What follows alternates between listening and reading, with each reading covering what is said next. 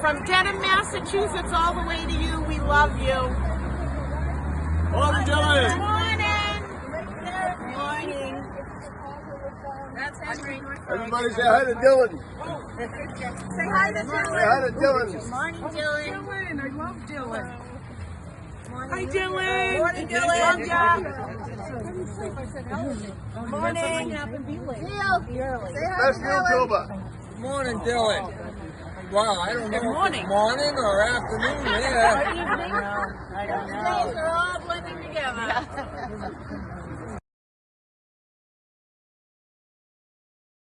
It'd help if I put myself back on stage. Hello, beautiful people. How are we? How are we doing? Keep it moving. That was lovely. Shout out to Joni. I saw your message. Shout out to Joni. Shout out to Robin. You may have missed it, Joni, but I played your pictures right at the start. Shout out to Resistance Silence for allowing me to use some of their pictures.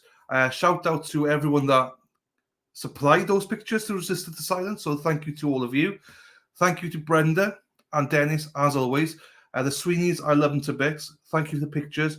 Also, thank you to Brenda for that wonderful, wonderful video this morning.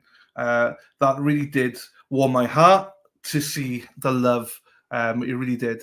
So thank you very much for sending me that, Brenda. And thank you, everyone that gives a shout out. If they're shouting me out, that means they're shouting you out as a chat. So shout out to you, chat.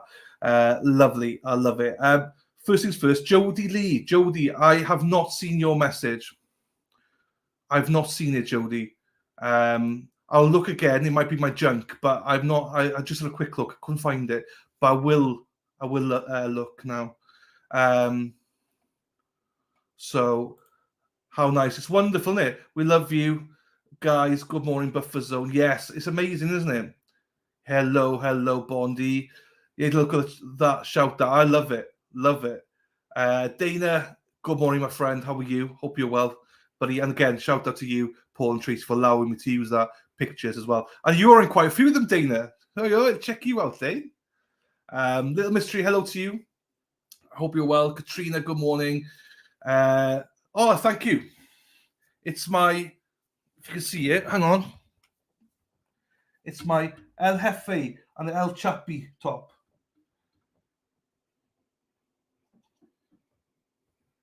And there's free Cara Reed with that as well on it. So there you go. That is, whoa, my top. Thank you.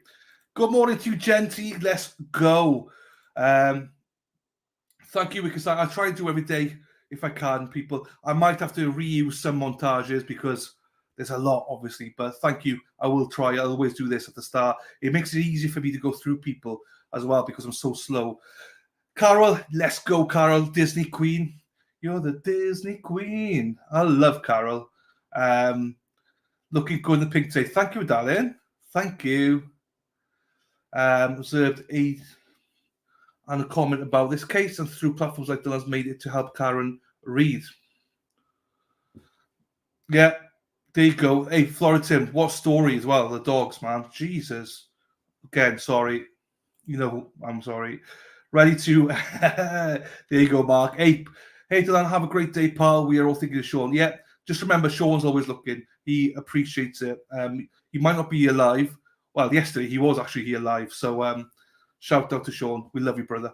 Well, I certainly do anyway. So thank you, Miss Gold. Thank you, darling. Looking gorgeous. Thank you, Sarah. Thank you very much. I appreciate that. Pink looks great for you, Dylan. Thank you, Kerry. Look at it. Let's go, Kev. Let's go, sir. JC from Denmark. Hey, JC. You're the second Denmark person here. Tim is from Denmark. We've also got 3 people now from Indiana in here. Obviously, baseball dad, hippie chick. I forgot your name right at the start from Indiana. Hello, welcome to you, my darling. Let's fucking go, Dylan, love. Jet ski, go fast. Love it. Love that name. Thank you very much, people, for the intro. Thank you very much. Morning, Sherry. Hello. Thank you, Sherry. Lovely to see you. I recognize. Yeah, thank you for being here. No worries. You might have to go back to the start to watch it, but it's there. Morning, Mike. How are you? Bet. Hello. How are you, sir? Jody. Good morning. Hey, Peabody. How are we doing, Jody? Shout out to Phil as well. I love pink. When I was in university, I used to wear lots of pink. Not quite more pale pink, but I don't mind it. I've been waiting 4 weeks for this to come through. Can you believe it? I ordered it. This is my own store. Ordered at the same time as this. This came like 2-3 weeks ago. Anyway, where we are. You see, I'm behind already. Genty, hello, my darling. How are you? Smiling Sleuth, good morning to you. Pam McCarthy, how are we? How are we, Pam? Stefan, morning, Dylan. Pink looks good on you, brother. Let's go, Stefan. Happy days, my friend. Beth says, what did Beth say? Good morning, family. Right back at you. Nicolette, hello to you. Good morning from Marshfield. Sorry. Looking bright and sunny in pink today, Dan. Thank you, Nicolette. Mia, good morning, everyone. It's the day of what? Right now, I'm going to get lynched here. Voidia. No, Mia, to be fair to you, it was supposed to be today. I'm not sure, though. It was supposed to be today, but I don't know if it's going to be today or not. But good, yeah, good spot. Sassy, I was feeling quite sad and negative yesterday after some prayer and meditation and your uplifting music this AM. Feeling much more positive. Happy day, Sassy. That's what I'm here to do. Hey, I've got some great stuff about me and some bad stuff about me, but I'll always try and entertain you guys. I'll always try and make you happy. If you're happy, that makes me happy. Life in Law, hello to you. Love the shirt. Thank you. Thank you for the tweet and the like on Twitter as well. Nice to see you. Karen, thank you very much, my darling. Casey, hello. Stoneham. Shop Mom, how we doing? Kelly Walker. Oh, sugar. What's that? Oh, that's another stream. Good morning, Dylan. Love the shirt. Thank you, Kelly. Hope you're doing well, my darling. Ludo's mom. Cape Cod. Love it. I love Cape Cod. I love the name Cape Cod anyway. Mrs. Mojo Rising. Hello to you, my darling. How are you? Kate, how are you doing, my darling? Sandy, good morning. Oops. Joyce, there we go. I'm trying to see everyone here. Eileen. What proper name this is? Irish name. Eileen Mary Delaney. That's from Scotland. I thought it was Irish. Sorry. Dunfermline, Scotland. Love Scotland. I love it. I love Glasgow. Lived there for a year. Love the Scottish people. Do you still go out and get your messages? I love it, Eileen. Who thinks Tully will be destroyed today? Hopefully, Lacey Ann. He's quite calm yesterday, wasn't he? Hopefully. He was not in that chain text, though, so he's not as disgusting as Bukaki and all the others, but still. Hi, Kathleen. How are we doing, my darling? Nice to see you. Country Girl. Hi from Bedfordshire. Hey, how are we doing, Country Girl? Tully Day it is. How is it's crap weather here in Wales. It's pissing down. So the rain is coming down, pissing down at the minute. So hopefully the weather's a bit better with you. They were supposed to be, but they've not confirmed. So he's doing fine, people. You know, he's doing fine. He's watching. So I'm not saying he's watching live right this second, but he does see your chat. So God bless you for all of you that sent in messages. He loves it, honestly. GM, hello to you. And Neira Glindor, how we doing, my darling? Ciao, Cariad. Hope you're well. Morning, Chappie. I'll be here this afternoon after meeting. No worries, Hackster. You're always here anyway. Whenever you're not here, I still feel like you're here. So it's all good, my darling.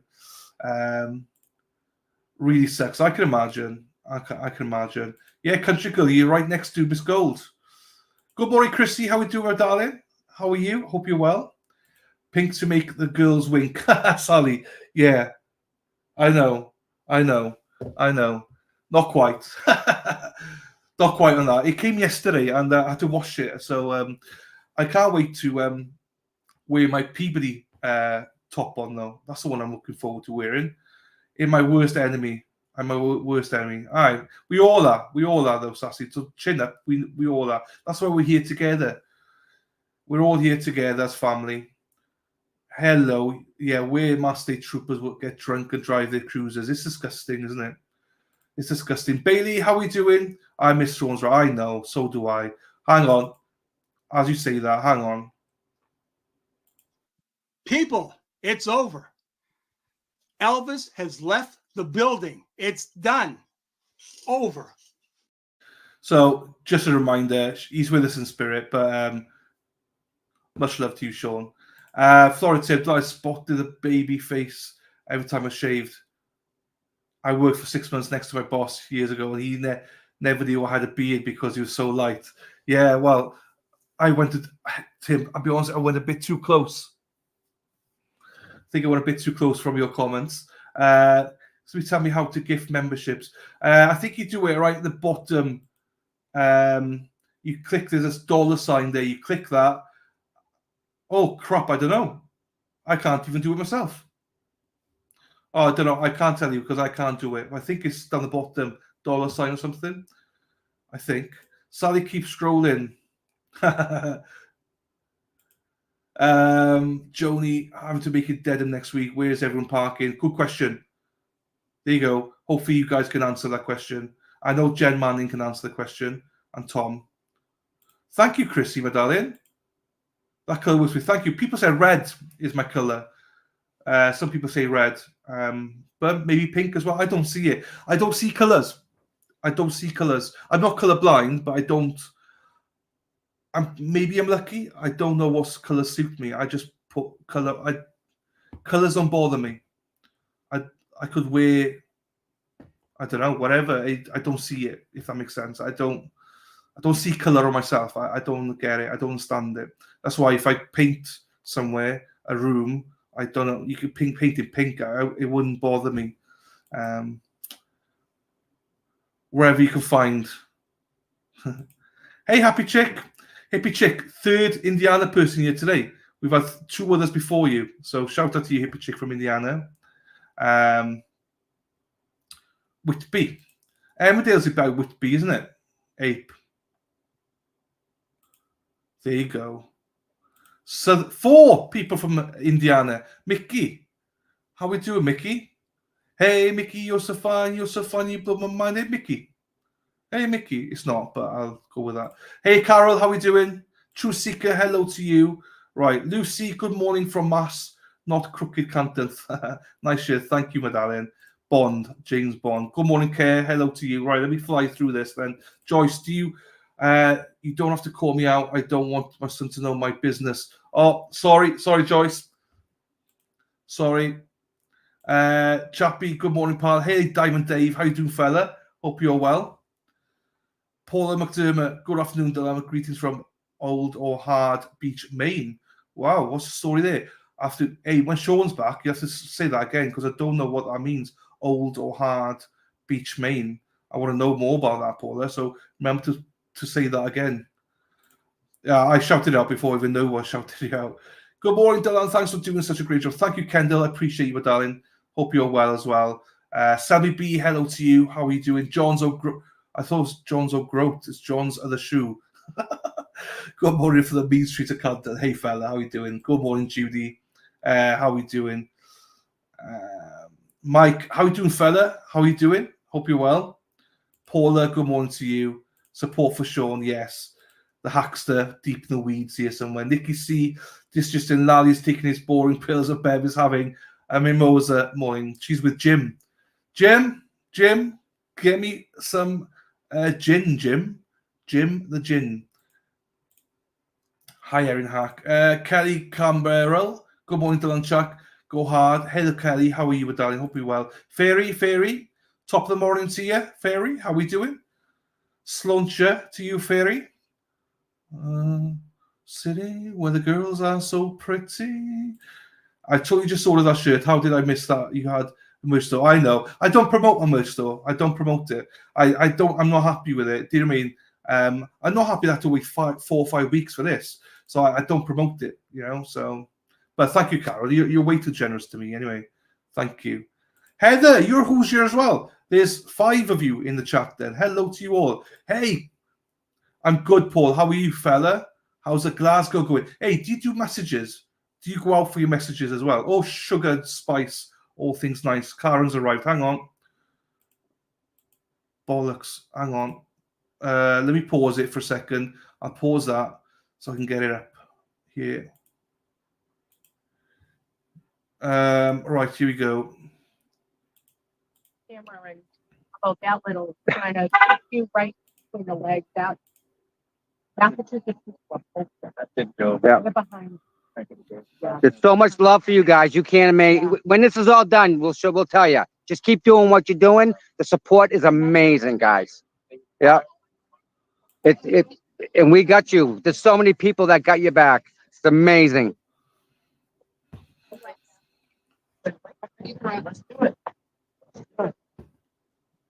No, I didn't see it. Thank you, Tom. Are you sure? Actually, let's go. Go ahead. I love the back of your shoes. The little things in the back of them.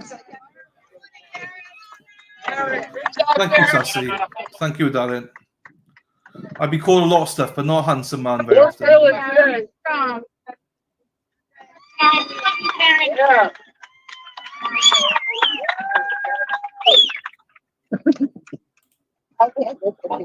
Yeah, that's for Martha. Yeah.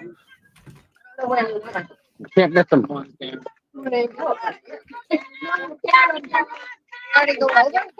Nope. I don't know if you guys can see the other side of the road, but it's so welcoming. Good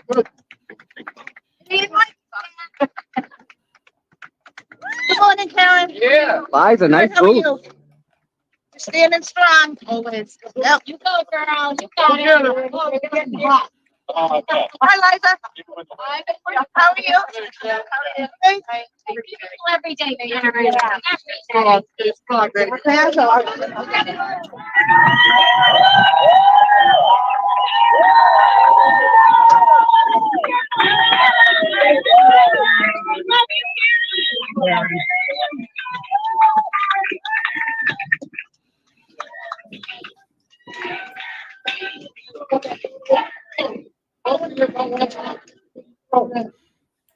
Good morning, ladies.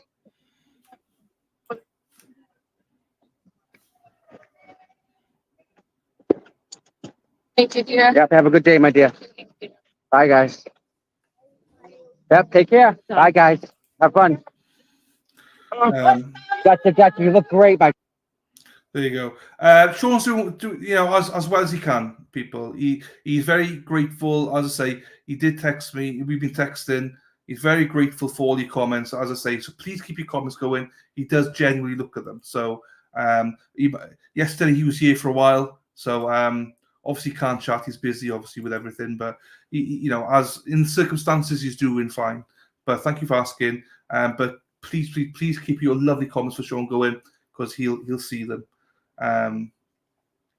Hey, Carmel, we're right. Carmel, I know Carmel. So Carmel's in the middle. It's more like because I know Carmel's there. Carmel's a nice spot in Indiana, from what I believe, and it's about half an hour from Lucas Stadium or something like that. So I know where Carmel is. Depends where you are in Carmel, obviously. 5 from Indiana. Heather, look at you guys. The Hoosiers. And you got, what's her name? Caitlin Clark now, haven't you? And the reason I know so much about Indiana is because Pat McAfee. I love Pat. Pat. Hey, Burke, how are you doing, fella? Hope you're well. Silly owner. Erie PA says hi. Hello to you, silly owner, all the way in Erie. Speak Life Garden Homestead and Permaculture. Hello to you, my darling. Hope you're well. Missouri. How are we doing, life in law? Right. Good morning to you, Kathy. We miss you, psychic. Can't wait to see the day. I miss him as well. I'm trying my best, people. I know I miss him. I miss him dearly. It's a bit harder without him, obviously, with the amount of people we have. So I appreciate it. Yeah, I want him back. Orchard. Morning, Susan. How's the operation going? How's everything recovery? Still in hospital? Okay, I should read this before I ask tonight. Morning, gang. Still in hospital. Knee replacement. Having problems with low blood pressure. Lally did too much in PT yesterday. Stopped pain meds due to dizzy nausea again. Probably Procter induced. There you go. Well, shout out to you, Sue. Hope you're doing well, my darling. Hope you get better soon. It's lovely to see you in chat, though. Your fingers are working fine, which is a good thing. So, welcome back to you. Country Girl, do you think the Ploughman will be on stand today? No, I don't think he'll be there today, but he will. He's upcoming. But I don't think he'll be today, no. Well, it depends. Do you know what I mean? We never know with Lally. Here we go. Right. Good morning, everyone. Backstreet Jura. I was going to start singing. Backstreet's back. All right, everyone. Hello to you, Backstreet Jura. Okay. I don't know what this is. Old Orchid. Oh, okay. Sorry. I know the beach comment I made. Fine. I still would like Sean to explain it to me. Good morning to you, Mama. Mama Ames. Hello to you. Elizabeth. Hello to you. 9 o'clock. Eastern. So, good morning to you, Michelle. You see, the chat is so lovely towards everyone. We do run. We do run. Sorry if that's annoying, but there's a song called We Do Run. We do run. Every time I see Ronnie, I think of that song. Thank you, Karen. I will try my best. I mean, some days I'm going to fail and have to do old ones, but I try. Look, what people don't sometimes realize is after streams, I do try my best to get all these collages going. It just takes time, you know what I mean? So as long as I can do them, people, I honestly will do them because I know you love them. And it does help me out because I can flash your names up. Because look at me now, I'm struggling. I can't get through your names. So there's so much people here. I love it. Nicky C. I bet Bev lives the song by The Wine, The Beer, The Whiskey, Little Big Town. There we go. Vicky T. Yeah, I made it interesting time. Hey, yeah, Vicky. How we doing, my darling? Jake. Good morning from Perth. Good day, mate. I can't call you Sheila. Good day, mate. And also, talk about Sheila's, we got True Crime Kangaroo coming on. Lily is coming on lunchtime. She's from Australia, mate. She's a Sheila from Australia, mate. Good day, mate. So we'll have her on to get her insight as well this afternoon. Arnie and I ordered stuff and received yesterday, and the wait was not bad. Oh, there you go. Jill. Oh. Thank you, Jill. I didn't know. But, hey, appreciate you, Jill. Cousin Jill. Love Cousin Jill. Hello, my darling. Good morning to you, Terry, from West Virginia. Mountain, something round the corner. Katie, hello to you. How are you? Right. Who do you use for your merch? So I use Teespring. Because they don't charge us. So pretty much every content creator uses Teespring because they don't charge you anything, fees and stuff. But then there's downsides to it as well. So I don't deal with it. I don't even know who buys anything from a merch store. I get charged full amount myself. I have no idea who buys or what they buy or anything. I don't get notified. Good morning to you, Robbie. The same with the prices. I don't set them. They've set them.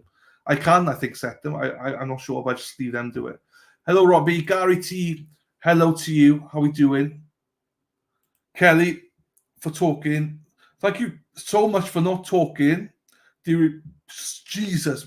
I'm sorry. Right, let's start this again. Kelly, thank you so much for not talking during testimony like other channels do. I appreciate you from Green Bay, Wisconsin. Go, Pack, go. Go, Pack, go. Cheeseheads. The Cheeseheads. Yeah, I don't talk. people think this is new or something. Every trial I cover, I never speak over it because I think you miss stuff. So I appreciate some people like that, but if you don't like it, like Kelly, this is the place to be. Let's fucking go, Kelly. I love it. But yeah, go Pack, go. Love Aaron Rodgers. Oops, no longer there. Morning to you, Vicky. Another fun-filled day. Guys, I will apologise. I did fall asleep yesterday on stream. Apologies for that. It was just so boring. There you go. I think we've got everyone here now. There.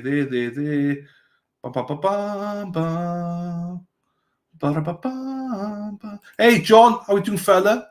Like to subscribe. Yeah, please. I've only got like 20 new subscribers in the last 2 days. I don't know why. Before then, we were doing hundreds per day, but we slowed right down. Trisha Lewis checking in from Stoughton, Mass. Hello to you, my darling. A couple was asked to leave the bar, the hillside, where Hickey started the night just because they were talking about the case. That's just awful. So, I mean, grow up, hillside. Paul, I am gone for my messages straight after work. There you go. When people told me that for the first month, I thought they were going to the post office. I was like, you keep going for your messages. Why do you keep going? Well, don't they deliver your messages? I didn't get it. But it's shopping. I found out then it's shopping. Michelle, sending love to the McDonough family. Please send the loves. Thank you, Michelle, my darling. I will skip everything. In Carmel area, you know. I know Carmel because also I used to like the Colts, and some of the players live in the Carmel area, so they do vlogs and stuff. Michael Pittman, you know. So yeah, I know the outskirts of India. I know the outskirts of the US pretty good as well. There you go. I thank you for the love for Sean as well. Beautiful. We should always support each other this way. Keep your eyes out for those needing support. 100%. I want caramel, Erin, caramel. I'm not putting the Sean stuff up because he will see in chat. If I can, but I don't want to miss anyone. God bless you, Sean. I said I'm not going to put it up, but I just did. I took a hello to you. Elise, hello to you, my darling. Elaine, sending condolences to you, Sean, from Australia. Hi, Delan. I'm new to your channel. Good day, mate. Good day, Elaine. You're Sheila? So good day, but I know your name, so don't call you Sheila. I say, hello, Elaine. Good day, Elaine. How we doing? Hope you're well, my darling. Let's get it on. Tony, where the hell have you been? I've missed you, dude. I have genuinely missed you. I have been thinking to myself, where's Tony? Thanks for being back here, Tony. I love you, man. Thank you for all your contributions as always. I missed you in chat, but there you go. Mimi, good morning, my darling. Good morning to you, Michelle. People's Republic of Mass. Thank you, Jodie. I'm well behind now, though. I hope you all know me by now that unless you're brand new, then you know I do try and get through my chats, but I'm overwhelmed. But I don't. If I miss you and you're new, it's not on purpose. I love you all. I really do. Thank you so much. Cast Iron Mama, have a great day. Hello. Have a great day yourself as well. Cast Iron Mama. I'm trying to look at the cast iron. That looks nice. Quizzical Girl. Now, I'm not going to call you that name. How we doing, my darling? Hope you're well. Good day, mate. Thank you, Deland. Thank you, Sue. No worries. Hey, Hens. Cable for Council. If you live in Kentucky and you like Kentucky Fried Chicken and a Pizza Hut, go and vote for our friend Cable. I'm not sure if you can or not, but please try. Here we go. Right. Where are we going now? Elise, I'll wave to you. Hey, my darling. If anyone wants to wave, I will. Sometimes I prefer to give a wave rather than,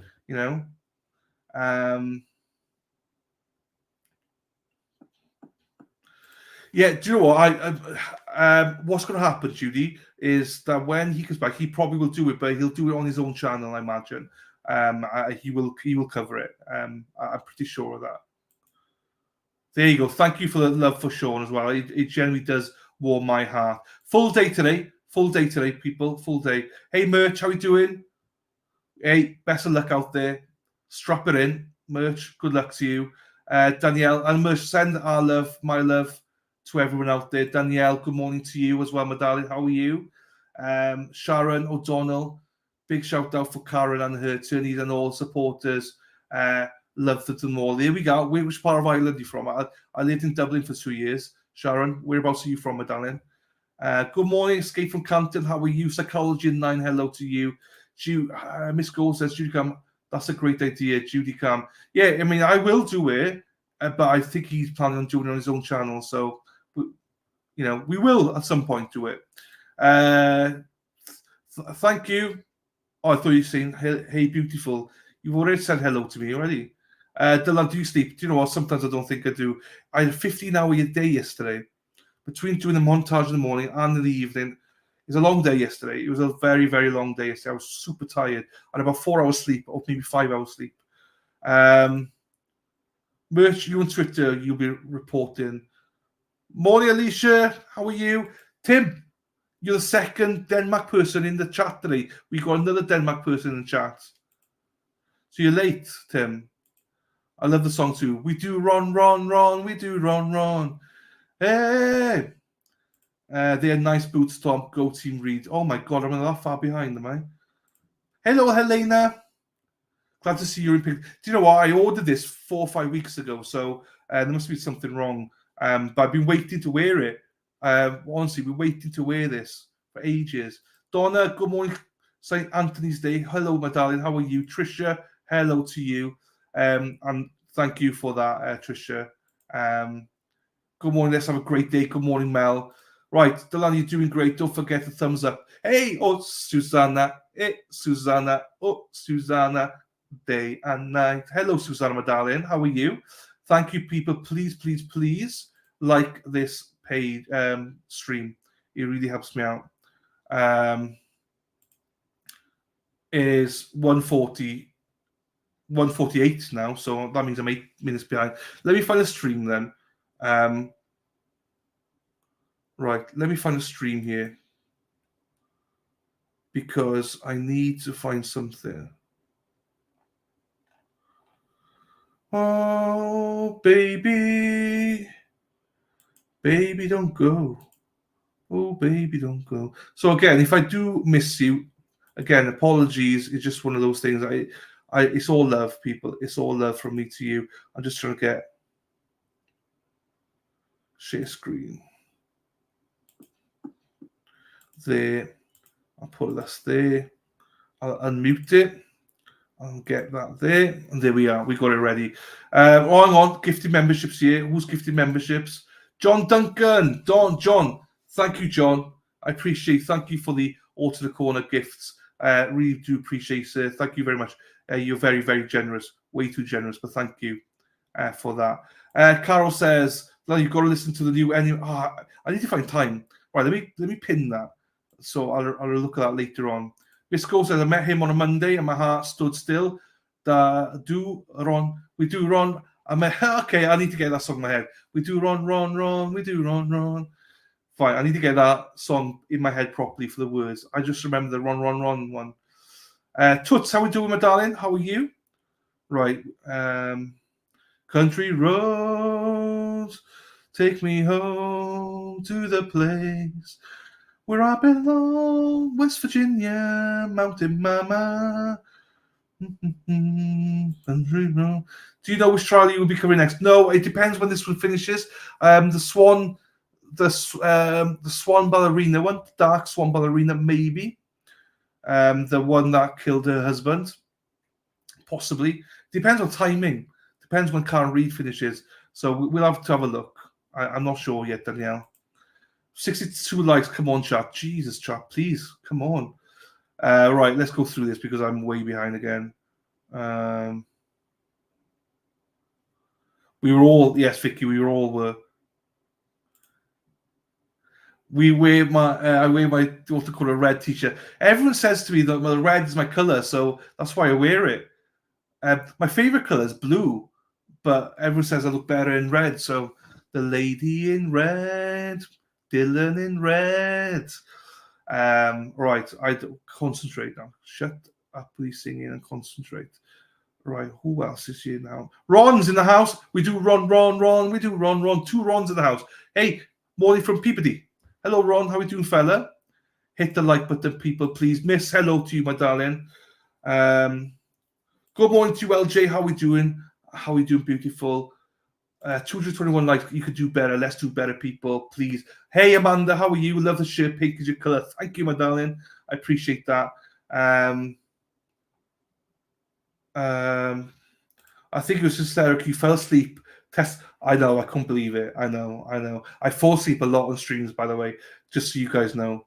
Lightning Leaf, hello to you. Is there any news coverage across the pond? No. Like Daily Mail and stuff like that, but no, there's not. That I've seen. There might be in some place, like, no. But I'm not very much a news person. There's not on national news or anything like that, no. I thought when you said you were getting messages, you were shopping on the dating app shopping. No, shopping. I couldn't remember if they are 4 or 5 hours. Yeah, 5 hours from Eastern. Morning, Sierra Echo. How are you? Hope you're well. Kiki, good morning to you. Hope you're well. Aussie, welcome. How are you? Hope you're well. Another good day, mate, to Aussie. Pretty in pink, Jochen Bauer and Era. Thank you very much. I started nodding off. I just straight off. Dana and a few others reached out to me and said, hey, I know it's tough, but wake up. Good morning to you, Deborah from Boston. How are we doing, my darling? Hope you're well. Good morning, Catherine. Janice, hello to you. Oh, from Scotland. Whereabouts are you from? Love it. Because Glasgow and Edinburgh are the 2 places I've been to.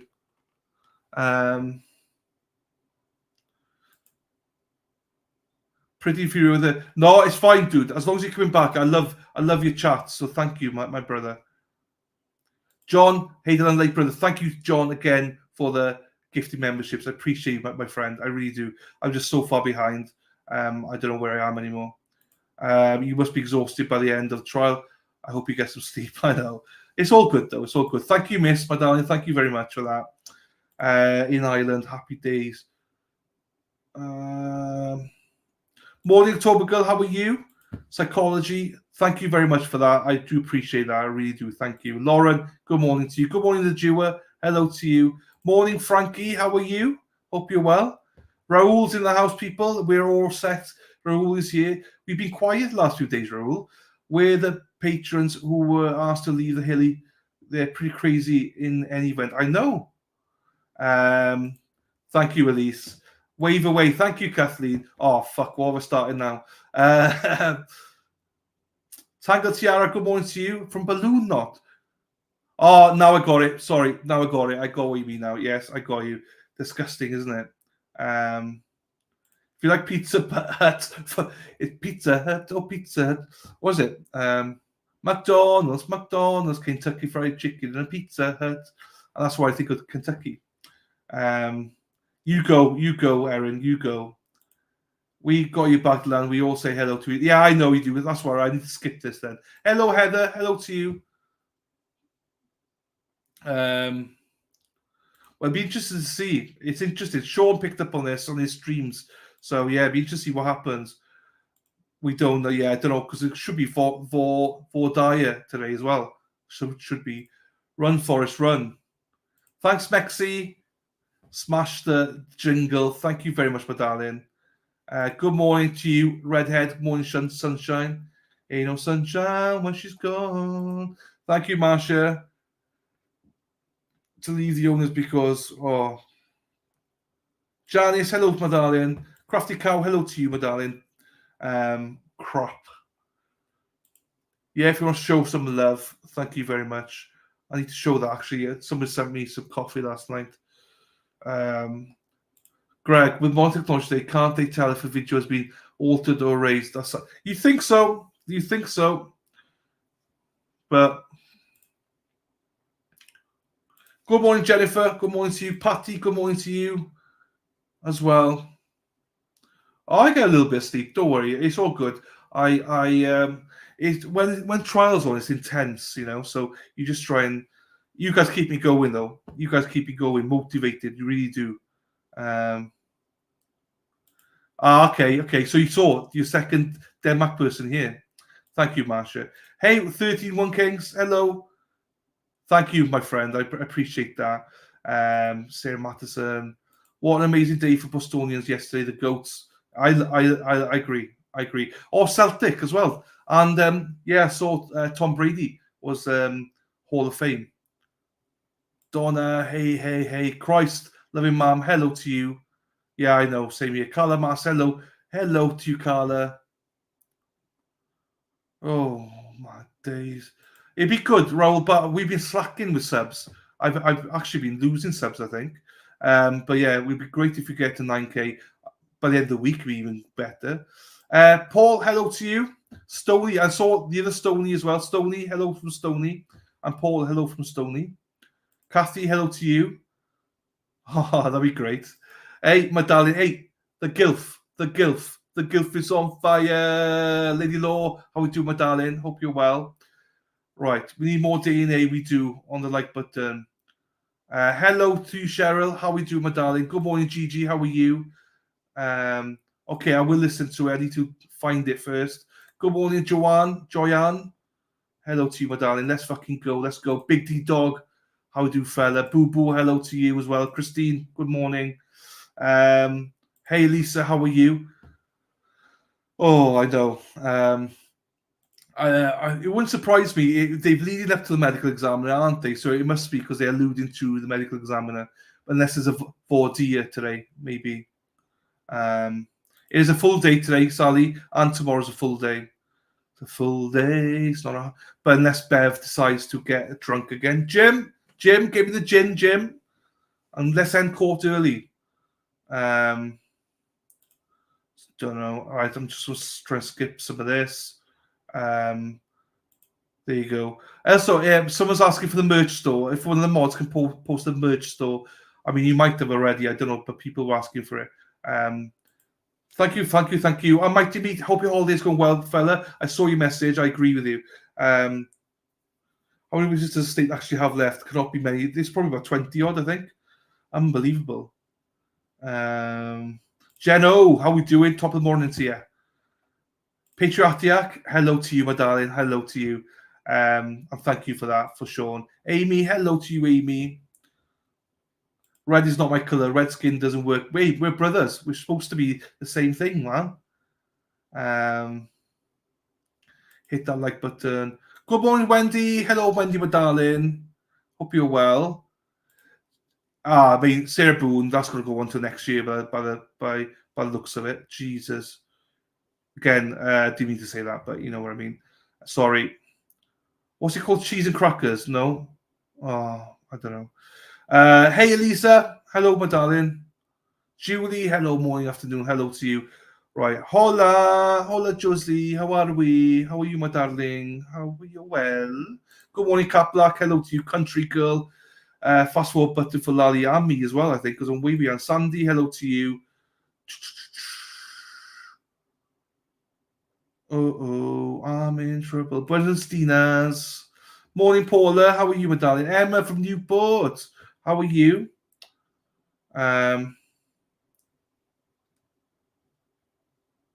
Do you hear the church was going? I'm doing it. I'm doing it, psychology now. I'm doing it. I'm covering it. I'm 100% covering. It's the Brian Walsh case. 100% doing it. I think Sean's joining me, so we'll be 100% doing it. Mark my words. We'll be covering. I just said his name, but I forgot it now. Brian Walsh trial. We're doing it. So don't worry, Psychology 9. We're doing it. This is a place to be. Let's go. Right. There you go. Oh my God. I'm still on yesterday's chat. Christine Mitchell. Hello, my darling.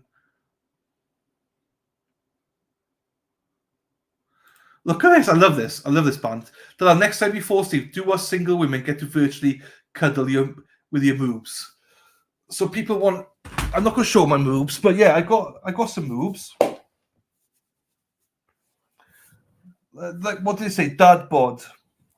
You can life and law. You can virtually cuddle my moves anytime you want. It's all good. Cuddle away, ladies. Cuddle away. They're comfortable. Most ladies like moobs, don't they? They like the moobs. Something to rest your heads on, surely. Me and Mikey, we both got moobs. Good morning to you, Simply Shauna. How are you? Oh, crap. Tess, good morning to you, Tess. Shannon, hello to you, my darling. Hope you're well as well. Right, JD, how are you doing? Hope you're well. Appreciate hearing me singing. Thank you. I'm not sure if everyone appreciates that, but Heather, potty mouth in the house. I missed you, Miss Gold. Where did you disappear to yesterday, Miss Gold? Naughty girl. Where did you disappear to? Here she is. Heather's in the house. Potty mouth's in the house. Right. I think. Corinne, hello to you, my darling. Sean Doherty, hello to you. Seize the day, brother. Thank you, Sean. Hope you're well, fella. We might, Ro. We might. Here she is. Leverman's rocking with Dylan on the best job. There we go. Hey, and you know you're a big part of that, Josie. Thank you for being a wonderful mod for me. Thank you to all the mods, but thank you to you. Obviously, Josie, because your messages up. If the other mods want me to give them love, they have to put their messages up. But no, I love you all. Darcy, good morning to you, my darling. Hope you're well. Right. I'm trying to skip everyone just so I can see if I've missed anybody here. Master the Khan, hello, my darling. Hope you're well as well.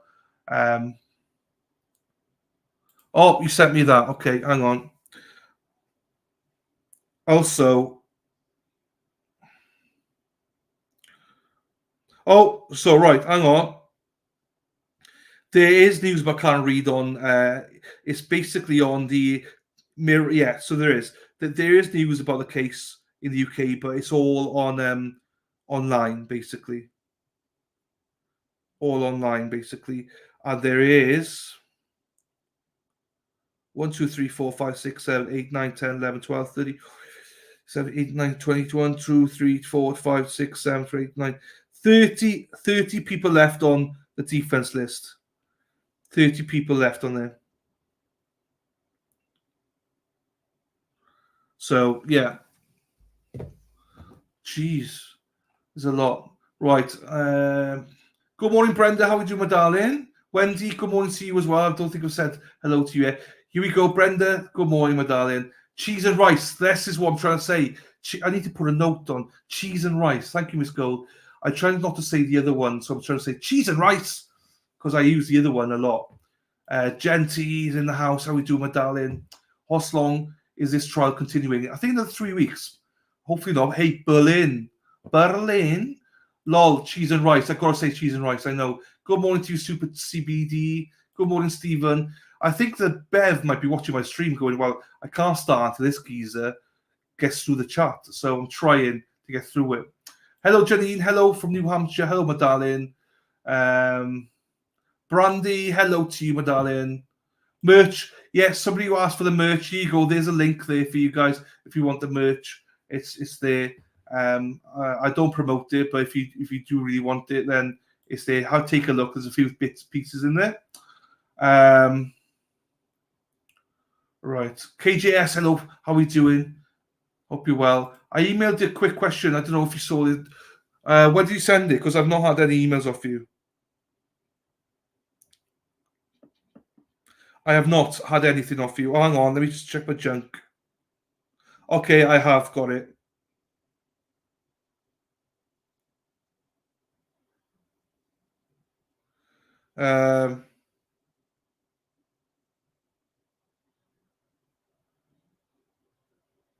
No, I mean, no. What are you on about, you potty mouth? What are you on about? I'll look at it properly now. I think I got what you're saying. You're all good, Heather. You're all good. Keep you keep being you, girl. Rollo is watching. Hey, Rollo. How we doing, Rollo? Right, Rolling Stones, how we doing? Keep it moving. GM, arrest Matthew Farwell. There we go. That'll be next as well. Yes, I agree. Wait a second. No, it's fine. We got it. We're done. Good morning, Tracy, as well. Hello, how are you? Bobby G. I have man boobs too, and I love them in my wife does, and my wife. Right, Let's read that properly now. Come on, straight face. I have man boobs too, and I love them, and my wife does also. There you go. I do as well. So I don't mind it. Most women like dad bods, don't they? Good morning, Dylan. If you want six-pack, then this is not a stream for you. Good morning to you, Tracy, from this year, Yorkshire Pudding. Hello. I love Yorkshire Puddings. Love them, Tracy. So, hello, my darling. How are you? Hope you're well. I would cuddle you anytime. Thank you, Sassy. I appreciate you. Love you, man boobs, Dylan. You're just so funny. Thank you, Amanda. Appreciate that. Yeah, dad bods, boobs, dad bods, and dicky dads and boobs with class. I got a bit of both, I think. Paul H, good morning to you, fella. Hope you're well. Thank you for the super chat. I really appreciate you for that. Amy, hello. My husband, 18 years, has man boobs and a dad bod. He is super hot. Look at that. He's on fire. Hey, the better half of Dane there and Tracy. Hello, Tracy. How we do, my darling? Hope you're well. Lovely to see you, as always. Father figure. There you go. There we are. I love it. I ain't got six-pack. I won't lie to you. Well, I got six-pack of beer or something, but not six-pack. Woohoo. Hey, Sherry, how we doing? Nat, hello to you. Meet up for a third if we were get there. I know, isn't it? Takes forever. Yeah, Miss Cole was sleeping. Bungalow, hello to you. Boo boo. Oh crap, I'm not. No, I'm live. I always panic that I'm not live and we're behind. Boo boo, hello to you. Christine, why not call the tow truck? He's coming. Lucky's coming. Oh, Court's coming. Pippi, hello. Sorry, everyone. Sorry if I missed you, but I love you. Just know I love you. Just love you. They're coming. Trident, hello to you. Tangle Tiara, I think I said hello to you. I think I said hello to most of you. If I haven't, then I apologize. I'm trying to go through this quickly. They are there. I can hear them, or I did be able to hear them. Susie, hello. Thank you, Brenda. Cara, hello. 6 from Indiana. Hear ye, hear ye, hear ye. Dave. All parties having anything to do before the Honorable First Justice Beverly Pinoni, now sitting in the Norfolk Superior Court, within and for the County of Norfolk, draw near and give your attendance. Shall be heard. I'd say the Commonwealth in this good court. Thank you. May be seated for us now. 22-117, the Commonwealth versus Karen Reed. All right, good morning, counsel. Good morning, Ms. Reed. Good morning, jurors. I have to ask you those same 3 questions. Were you all able to follow the instructions and refrain from discussing this case with anyone since we left yesterday? Yes. Everyone said yes or nodded affirmatively. Were you also able to follow the instructions and refrain from doing any independent research or investigation into this case? Everyone said yes or nodded affirmatively. Did anyone happen to see, hear, read anything about this case since we left yesterday? Everyone said no. Thank you very much. May we have Detective Lieutenant Tully, please? Oh, I was so close to the off. Francesca, good morning to you. I think that's it. And Wendy, good morning to you. I think I said good morning to everybody. Just one step on. If I missed you, sorry, but let's fucking go, everyone. You tell us where the other case of the court and jury in the case down here, the truth, the whole truth, and nothing but the truth, so help you God. I do.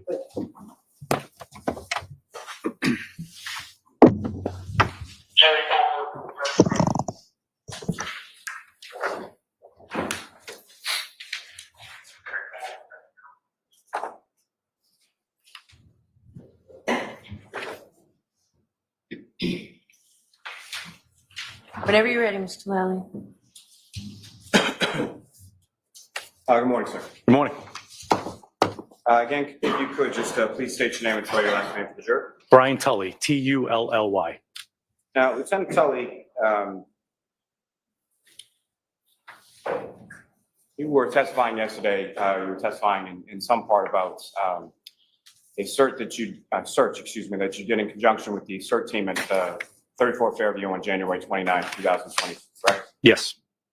And at any point in time, did you or any other member of your unit conduct any search of the residents at 34 Fairview Road? No. And why not? We had no reason to believe there'd be evidence found within the home of 34 Fairview Road.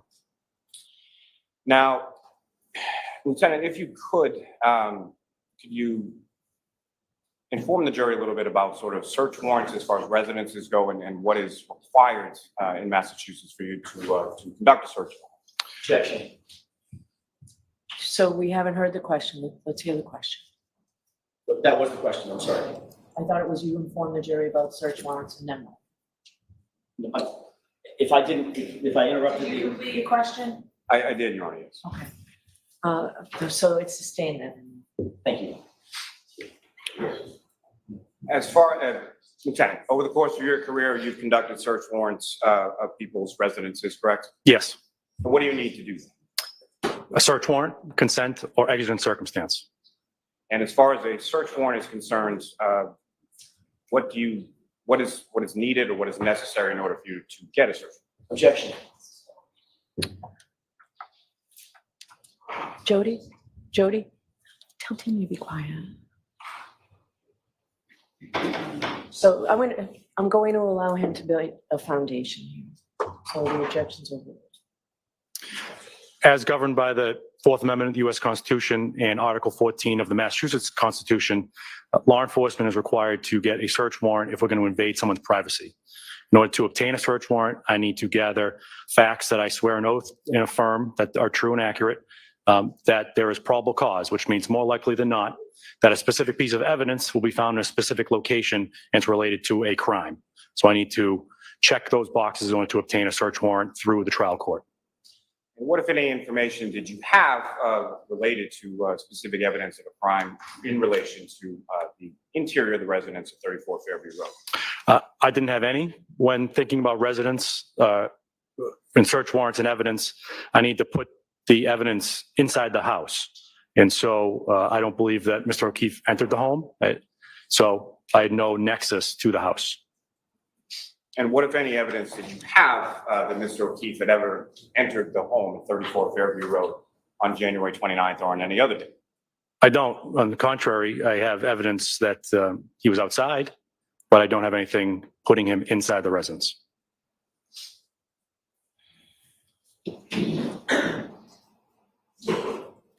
Now, you're aware that, or you testified yesterday that at some point while you and the search team were conducting the search at 34 Fairview, that Sergeant Mechanic and Trooper Proctor were following a tow truck with the defendant's vehicle from Dighton to the Canton Police Department, correct? Yes.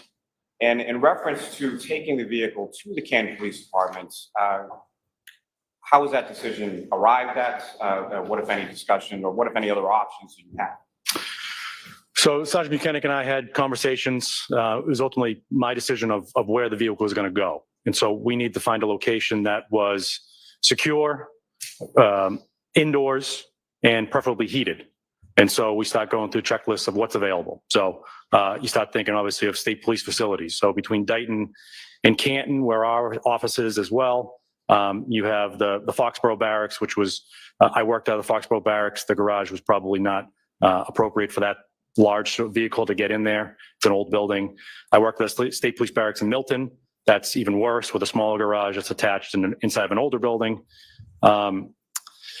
So the Canton Police Department was the next step. It was kind of checked all those boxes. It was inside, it was secure, and it was heated. Now,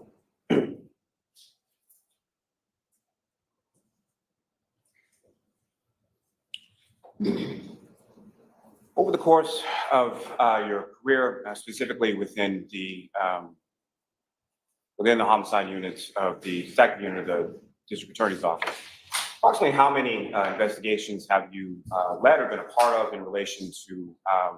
Let me first ask you this: as far as your unit is concerned, how is it that, from a staffing perspective, how is it that an investigation is conducted as far as certain roles, or can you speak a little bit about sort of the roles that different people within your unit play with reference to an investigation, just in the general sense? Within the unit, we have different sections. We have the homicide section, narcotics section, and special investigations. So each is kind of broken up into that. Obviously, the homicide section will undertake homicide investigations, but we work as a team. So there'll be situations where you may need an all hands on deck just to get some people out there. So the narcotics folks will help with homicide investigations and vice versa. The homicide people will help with narcotics investigations when needed. Your Honor, may I just have a moment? Yes.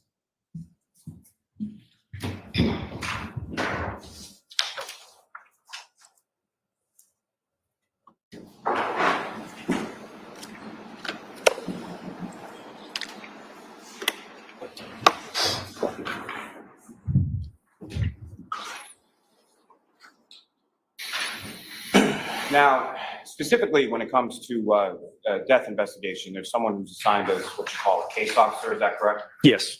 And can you explain to the jury what the role of the case officer is and what, if any, other sort of supervision there is with reference to that case officer? The case officer is essentially the central collection point for the investigation. So they are the person that would gather the evidence, the records, hold those records, and then somebody needs to be held accountable for a to-do list or something to do. Supervisor would go to that one person, as well as the district attorney's office would know who to contact about a certain case, and then we'll go from there. Obviously, that case officer usually is a rank of trooper, especially when you're talking about unattended deaths.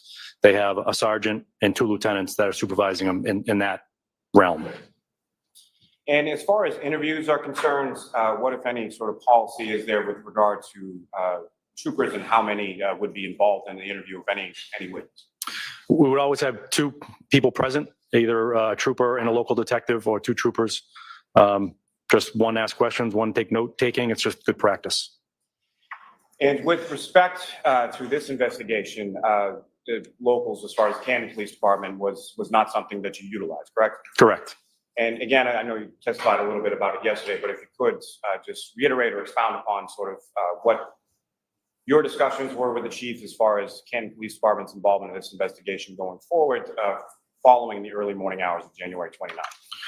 Our conversation circled around in the early hours about the homeowner of 34 Fairview, which was Brian Albert, has a brother, Kevin Albert, who was a detective with the Camden Police Department. And so where we were, we had essentially zero information about the investigation. We wanted to remove any appearance of conflict by not having Kevin Albert or any of his coworkers involved in the investigation. Was that in the investigation in its entirety, or the interviewing process, or how was that sort of delineated, if at all? Definitely no interviews. They were not involved in any discussion. Essentially the entire investigation. And as far as the case officer is concerned, is the case officer someone who, particularly in a homicide investigation, is as far as a decision regarding charging, is that something that a case officer would be tasked with? No. Now, turning our attention back to your testimony yesterday, there were items that you had retrieved from search on January 29th, correct? Yes. And as a precursor, if I could ask you sort of, over the course of your career, specifically within the homicide unit with the district attorney's office, about how many death investigations, homicide investigations have you been involved in? I would say in excess of 600 unattended death investigations that I personally investigated. That's not counting those phone calls that the calls I end up declining that I'd mentioned yesterday. In addition to that, I probably have either worked or supervised 75 homicides. And then getting back to the unattended deaths, I've supervised countless since I've attained the rank of trooper and lieutenant. Sergeant and lieutenant. And with respect to your training and with respect to your experience, how many of those investigations have involved injuries which included abrasions? Probably 10 to 20% of them. And if you could, at least from your understanding, if you could explain to the jury what your understanding of what is an abrasion. Objection. Sustain.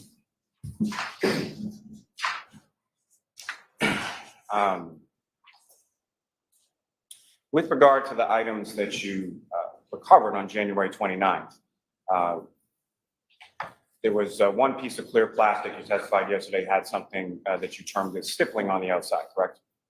Yeah, I may have used the word dimples, but yeah. Now, with respect to Mr. O'Keefe, at some point did you have occasion to view photos of Mr. O'Keefe from the Good Samaritan Hospital? Yes. And with regard to the items that you recovered, what, if any, significance did you observe between those items and the injuries that you observed to Mr. O'Keefe? The injuries to Mr. O'Keefe, I noticed the abrasions had a certain pattern on them. And I know that when a blunt force object is involved in causing an abrasion, the characteristics of the object that comes in contact with a person will often leave the characteristics on that person in the form of an abrasion. And with respect to this specific case, as far as any items recovered on January 29th and your observations of Mr. O'Keefe, what, if anything, did you observe of any significance in relation to that? I'd be comfortable in saying that the marks on Mr. O'Keefe are consistent with. Objection. Sustained.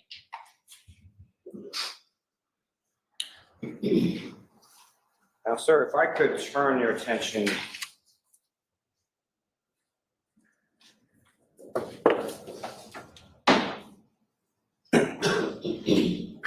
two other members of your units are troopers by the name of Trooper Dunn and Trooper Moore, is that correct? Yes. And on February 2nd, 2022, are you familiar with them retrieving some video in relation to this investigation? Yes.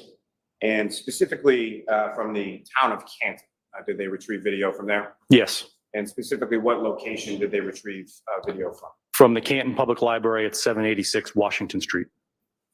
And are you familiar with them speaking with a gentleman by the name of Mr. Jutras? Yes. And he's an IT person with the town of Canton? He is. And as far as the timestamp with regard to the video that was retrieved from the Canton Public Library, what, if any, information do you have in reference to that? Whenever we retrieve video, we want to ensure the timestamp is accurate, because as we've learned, businesses are not always great about updating the timestamp. So that's always top of mind when we collect video. Mr. Jutras ensured us that the timestamp on the video was consistent and in real time. Now, the following day of February 3rd, you familiar with Trooper Moore retrieving some additional surveillance video? Yes. And where did he retrieve that video? From Temple Beth Abraham in Canton at 1301 Washington Street. Now, as far as those two locations, as far as the Canton Public Library and the Temple Beth Abraham, are you familiar with where they are in relation to each other? Yes. Both located on Washington Street, is that correct? Yes. And about how far away from each other are they? About 1.5 miles. Now, with reference to the Temple video, what, if any, information did you receive in regard to the timestamp on that video? That was also accurate. Now, from each of these respective locations, what time frames was Trooper Moore in one instance and Trooper Moore and Trooper Dunn in the other instance? What time frames of video did they retrieve from each of those respective locations? From 12 a.m. midnight to 1 a.m. and from 5 a.m. to 6 a.m. And why was it that those were the time frames, based on what you learned to that point in the investigation? Why were those the time frames that the troopers were looking for? We had reason to believe that those were the times that Miss Reed's vehicle was traveling in and around that area.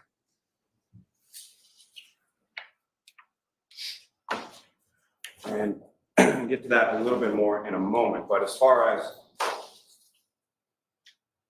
reason to believe that Miss Reed's vehicle was traveling in the area around those times, what, if any, information did you have to base that on? We had statements and video from the Waterfall Bar and Grill, also on Washington Street, a little bit further down, and the car departing in that direction.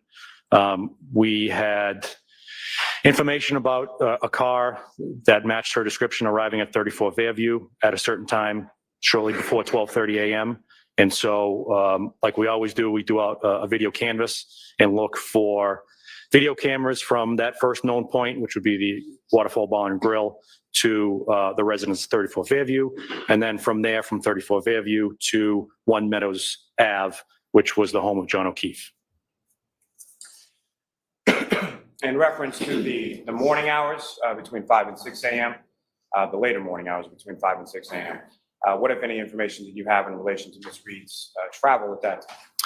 So we had learned through interviews that she was calling people as early as 4:45 in an effort to locate Mr. O'Keefe, and a statement that she had left the house shortly after 5 a.m.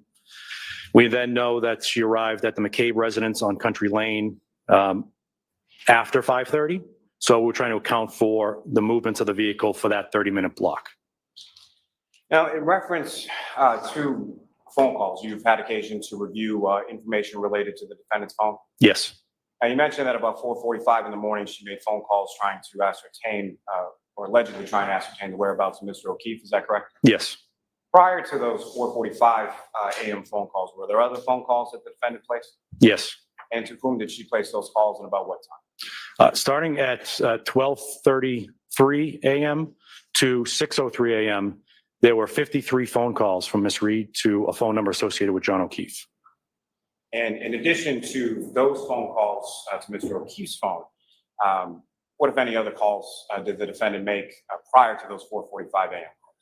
There were phone calls to her family members, to Jennifer McCabe, Kerry Roberts, Cameranos. Those are the ones off the top of my head. I have the notes in front of me if I want me to refer to them. You all right to witness me? Yes.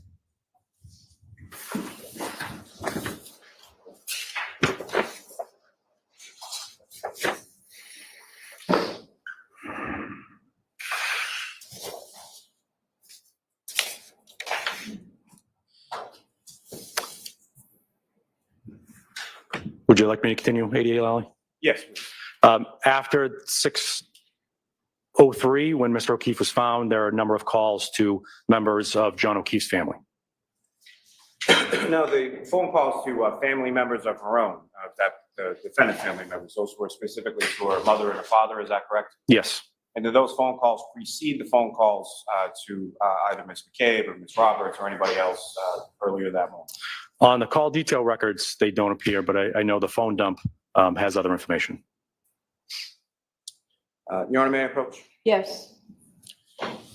Lieutenant, turning your attention back to the videos we were speaking about, showing you a disc, just asking you to recognize that. I do. And what do you recognize that to be? It is surveillance video from Temple Beth Abraham. May I approach again, Your Honor? Yes. I'm going to seek to introduce the minutes of the next exhibit. No objection. Thank you. Exhibit 572. 572. May I approach again, Your Honor? Yes. Showing you another document. You recognize that, sir? I do. And what do you recognize that? It is a map I created with icons of the town of Canton. And how did you create that map, sir? Using Google Earth as the mapping software, I placed icons on locations within the town of Canton that are relative to this investigation to provide better context and illustrate the area that we're going to be discussing. May I approach again, Your Honor? Yes. I'm going to seek to introduce the minutes of the next exhibit. No objection. Thank you. Exhibit 573.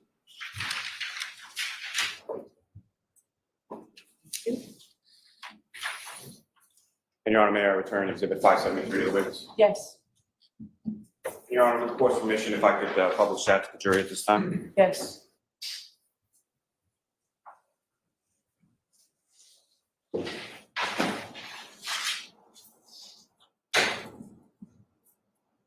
Lieutenant, do you have the laser pointer there before you? Okay. I do.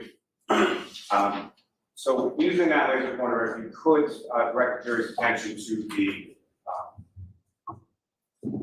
icons that you inserted in reference to various points of relevant locations, as well as any sort of routes of travel or roadways depicted in this video. So each icon is a house-shaped icon that I placed at different locations. The first one is red in color. It denotes where 34 Fairview Road is. Starting at the bottom, there is a pinkish color one that is the location of the Waterfall Bar and Grill. Just north of that, you'll see a brown one, which denotes the Canton Public Library. Following up this street here, which is Washington Street, you'll come to Temple Beth Abraham, which is denoted by the blue icon there. And then off to the right is 1 Meadows Lane with the green icon.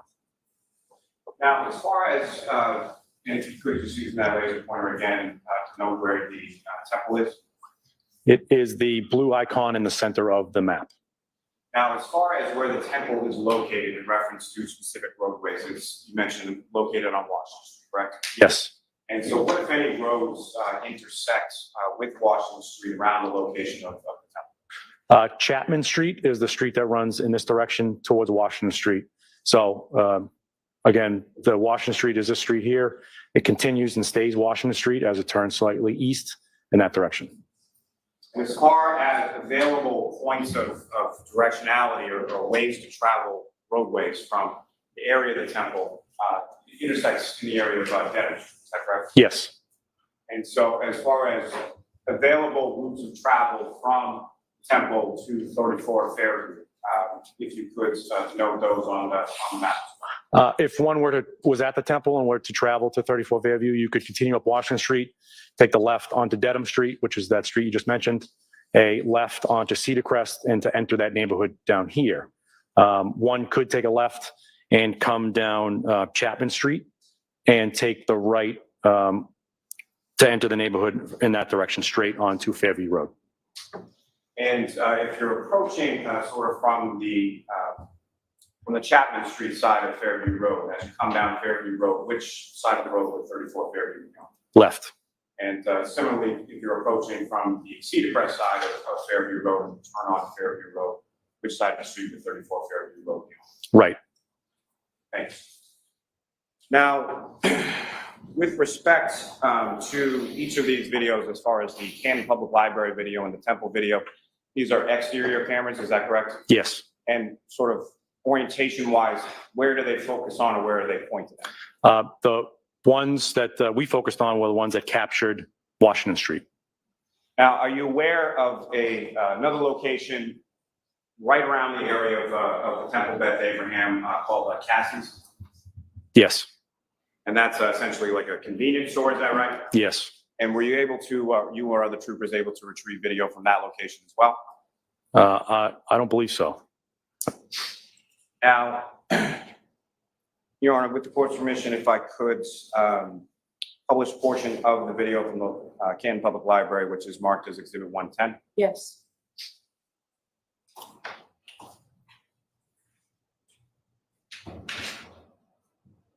And Ms. Gilman, if you could, from the first video, and from the time on the video, I'd ask you to go to about 12:50. I'm sorry, 15 or 50? 50, 1-5.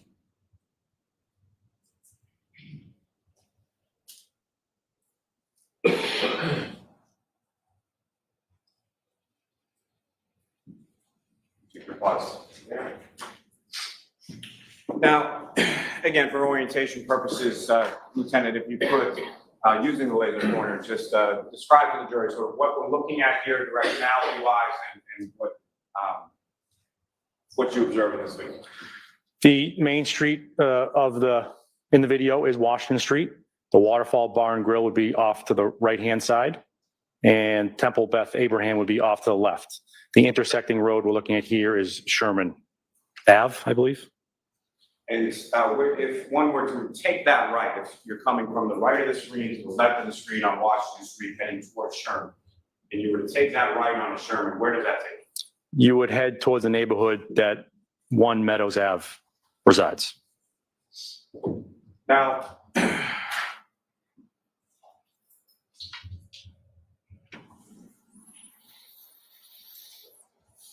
were you also able, over the course of the investigation, did you have occasion to look at surveillance video from the Waterfall Bar and Grill itself?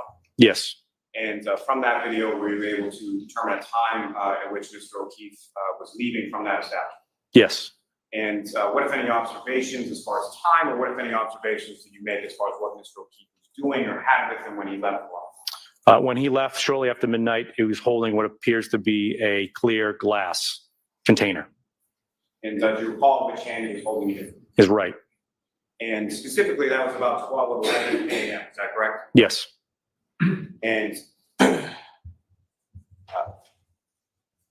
Ms. Gilman, if you could, I'm going to ask you to press play here and then pause again at 12:15:58.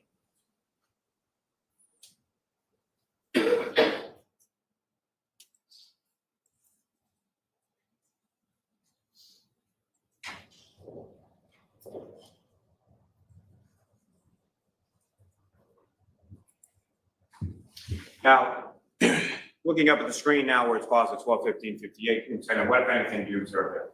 I observe a large black SUV here on Washington Street. And the large black SUV that you observed, is that consistent with what you've observed of the defendant's vehicle? Yes. And if you could describe to the jury as far as when I asked Ms. Gilman to press play, what is that vehicle going? It's going to continue north on Washington Street through the intersection on Sherman and continue north on Washington Street. And what, if anything, is sort of in that directionality as it continues off of the screen to the left? Be heading towards Temple Beth Abraham. Gentlemen, if you could.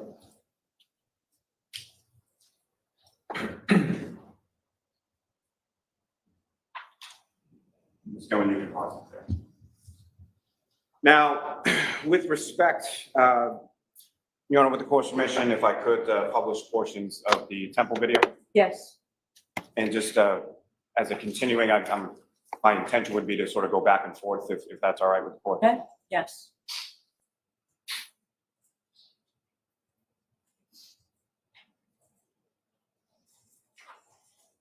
I have one moment, Your Honor. Yes. I'm sorry, I should play this out a little bit better. 4, 12, 17. That would be second to last one there.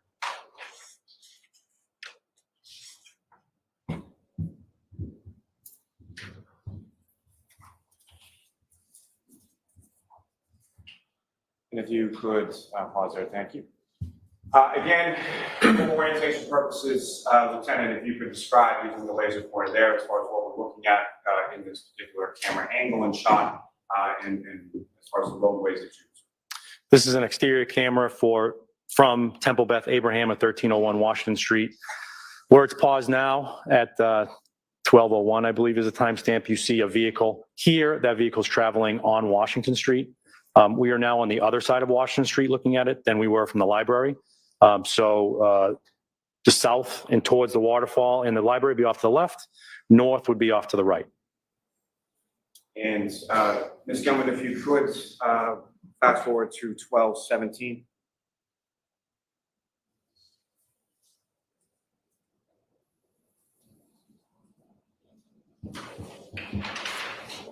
If you could pause it. Now, as far as the time concerns, the video from the prior video from the library was about 12:15 a.m. when you saw the vehicle consistent with the defendants pass by that location. Yes. And so as far as this time that's up here now, approximately 12:17 or so, or somewhere within that minute between 12:17 and 12:18, is that consistent with the time it would take to travel from where the library is on Washington Street to where the temple is on Washington Street? Yes. And from this particular time period around 12:17, between the minutes of 12:17 and 12:18, what, if anything, did you observe with reference to, of significance with reference to this investigation on this portion of this video? At approximately 12:17 and 56 seconds, you'll see a large black SUV travel from left to right on the screen, which would, again would be northbound. And again, left to right on the screen, just for orientation purposes, what is in the direction from left to right on the screen as far as of any significance to this? As you continue north on Washington Street, you would, I believe the next intersection on the left is Dedham Street, which one could take to get to 34 Fairview Road. And Ms. Gilman, if you could, and I would ask you again to follow the 12:17.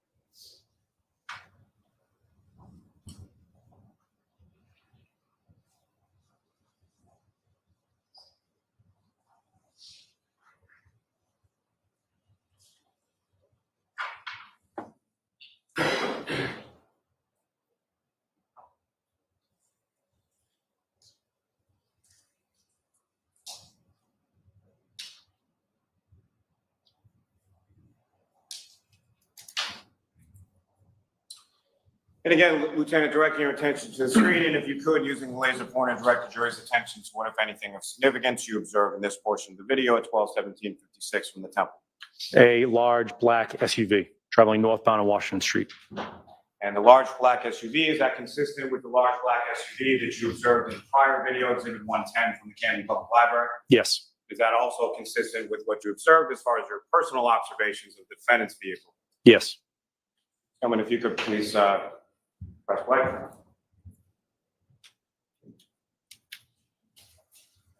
Gentlemen, you can pause that. Take that down, please.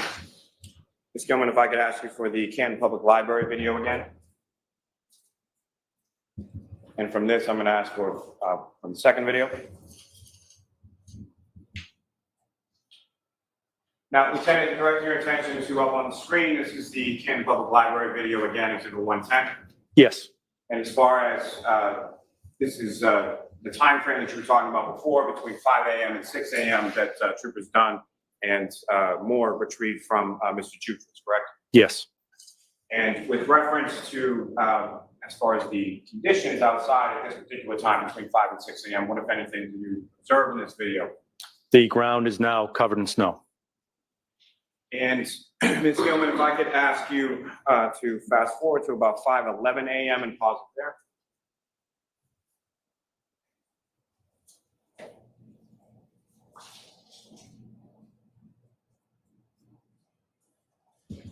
Now, Lieutenant, from this portion of this video from the Canton Public Library, what, if anything, of significance did you observe in this portion of the video relevant to this investigation?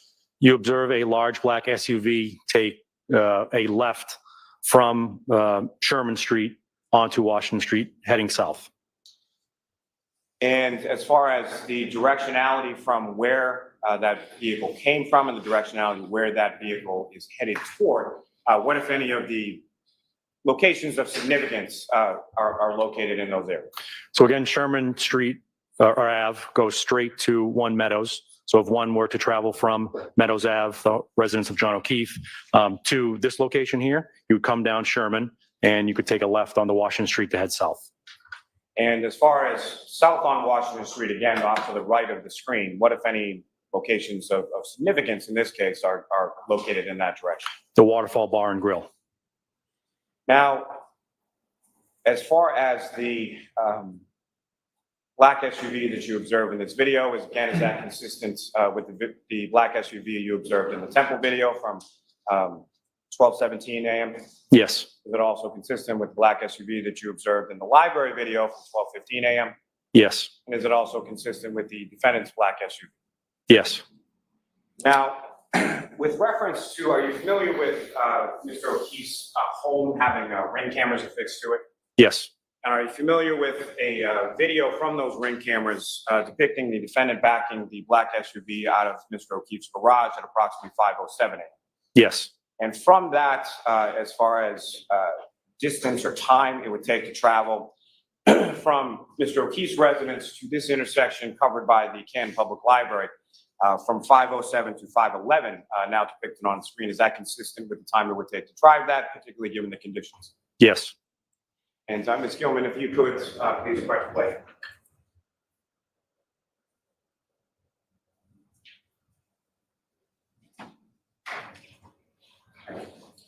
Ms. Gilman, if you could pause that. Now, Ms. Gilman, if you could fast forward to about 5 minutes, I'm sorry, 15 and 30 seconds.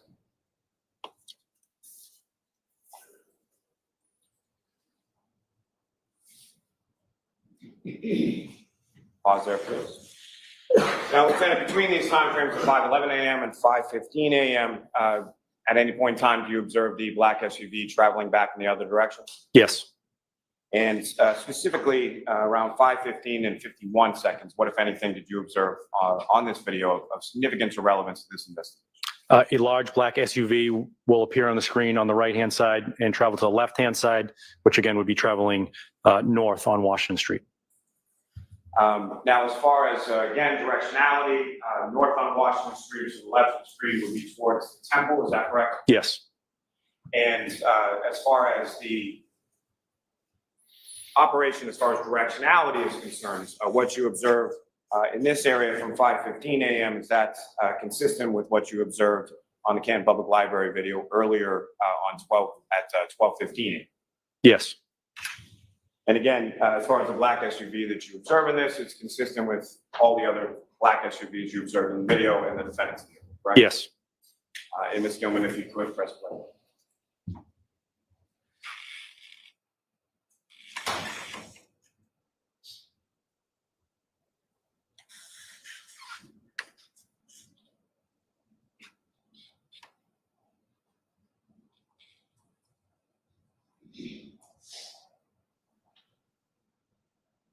You can pause there.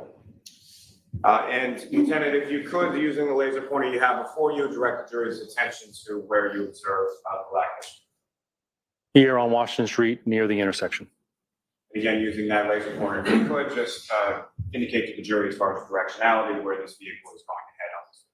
North would be to the left-hand side of the screen towards Temple Beth Abraham. Ms. Gilman, if you could press play again.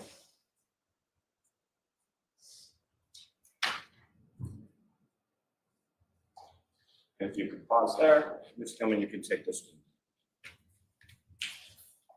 one. Now, Ms. Gilman, if I could ask for the Temple Beth Abraham video again. Your Honor, may I have just one moment? Yes.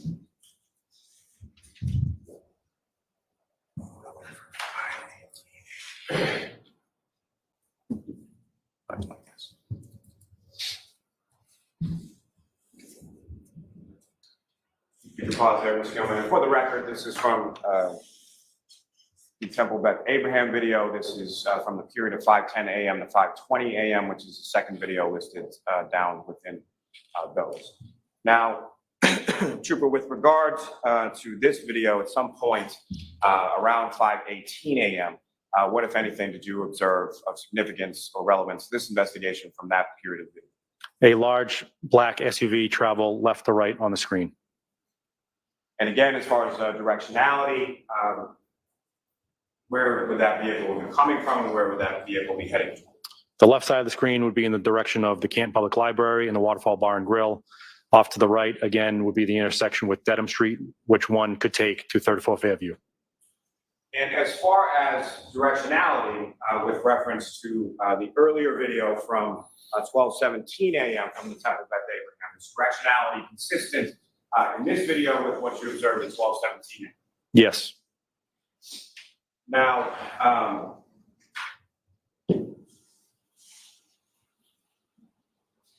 Ms. Gilman, if you could play from 5:18.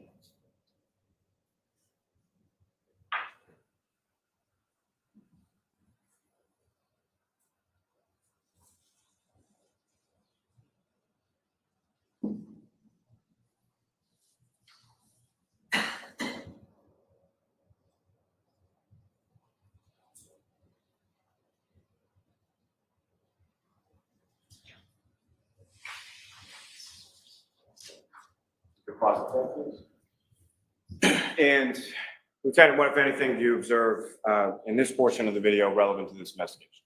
A large black SUV traveling north on Washington Street. And again, is that large black SUV that you observed here consistent with the large black SUV you observed in the prior videos and also consistent with the defendant's vehicle? Yes. And Ms. Gilman, if you could please press that play again.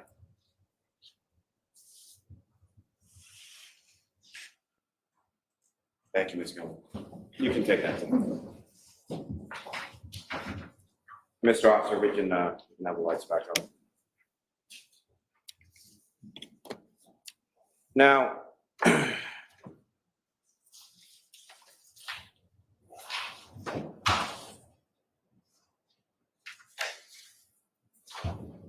me your honor, if I could just have a moment. Sure. Hello, Little G. Hello, Jennifer. Hello, everyone that has just come in. Welcome, Patricia. Hello, my darling. Hello to you all. This is fucking Now, useless. Lieutenant, through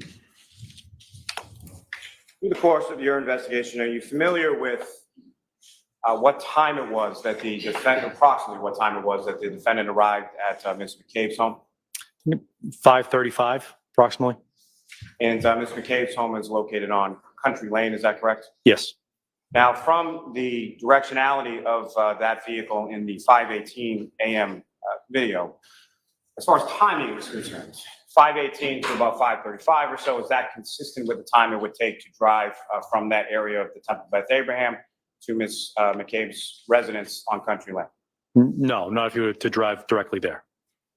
And so to that point, as far as what about that time doesn't match up? Is it too short, too long, or something else?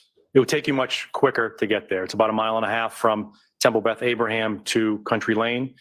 You would continue north on Washington Street and just take a left into the Country Lane neighborhood. So the time to travel 1.5 miles. And from sort of the distance between either that Temple video and either 34 Fairview Road or Country Lane, were you able to find, locate, or retrieve any surveillance video in those areas that would capture the vehicle? No. Now, as far as you had mentioned earlier in your testimony, when we were talking about the earlier 12:17 a.m.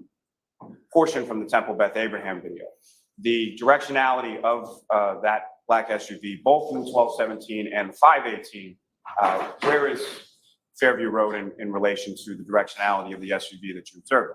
That SUV could take a left onto Dedham Street and then a left onto Cedar Crest to enter down to Fairview Road. And from your knowledge of the area as far as travel is concerned, would from 5:18 to about 5:35 or so, would that allow for sufficient time to go from where it's viewable on the Temple Beth Abraham video for the vehicle to then travel to 34 Fairview Road and then travel to 12 Country Lane? Yes.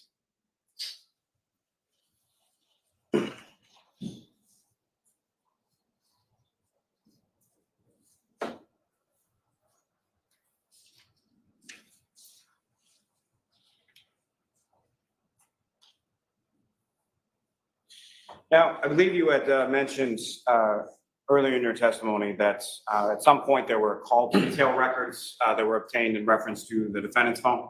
Yes. And can you explain to the jury as far as, let me ask you this first, with regard to call detail records and with regard to phones in general, what, if any, specialized training have you received or have you given in reference to those areas of focus? I've received over 200 hours of training relative to obtaining and using call detail records and cell phone data in furtherance of criminal investigations. Most recently, I've given talks and seminars about the topic, and I've testified in numerous courts around the Commonwealth about the topic. Now, can you explain to the jury sort of call detail records, what they are and how you would use them as far as utility in generally speaking in reference to investigation? Call detail records are business records held by cell phone companies, specifically to this matter, that are created in the normal course of business. Typically, you would think about in a billing context. So if you think of your own cell phone bill, it would contain information like the date and time a communication occurred, the other phone number in which you communicated with, the duration of the call, that sort of bits of information. Obviously, as we're doing a criminal investigation, it's helpful to know with whom someone was communicating. Additionally, the cell phone companies memorialize other bits of information specific to what we refer to as CSLI, cell site listing information. They tell us the antennas that were used during the communication, usually just in the form of the first antenna and the last antenna. There are other engineering records that we can obtain that can be helpful when trying to determine where the handset, the cell phone was at any given time. And the handset that you refer to is essentially the phone itself, correct? Yes. And with relation to the handset and its connection to antennas or towers, can you speak a little bit about that based on your training and experience with reference to how the handset sort of communicates with an antenna and how it gets to a specific antenna? Cell phone companies place antennas all around to help facilitate communication. You can think of a cell phone as really a two-way radio. It's sending and receiving radio waves. So in order to facilitate that, cell phone companies place these antennas all around. Traditionally, you can think of them on a tower, but they can also be placed on the side of buildings or disguised as trees or just on top of light poles. So they're all around, but you don't quite know it. As far as how the handset communicates with the antenna, there are different variables that go into that. Now, the cell phone wants to connect to the antenna with the strongest signal. The best predictor of a strong signal is distance. So the further a radio wave travels, the more it's going to degrade and not be as strong. But there are other factors that can degrade or reduce the strength of a radio wave, specifically an obstruction. If you're in a basement of a building or standing behind a large brick wall, the radio waves aren't going to penetrate that as well. But even things like precipitation or foliage on a tree can also hinder it. And you think about rolling hills here in Massachusetts in tall buildings, they can also disrupt radio waves. As far as that sort of disruption of radio waves, are you familiar with certain areas that get termed as a dead zone? Yes.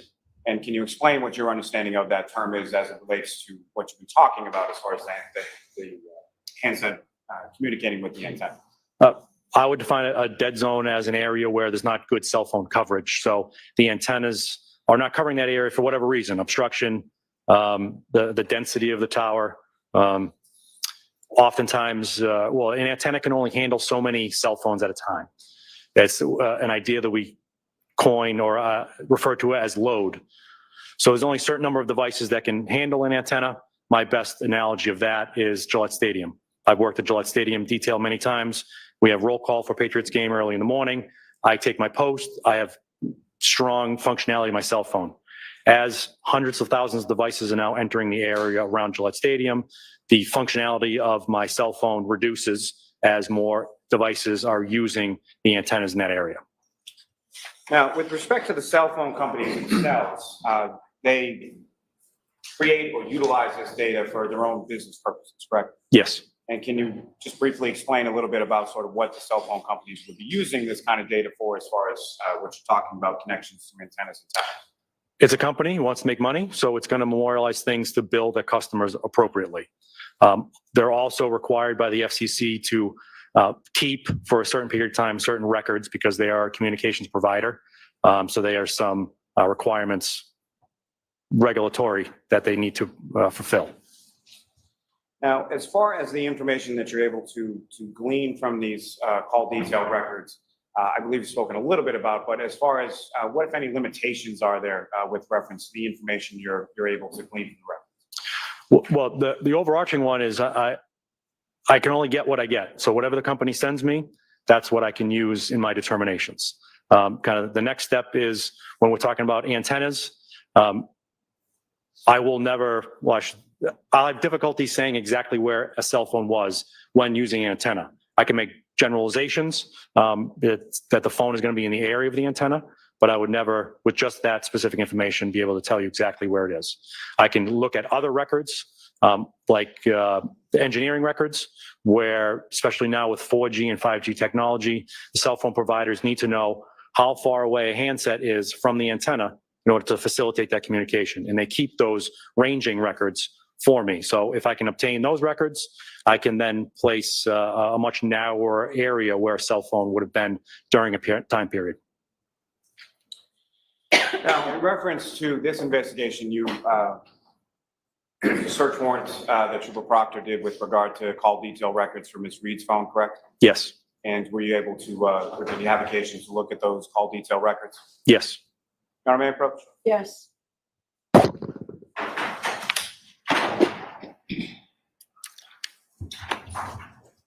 Your Honor, may we approach just sidebar briefly? Oh my God, people! What are we doing here? What are we doing here? Oh, this is right. Hey. What do they say? Wait for us. What a pile of tosh this is. Pile of tosh. We've learned there's no snowstorm, there's no Pukaki, you piece of shit. How is your snow up to your waist, Pukaki? Well, there's no snow. There's no snow anywhere. Pukaki, you piece of shit. It is like, what's he doing now? Cell tower data doesn't work. Oh, Erin, don't worry about it. Just carry on. Fucking hell, this is rubbish. Hey, we just got to wait for the defense. Hey, Will, it scares the shit out of you and everyone, I think. Oh my days. What's hang on. Where are we at here? See, Doug says a range which has an error rate can only say approximately how far from a single tenor and can't pinpoint a phone. There you go. You know more than me. Julie, I'm trying to get Dylan to play an alarm sound when he's done as he seems to fall asleep. I should play Sean every time, shouldn't I? It's over. It's over. Hello, Die Boy. Hey, should he die? Should my boy? Should my keyboard? He's hanging to the left today, Die. Hanging to the left, to the left, to the left.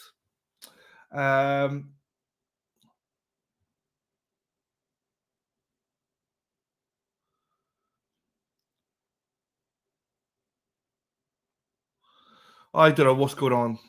I do not know what's going on. Hey, Jody, do you see my message you're on? That I didn't get your email. I did look at my junk. I couldn't see it. Here we go. They're back. Thank you, may I approach the witness? Yes. Sir, I'm showing you a 4-page document, just has to look at it. Finish.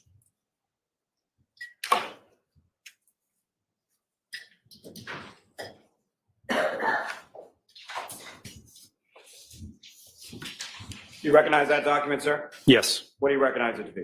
It is the subscriber information for the phone number ending in 9554. And through the course of your investigation, as far as that phone number ending in 9554, who, if anyone, did you find that number to be associated with? The defendant, Karen Reed. Now, with respect to the documents before you, that has some listing of account information, is that correct? Yes. And who is listed as the subscriber for that account with phone number ending in 9554? Karen Reed of 481 Gilbert Street in Mansfield, Massachusetts. And are you, through the course of your investigation, familiar with that address of 481 Gilbert Street? Yes. Is that the residence of the defendant? Yes. May I approach, Your Honor? Yes. I'm going to proceed to introduce in a minute the next exhibit. No objection. Okay. Is it 574?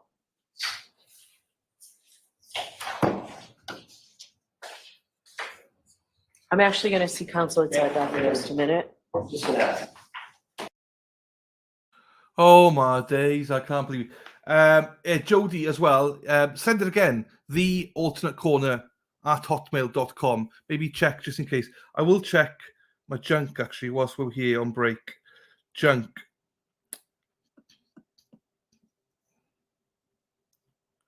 No. No. No. I've got a couple of messages here from people.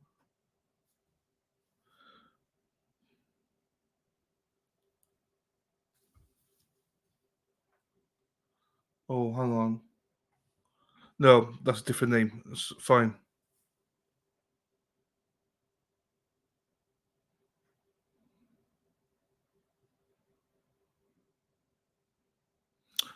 Right.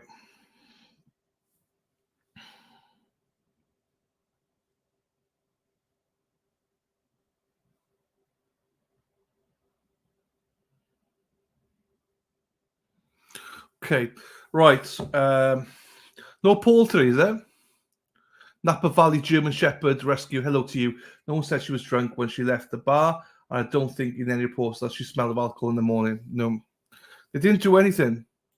Thank you, little G. Hello to you, my darling. I did try and say hello to you. Hope you're well, my darling.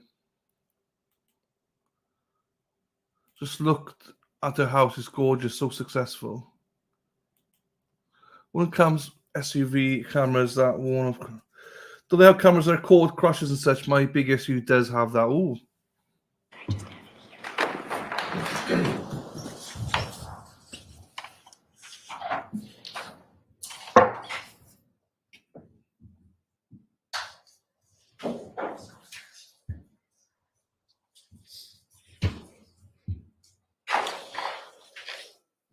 Now, Lieutenant Tully, Did we mark that, Madam Court Reporter? Thank you. So that's 574. I seconded four. Four. All right, go ahead, Mr. Lally. Thank you, Your Honor. Now, as far as the information that you receive with reference to call detail records, is there a section called the records key? Yes. And can you explain to the jury what a records key is and how you use that in order to facilitate or read the records? The records key give us the definitions of terms that are used in the record. So the record comes usually in the form of a spreadsheet or PDF. You'll get columns and rows. The columns will be named certain things, and those titles are often specific to the company. So I want to make sure that I'm reading and understanding what the data is. Now, I believe you alluded to it earlier in testimony, but just for the jury's edification, if you could describe to the jury what your understanding of the term as far as cell site listing information and how that's used in an analysis of call detail. So CSLI, as it's referred to, has that billing information, time, date, duration, other phone number, and it has the antenna used during the communication. So just as it says, it's a cell site, which is the other term for antenna, as I usually use. Now, sir, through your training experience, are you familiar with the term in reference to this type of material called ranging data? Yes. And can you explain to the jury what you understand that term to mean and how it's used in interpretation of call detail records? So the ranging data goes back to the engineering reports I had mentioned earlier that can provide more information. They can tell me the antennas that were used during communication. It can tell me the range in which the handset was away from the antenna. So now, opposed to just kind of making general determinations where a handset was near an antenna, I now have a range. So I will plot the location of the antenna, measure out that distance, and draw an arc with that radius of the distance on a map. And I can make an assumption that the handset is somewhere on that arc. The ranging data is also helpful because the user does not need to be actively using the phone in order for a record to be created. Right? The billing record is going to be a phone call made or received, text message made or received. A cell phone as it sits today is still communicating with the antenna.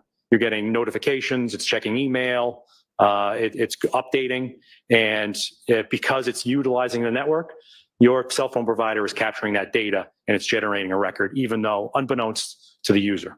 Okay, so to that point, or illustrative of that point, so if I'm standing right here with the cell phone in my pocket, not using it, not turning it on, not activating it in any way, that cell phone is still doing some sort of communication with the closest or some antenna within the vicinity? Yes. Now, are you also familiar with a term called UTC or Universal Time Code? Yes. Can you explain to the jury what that term means and how it relates to these types of records? So UTC, or now known as Coordinated Universal Time, is the time zone along the prime meridian. So if you think of the globe, you got longitude and time zones. The prime meridian is a spot that runs through Western Europe and Western Africa. That is the line in which all time zones around the world are predicated. And UTC will be a time there, and it's not determined by daylight savings time either. So all those time zones, like I said, around the globe are predicated on that. Because it's one standard time in a globe, a lot of records will come in UTC time, and you have to make the conversion. And they will provide records specific to a cell phone, what time it was locally, but it will tell me what the UTC time was. So for me to figure out what the time was locally during the time of the communication, I got to do the conversion. And to that point, as far as the conversion is concerned, what type of conversion are we talking? Here on the eastern side of the United States, it's -4 hours during the summer and -5 in the winter. Now, as far as these records are concerned, what if any, I believe you spoke a little bit as far as the arc and plotting, but if you could expound upon that as far as explain to the jury what it is exactly you're able to do with the information from the call detail records as far as a visual representation. You said two things there, so I want to make sure I answer the question right. You mentioned ranging data, but CSLI, so specific to the engineering report in ranging or CSLI? Let's first start with CSLI. So with the CSLI, I will place on a map the location of the antenna. And I mentioned load a little bit, but that load factor determines on how dense the antennas will be from placed by the provider. So if you think of an urban environment, there's more cell phones, there's more devices that need antennas. So the locations of the antennas will be more dense. I've seen them as close as 100 yards away from each other in an urban environment. You come out to the suburbs, there are less devices. The companies are going to put less antennas because they don't want to put them up where they don't need to. They're going to be further away. So in Norfolk County, the antennas are placed anywhere from 1 mile to 4 or 5 miles apart. And so there would be a difference as far as the amount of antennas, the amount of towers, like say in the town of Canton versus downtown Boston. Yes. And again, I think it's pretty clear, but which of those two, as far as downtown Boston or the town of Canton, would have more antennas or more towers for a cell phone to connect to? Downtown Boston would have more. And so with relation to the number of antennas or towers that a handset or a cell phone could connect to, what, if any, relation does that have to geographic location, or what you're able to glean in reference to geographic location from the call detail? So once I place the antenna on a map, I will look at where the other antennas are, and I can make a general determination that the cell phone was closer to that antenna than other antennas. Again, there's the caveat, and I'll say it up front, is that there are other mechanisms that could prevent it from connecting to the closest tower.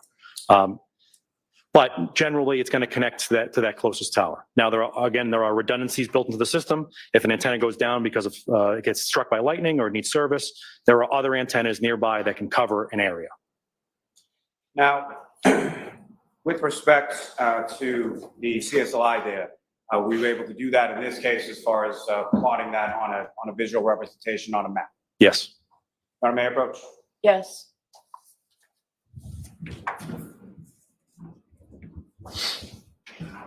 So showing you, I believe it's a 10-page document, just ask you to review that, look up when you're finished.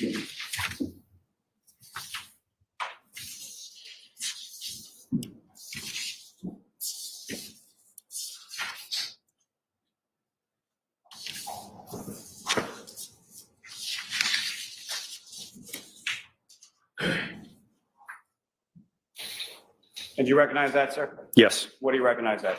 It is a series of maps that I created depicting the records obtained from that number ending in 9554. And that's plotted onto sort of a Google image or a Google Earth image?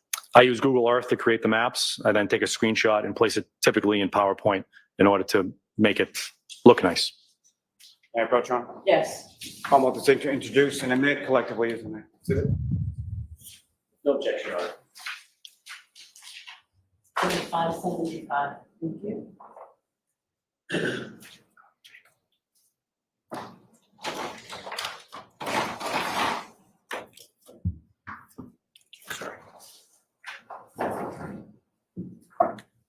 May I return that to the witness, Your Honor? Yes. May I have a moment, Your Honor? Yes.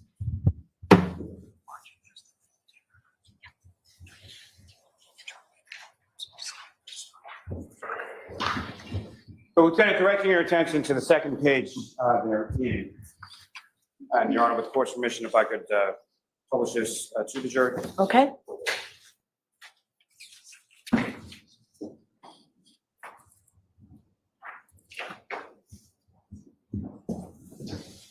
Lieutenant, do you recognize what's depicted now up on the screen? Yes. And again, what do you recognize this to be?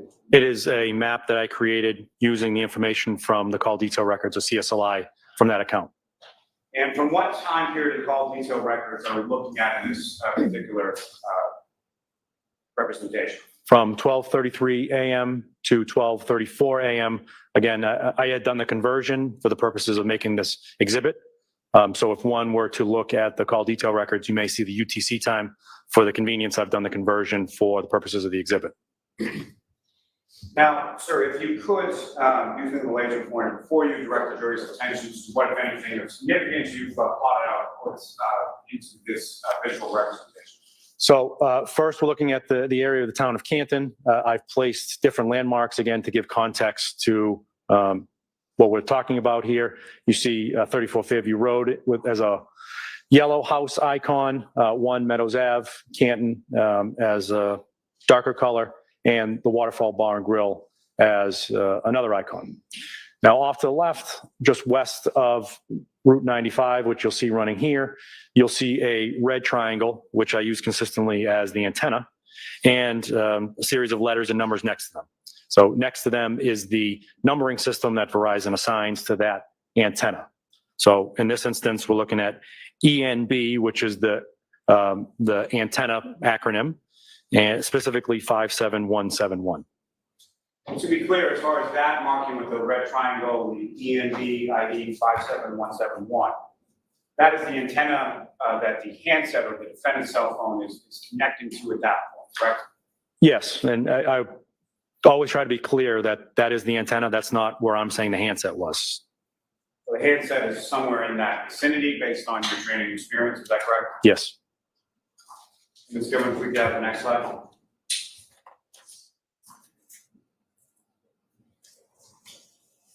And so what time period are we looking at in this particular representation? 12:35 to 12:37 a.m. And again, if you could, using the laser pointer before you, direct the jury's attention to what, if anything, significance or relevance you depicted in this representation. So those same icons appear as about the locations relative to this investigation. You'll see another red triangle here close to Route 95, which is NEB ID 57286. And during this time period, the handset associated with this account communicates with that antenna. And from the locations of significance or relevance as far as ENB ID 57286, which of them is it closest to in this picture? It's just north of 34 Fairview Road. And now if I could direct your attention to the next, Ms. Newman, if I could have the next slide.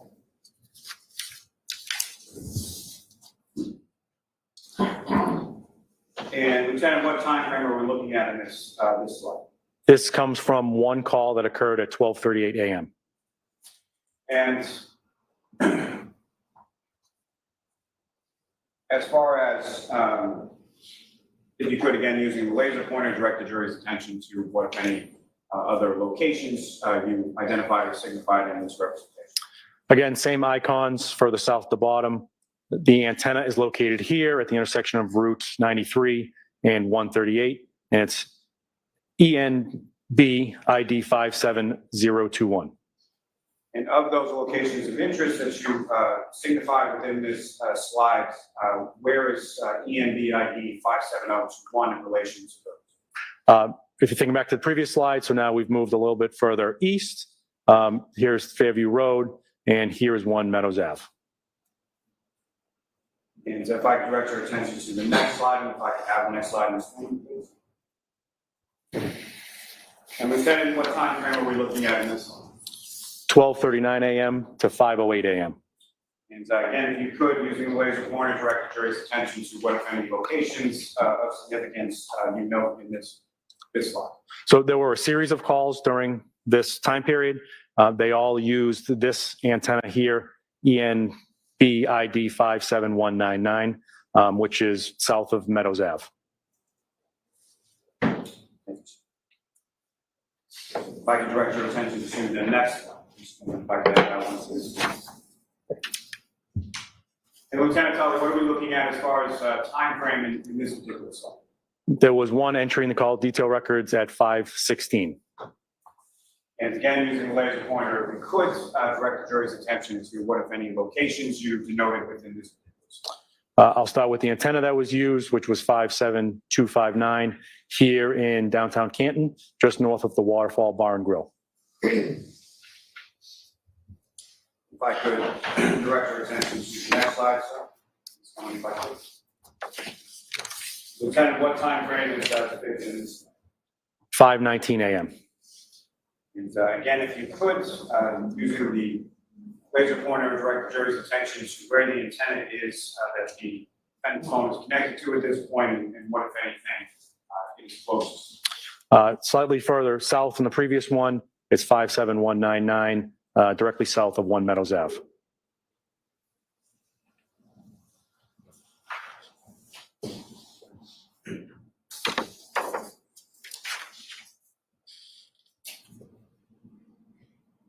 Now, if I I could ask you to turn to the next slide, Mr. Moon, if I can have that one. And Lieutenant, what time frame are we looking at? 5:20 a.m. to 5:37 a.m. And again, if you could, using the laser pointer, direct the jury's attention to where the antenna is and what, if any, of the locations you observe it, where it is in reference to. I previously mentioned this one here at the intersection of Route 93 and 138. It's ID 57021. It's north of those locations I had mentioned earlier, the 34 Fairview and 1 Meadows Ave. And next slide. What time frame are we looking at in this, sir? It's one entry at 6 a.m. from the record. And if you could, again, using the laser pointer, direct the jury's attention to the antenna and where it is in relation to locations of interest in this slide. It is located just north of the Waterfall Bar and Grill in downtown Canton. And the next slide, sir. What time frame are we looking at in this slide, sir? 6:03 to 6:57 a.m. And again, using the laser pointer, if you could direct the jury's attention to which antenna the defendant's cell phone is connected to at this point and where it is in relation to locations of significance or relevance throughout the course of this investigation. During this time period, the cell phone will bounce back and forth between two antennas. So I did lump them together and place them on one map with this time frame here. So you will see two antennas. One is this one here, just west of Route 95, which is 57171. The other antenna is north of 34 Fairview, which is 57286. Now, sir, as far as the locations that you observed from looking at the CSLI information from the defendant's phone, any relationship did you note with them in relation to what you had observed on each of the respective videos from the Canton Public Library and the Temple Beth Avery? It's consistent. As with anything in our investigation, we want to get corroborating information. So the best corroboration about the location of a handset is to obtain video, receipts, anything else with a timestamp and a location that we can corroborate the location of a handset. And with respect to information that you had received as far as the defendant's whereabouts, what, if any, consistency or corroboration was there between witness accounts of the defendant, including the defendant's own statements, as far as where she was and what she retrieved from the CSLI? Objection. Ask it differently, Mr. Malley. Throughout the course of the investigation, were you made aware of path of travel attributed to the defendant both between the hours of 12, between the times of 12 a.m. and 6 a.m.? Yes. And the information that you obtained from the CSLI records, was that consistent with what you knew as far as the location of the defense? Objection. Ask it differently, Mr. Malley. The objection is the same. With respect to what you knew as the path of travel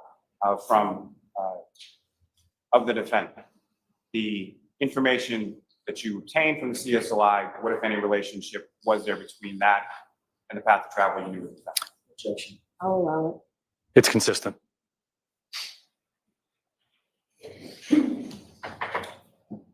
Now, sir, as far as the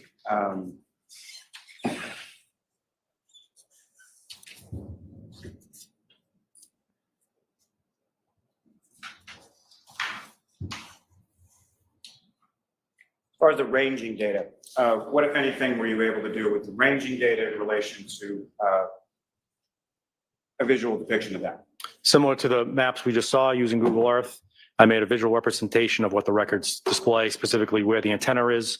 But I took that additional step to measure the distance out from the antenna that's depicted in the records and draw a semicircle line depicting where that range would lie. May I approach the witness, Your Honor? Yes.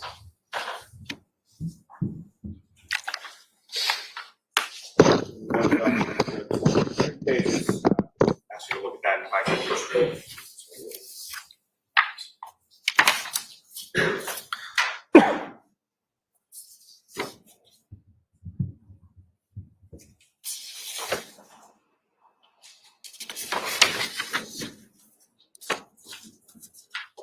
Do you recognize those documents, sir? Yes. What do you recognize those? The series of maps I created using the ranging or engineering report. Mayor Pro Tem. Yes. Commonwealth to seek to introduce and admit as the next exhibit. No objection, Your Honor. Okay. It's 576. And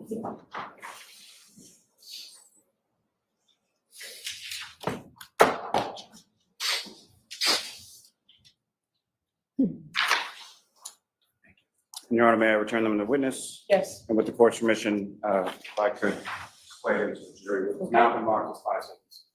Okay.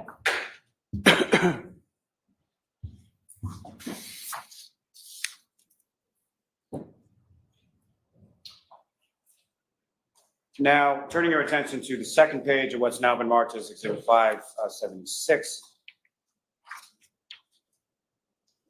Is that what's up on the screen? What you have before you as Exhibit 576, the second page in, is that what's up on the screen, Lieutenant? Yes. Now, if you could, again, what time frame are we looking at here? 12:17 a.m. And again, sir, if you could, using the laser pointer, describe to the jury what's depicted in this particular slide. So 2 locations that are, again, as a frame of reference, 34 Fairview Road in Canton and the Waterfall Bar and Grill are depicted with icons. You'll notice a red lollipop would be the best description icon here. And next to it, you see a number and the words either first or last. This one, 3, first or in last.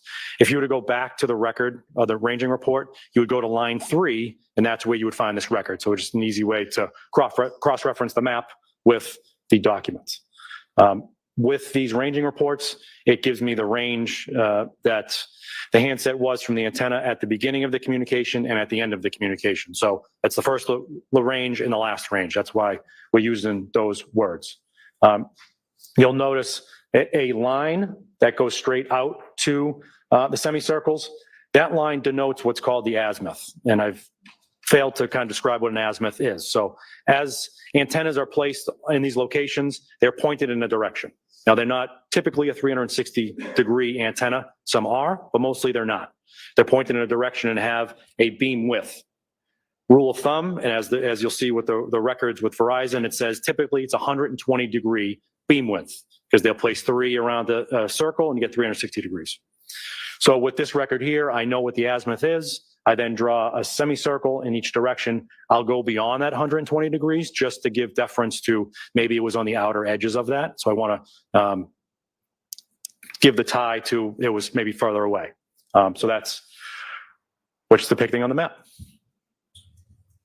Now, with reference to this semicircle itself, if I could ask, is the semicircle that is being drawn, what does that exactly denote as to the location of the handset itself? The report is telling me that the handset is somewhere on that semicircle. So the phone could be anywhere from here on the semicircle all the way around to there on the semicircle. So again, it's not denoting sort of that the handset of the phone is within the confines of the semicircle, but actually on the line that you've drawn. Correct. And if I could ask you to flip to the next slide, and let's go to the next one, please.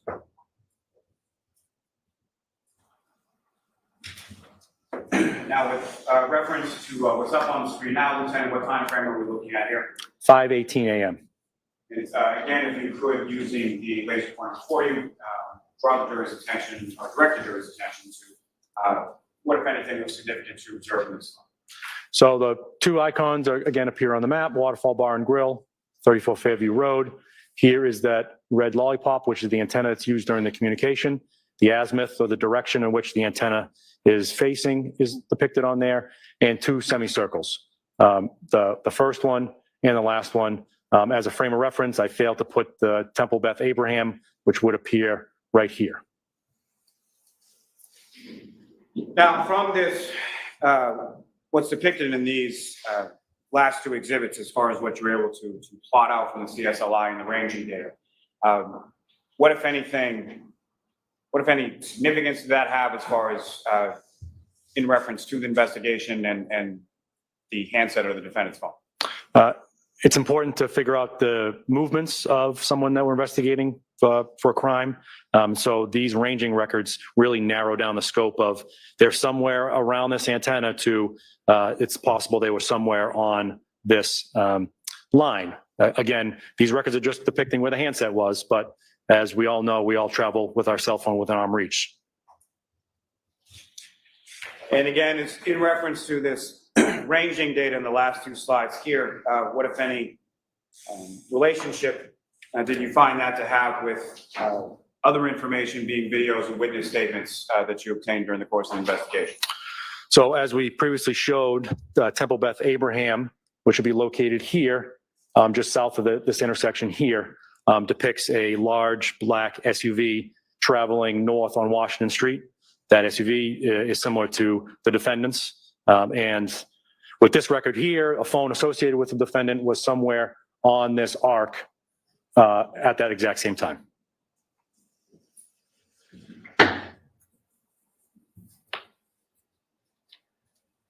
So may I have a moment, Chairman? Yes. Fucking get on with it, Lally. Jesus. Oh, no, I can't say. What am I saying? What's the word again? Hang on, I know what it is. Madam Clerk, just retrieve, Your Honor. Yes. Cheese and rice. Lally, cheese and rice, Lally.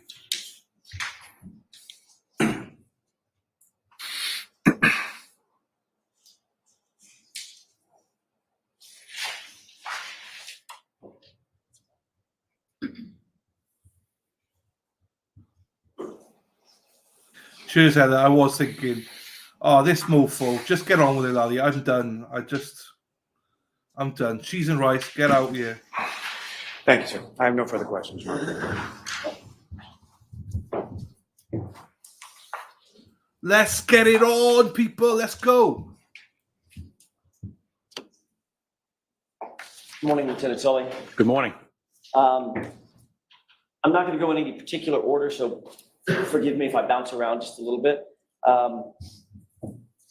You indicated that on direct examination this morning that you didn't seek a search warrant for 34 Fairview, the interior of 34 Fairview, correct? Yes. To your knowledge, nobody under your supervision sought such a search warrant either, correct? Correct. You explained that in your mind, there was no probable cause to seek a search warrant for the interior of the home. Is that right? Yes. But you also admitted that you didn't seek consent, for which you don't have to have probable cause if you get consent, correct? Correct. You could ask me right now, hey, Alan, can I look at your cell phone? I say, sure, you do your thing, right? I could. But for a court to order that I hand over my cell phone, you got to get a search warrant, sign an affidavit, and get a court to agree with it, correct? Yes. You've applied for myriad search warrants in your career, I'm guessing. Yes. Very experienced, correct? Supposedly. And I expect that there have been circumstances, Lieutenant Tully, in which you sought a search warrant and the judge says, no, I don't think there's enough here, correct? Yes. You don't get in trouble for that, correct? With whom? No. With the court. No. Well, it's not illegal. It's not illegal. You don't get sanctioned for it. You don't get your pay docked because you don't get a search warrant based on an affidavit, correct? Correct. So there's no real sanction in seeking it if you in good faith believe that there's a reason to seek it, correct? Outside of the time that it takes to author it and put it together and go to the court, yes, there's no sanction. Of course. But in a homicide investigation, you're not going to fail to do certain investigative tasks because it takes time. You're going to do what is necessary for the investigation, correct? Yes. Of course. You indicated that you did not believe there was information sufficient that y'all had at the very initial stages of the investigation to seek a search warrant or to ask for consent, correct? Yes. But you did know the following. In the initial moments of the beginning of the investigation, you were aware that John O'Keefe had been invited to a party inside a home, correct? Yes. You knew that that home was located at 34 Fairview. Yes. You also knew that John O'Keefe arrived at 34 Fairview, correct? We believe so, yes. You also knew at the time that he had been, for want of a better phrase, partying with the individuals who were inside the home, correct? Expected to meet at the house. They were at a bar previous to that, yes. You're aware that a drinking glass was found in the yard attendant to or close to, adjacent to where Mr. O'Keefe's body was found. Yes. That drinking glass had been broken, correct? Yes. You're aware that drinking glasses are commonly found inside homes, right? As well as bars. As well as bars, right? But at that point, you didn't know. It's just a broken glass, correct? It's a broken glass, correct. You also know that he was found without a coat on. Yes, Are coats normally worn outside or inside? it's user's choice. Fair enough. 18 degrees, you would expect that if someone was outside, they'd have a coat on, correct? I'm the kind of person that wears shorts throughout the year. I'll often go without a jacket. All right, a true Bostonian. Yes, sir. He didn't have any coat, gloves, scarf, nothing like that. Correct. He had no winter gear on whatsoever, correct? Correct. Under ordinary circumstances, and you may be the exception, but under ordinary circumstances, if someone was out in 18-degree weather, you might expect they would have some winter garb on, correct? Objection.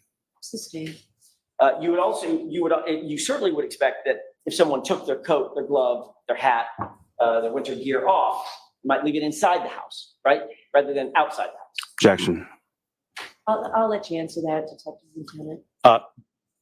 It's probably predicated on where you take it off. Right. And your relationship to the location. Right.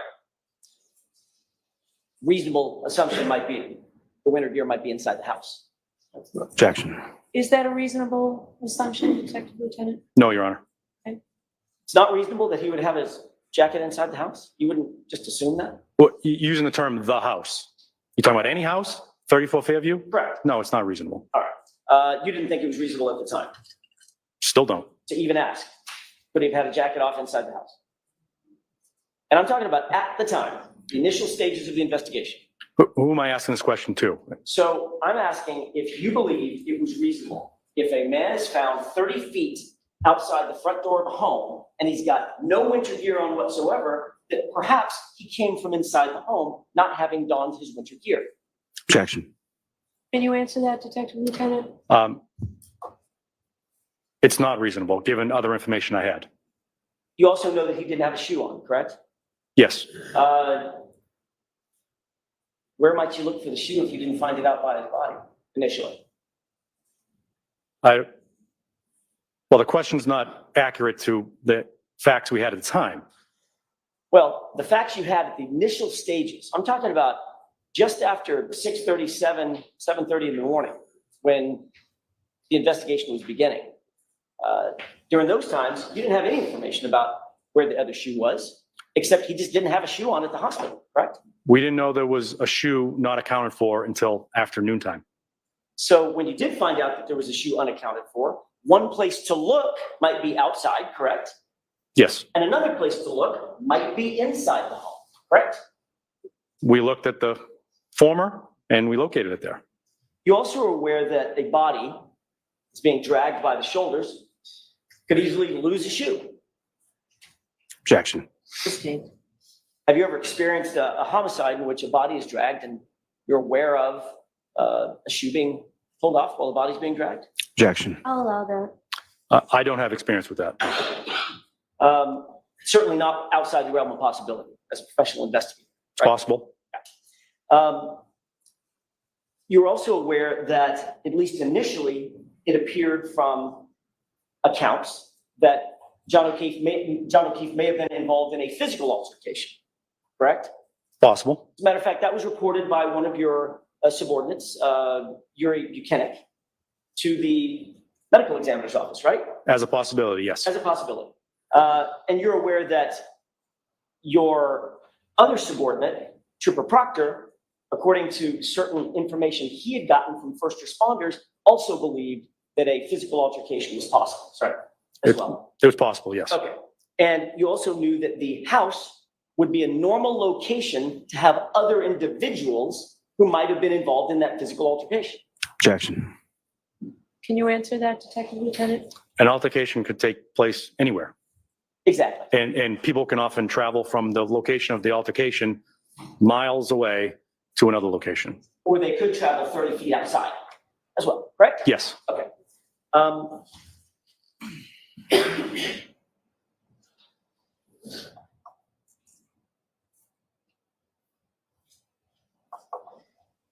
In the early morning hours of, well, let's say the hours following your Massachusetts State Police initiation or engagement in this investigation, you became aware of Brian Higgins, correct? Yes. That name was bantied about as a potential witness in the investigation, correct? Yes. And you're aware that Brian Higgins indicated that he saw a tall, dark-haired man enter the home after he arrived, correct?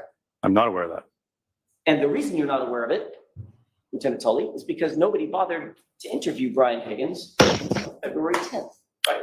Objection. So in that form, then it's sustained, ask it differently, Mr. When was Jackson. Brian Higgins first interviewed? February 7th? 7th, 10th? Th- Yeah, in February, not January 29th, certainly. Correct. Although he was known to be inside the house, correct? Yes. So had you known that, had you had the information, for instance, that Brian Higgins admitted to having seen a tall, dark-haired man walk in the house, that might have changed the complexion of your investigation at that time. Objection. Can you answer that, Detective Lieutenant? In the off chance that Mr. Higgins presumably had said something like that, I would certainly need more information describing this person. I would ask a series of questions to narrow it down to make sure that this person was John O'Keefe. Right, exactly. That would just be a normal part of the investigation. You just take evidence A and link it to evidence B to evidence C. That would be the normal way to do an investigation. We would normally follow the evidence. Correct. But in point of fact, nobody did seek a warrant to go inside the house, correct? Correct. Nobody did seek to have a forensic team go inside the house and look, Correct. and nobody asked for consent. Correct. I want to ask you about the Sallyport video, if I could.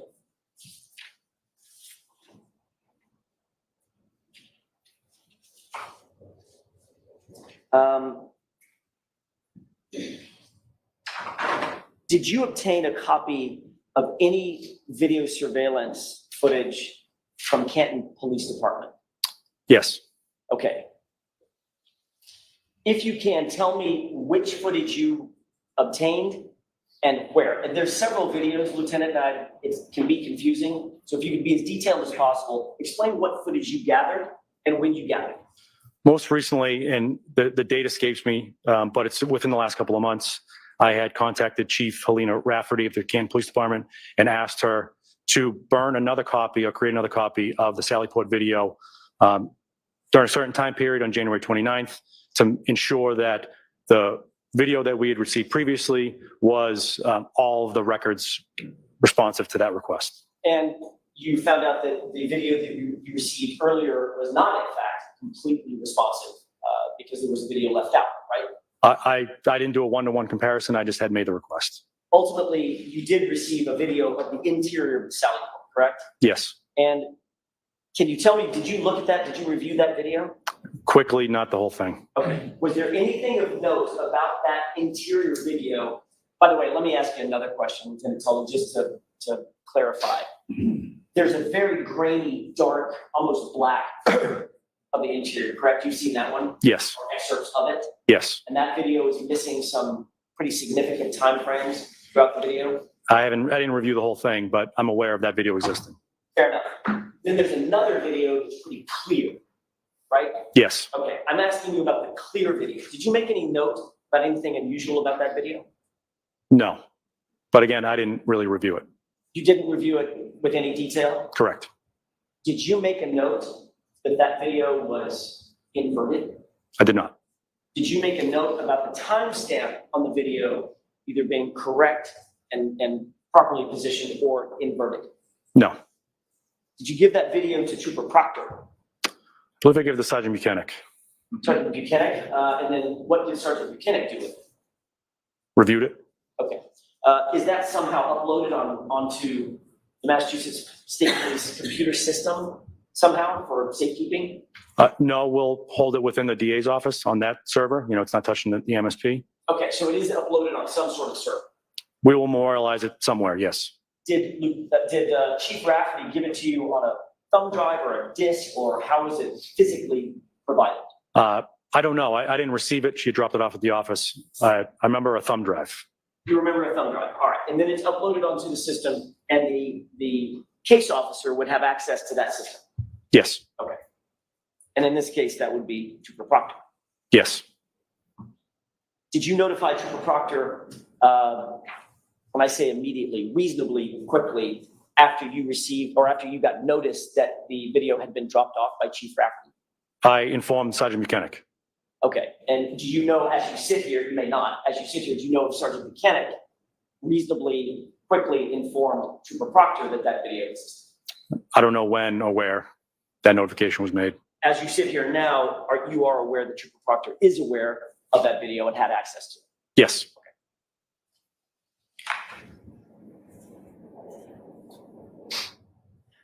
Yesterday, there was some testimony about taillight pieces that were found at the location, correct? Yes. May I have just a moment, Your Honor? Yes.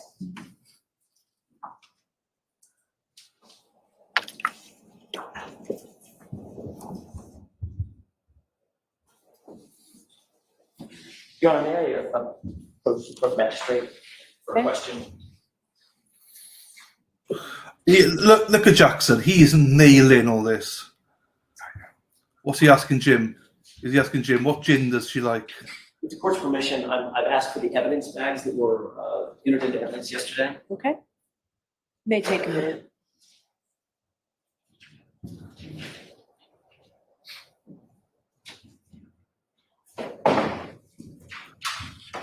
Here we go. Here we go.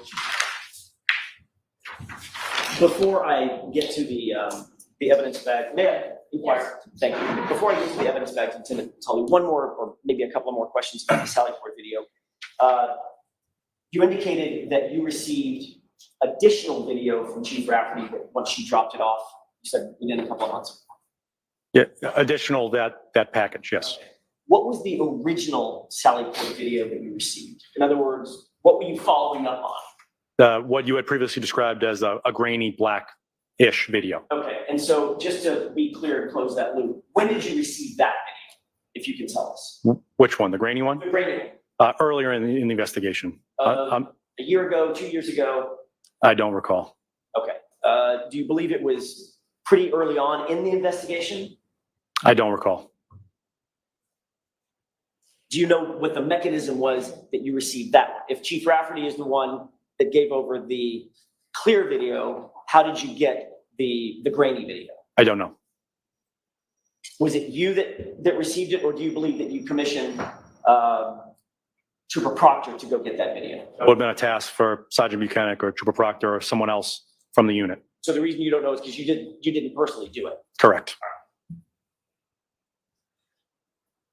Yesterday, you testified that is obviously your responsibility as not just the chief of the unit, but as the evidence officer to maintain and protect the integrity of the physical evidence that's found under your supervision, correct? Yes. You indicated that you took photographs of the items that were recovered on that initial search, and you took those photographs in place where they were found, correct? Yes. With the exception of one of the photos, you indicated that it had been moved by a shovel, and then you instructed the individual put it back down where it was found, and then that's the point at which you photographed it, correct? Yes. You took an establishing shot, then a closer shot, and then I think even a third close-up shot, correct? Yes. And you indicated pretty clearly yesterday what the evidence that you found at the scene was a red plastic taillight piece that was recovered first, then 3 feet or so to the south of that,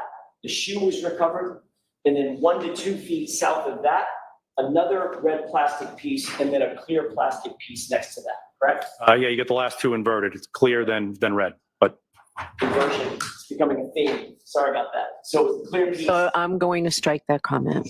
clear piece, and then a red piece next to the clear piece. yes. 3 pieces of plastic in total and a shoe.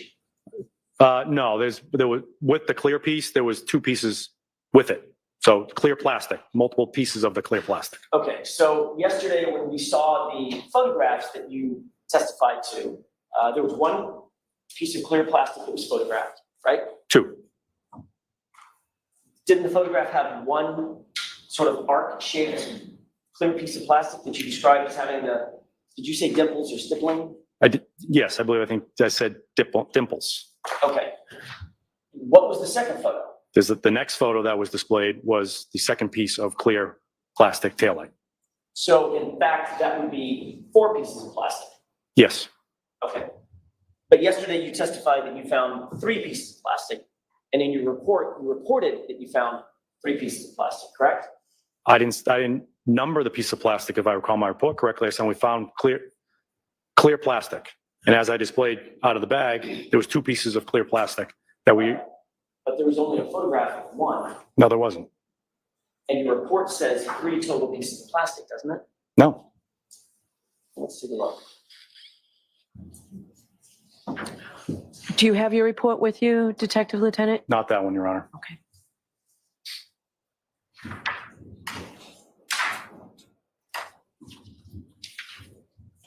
Look how involved Karen is. Karen's there looking through all the sheets, going, "Yep, I'll find it. Don't worry."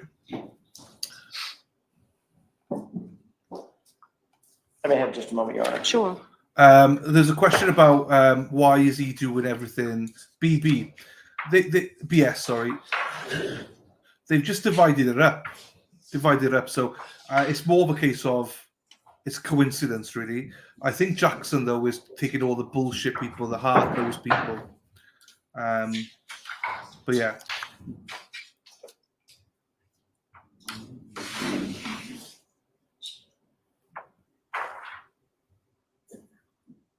Karen, look at her. CEO. She's right in the mix of it.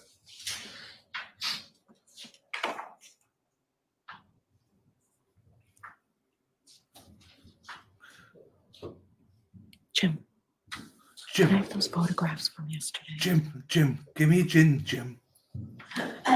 Your Honor, is it possible we can take our recess so I don't waste the jurors' time? I can use my time wisely. Sure. All right, jurors, we'll take our morning recess. All rise for the court, please. Jurors follow me.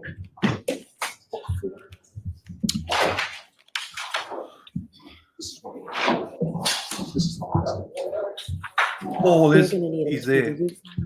Hey, Jim, pour me the pink gin. I prefer the pink gin, Paul.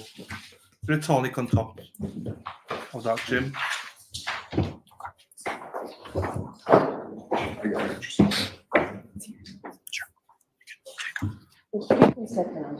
Thank you, Your Honor. All right, Jim, that's okay. That's okay, Jim. Just that's poured enough, Jim. No, just.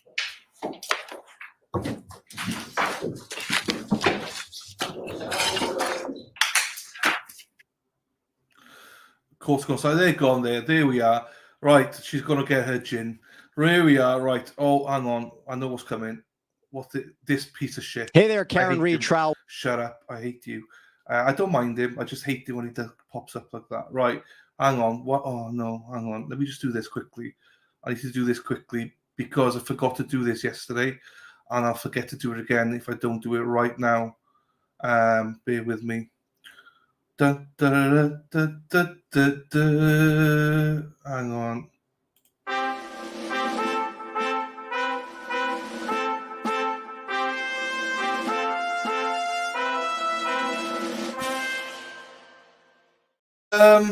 Now I've got to just find it. I should have just found it first, shouldn't I? I don't know where I put it. I got it. Right, turn it around. Oh, mother, do you know what I mean? You'd think I'd know what to do by now. Casey, thank you for the coffee. Casey, thank you for all you do. Thank you, Casey, for the coffee. I appreciate you. And this was from days 2 cents from yesterday. Bought me 3 coffees. I sleep days in Arizona, especially 113 Fahrenheit. So I usually post comments to myself during replays. I've noticed I like them. However, I enjoy your show very much because you are so personable and you work so hard. Thank you so much for that. And I really appreciate that. Thank you so much. 2 days, 2 cents. And I do see your comments every single day. When I wake up, I see them. They're all there, loads of them. So thank you to you from last night. Thank you, Casey, for today. I appreciate you, my darling. There you go. Right, let's get this back up then. If I didn't do that now, I would totally forget. So I have to do it right there, that. There we go. All right, what's chat's saying? Hey, Anera Glyndŵr, croeso, Anera. Thank you so much for becoming a member. I appreciate you. Croeso to you. And there's another member. Hang on.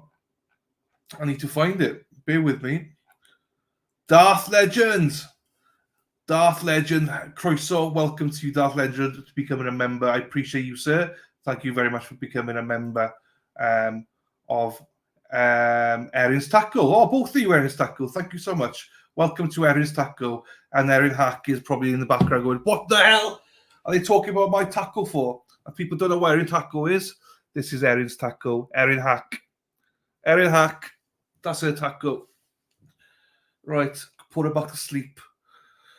Now I've got OCD and I can't get that straight. There we are. Right. Hey, right. Let's see the comments then. What's going on here? Welcome new members. Happy days. Right. No, Hotmail. So the alternate corner at hotmail.com. We're so backwards here in the UK. So it's at hotmail.com. This should be in the description box as well. Have a look at that in the description box. It's there. I'm dipping in and out. At least Lally is finally shut the fuck up. Thank you, Di. I know. Delano, you're reminding yourself when talking to Alexa Siri when the lawyers. Oh no, don't set it off. I've got to be careful. I can't say that name because it pops off when that lawyer's advertisement comes on. I know it's a nightmare, isn't it? Didn't bring the report. Why wouldn't he bring all of them? Yes, and also I'm interested to see how Karen is so engaged with it. It's fantastic to see. There's loads of questions here, but not questions, comments. You got my boyfriend stitches right now. Hey, respect. I can just say Heather's boyfriend. I don't remember your name, Heather's boyfriend, but respect to you, sir. She's not an easy one to live with, I can imagine. So respect to you. We love you though, Heather. We do love you. Right. What's going on here now then? Where are we?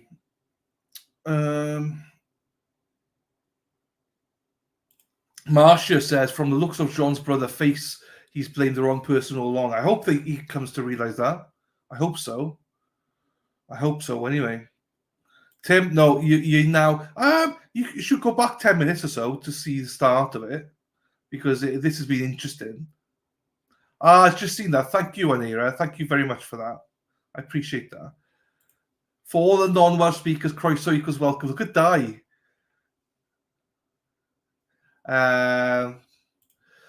Wendy, I agree. It is a shame. It's more hatred than love. Yes. Kerry says, beautiful day here in Mass. Temps will be close to 90 degrees. I wonder if Bev will have to turn off the AC. Hope not. Kareem, bullshit. He sits there. Oh, not bullshit. Yes. He sits there like a beast ready to pounce over that rail. I know. I don't like it. We figured it out at Hotmail. There you go. Chucking it down here. It's absolutely pissing it down. Pissing it down with rain here. It's not a nice day in the UK today.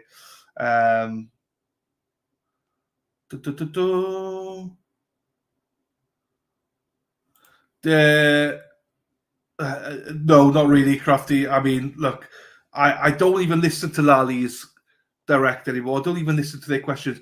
You only need to listen to the defense because whatever they say during Lali's direct, it's all bullshit. So, you know, even the question of it's not normal in those temperatures to not have a coat or anything. You find a man 30 feet into the lawn, no coat, no shoes, nothing. Is it not reasonable to ask the homeowner if they coat and stuff are in the house? He doesn't think that's reasonable to do that. I mean, he lost me straight away when he said that. I was like, well, anyone with half a brain cell knows you ask the homeowner, is his clothes in here? Because he's got clothes missing. No, it's not. No, don't need to ask him that. It's Boston. We're hard as hell.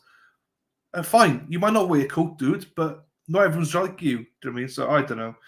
This is a bit too much for me.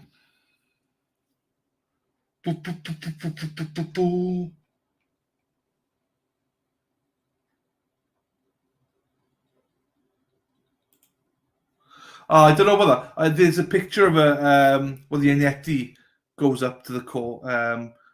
Do you all see Yaneti yesterday say on on stream, not on stream, someone's stream, I don't remember who it was now, that Proctor perjured himself. He was like, I have witnessed firsthand now how Proctor's perjured himself because he lied under oath about me harassing his wife and stuff.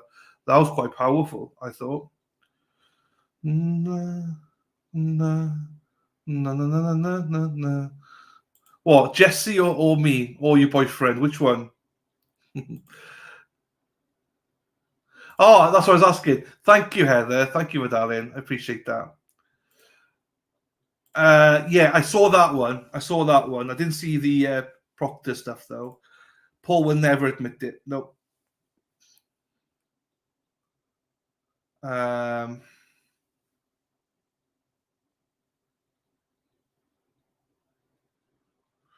And we can't, Kerry. We did it yesterday as well. I just try to. We'll take 30 seconds if you want.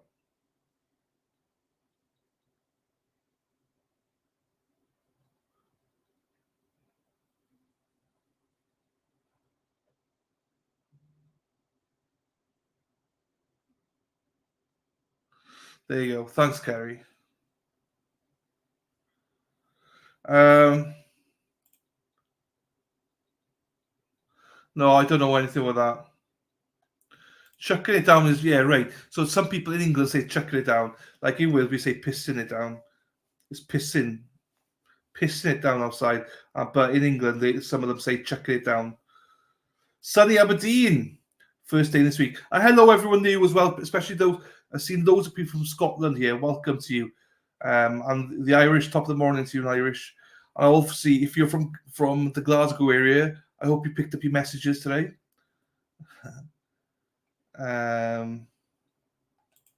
Lolly's useless, you're right. AC went out. Cheese. What's it called? Cheese and rice. Jody, that's hot. Cheese and rice. I'd rather be Aberdeen. What are you talking about? If no one knows, Aberdeen is a bit of a rough spot, like, you know. It's like the other David from Merthyr. Pishoglau, yeah, Pishoglau. He had no. I don't think he had a coat. I think he just. So what Tully was saying is he wasn't wearing a coat. You know, fine. Likelihood was John wasn't. But what Jackson was saying is, could he possibly have had a coat? Why did he check the house? He said, no, not even a possibility. No, it's definitely a possibility. He didn't, you know, it wouldn't have affected anything, but still, he could have asked.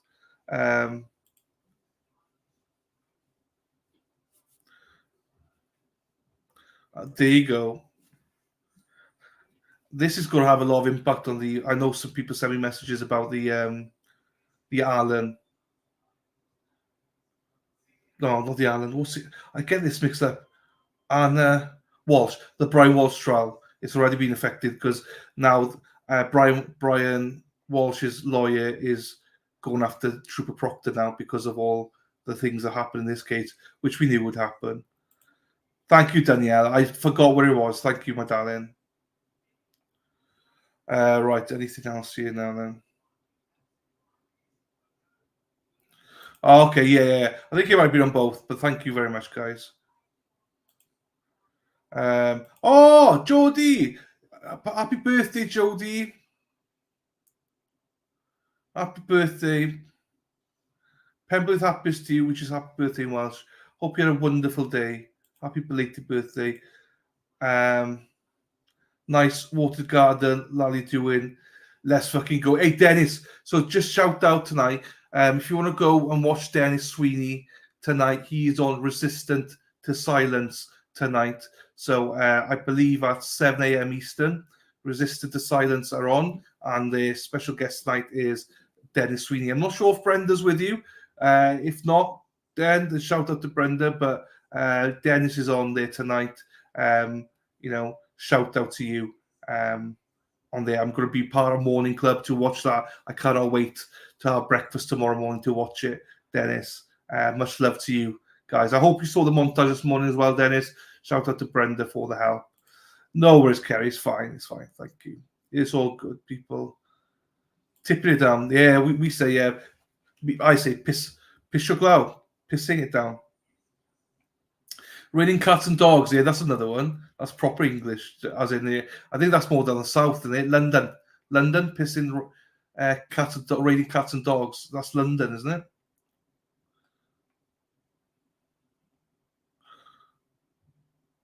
You didn't miss anything. Kathleen didn't miss anything. In Canada, where we get piles of snow and cold weather, it's not unusual to not wear a coat if you go now. No, it's not. Hey, Kathy, it's totally reasonable. You know, I don't always wear a coat at all. But the question was it reasonable that he could have had a coat? And he said, no, it's not reasonable at all. Bullshit. Of course it's reasonable that he could have had a coat. Did he have a coat? No. But it's reasonable that a human being could have worn a coat in that conditions. That's why a lot of people don't wear coats. I'm one. I hardly ever wear a coat. But I know I've got friends that will wear a coat, you know, so I think that's the point I'm trying to make. That's all.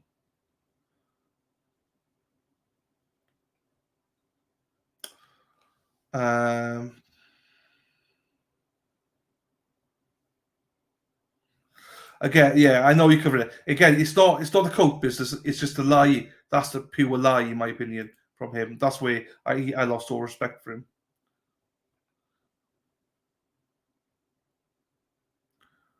Everyone say happy birthday to you. There we are. It's lovely, isn't it?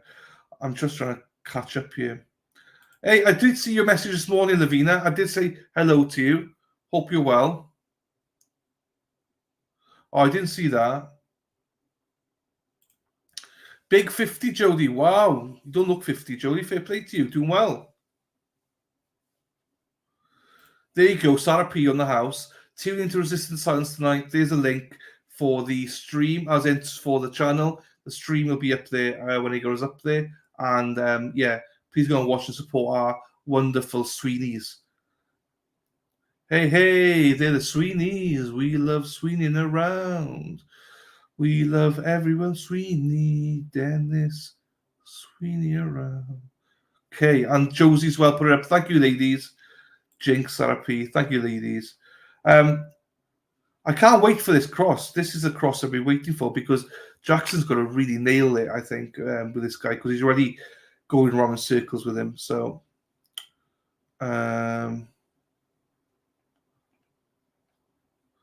wrenching it down. Okay, that's it. Yeah, I've heard that before. Wrenching it. What do you all say in the US then about rain? What do you call it? Just rain. Rain, go away.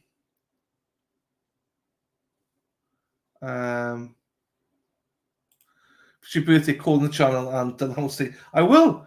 You should have said yesterday. I was signing for yesterday.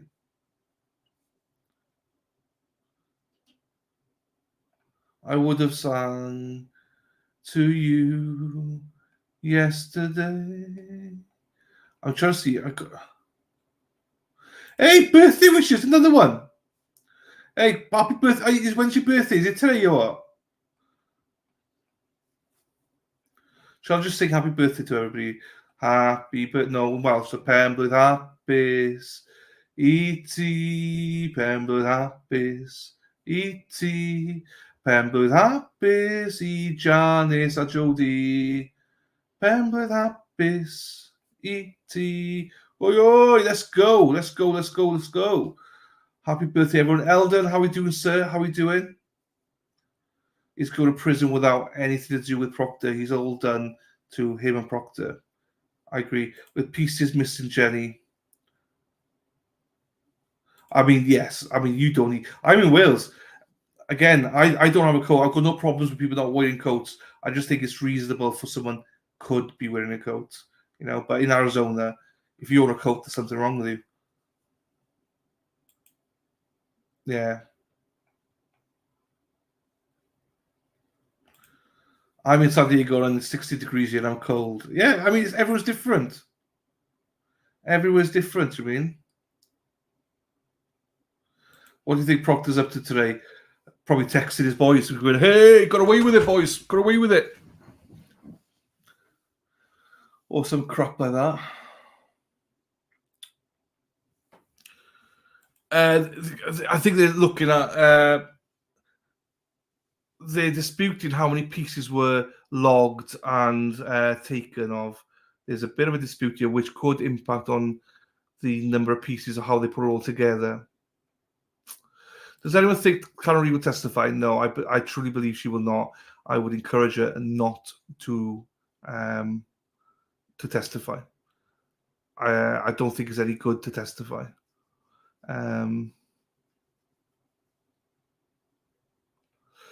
That's the whole point, Curious Kitty. I agree with you. Just go to the house and ask. That's what Jackson was saying. There's no harm to asking.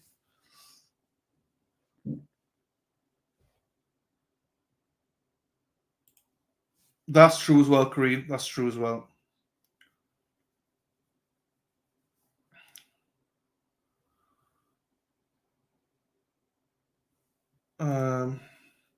Sky's opened up. There you go. Okay, that's a way of saying it. Lorraine, Dalan, I'm not tech savvy, but can you or someone please make a video that says, will Karen Reid be found guilty? Then cut it into a video proctor saying, absolutely not. You see? Yeah. Someone's got a skill set for it. You should do it. That'll be a good video. Janine said, Dalan, say, park the car. Park the car. Thank you, Janine.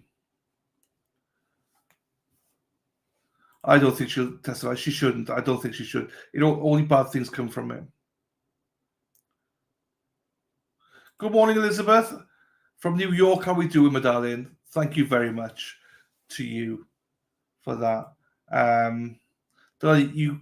You be good singing Tom Jones from the green, green grass of home. Yeah, I love Tom Jones. He was born not far from me. Oh, Gold's on it. Miss Gold's on it. In Welsh. That was Welsh, Kathy. That was happy birthday in Welsh. Cats and dogs, that's what you say that as well.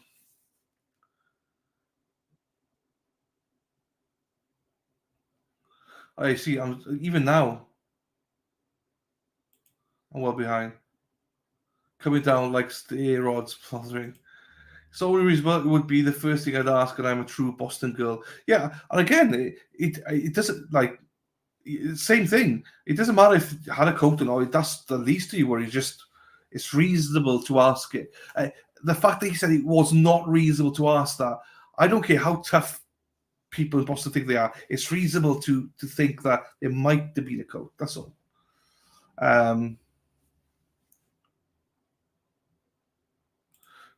Darth Legend. Proctor admitted to lying to the grand jury yesterday, knowing 4 albums instead of 3, or to about 5 years in prison, whenever the FBI wants, hopefully, and more, hopefully. Oh, hang on. No worries, Elder. It's all good. Pemblwydd hapus, E.T. Pemblwydd hapus, E.T. Pemblwydd hapus I Kendall. Pemblwydd hapus, E.T. Oi, oi. Happy birthday to you. Pemblwydd hapus, Kendall. This is going to be my new thing. Everyone just pop it in. We are the champions, but we are the mofos, my friends. Dun, dun, dun. We are the mofos. We are the mofos.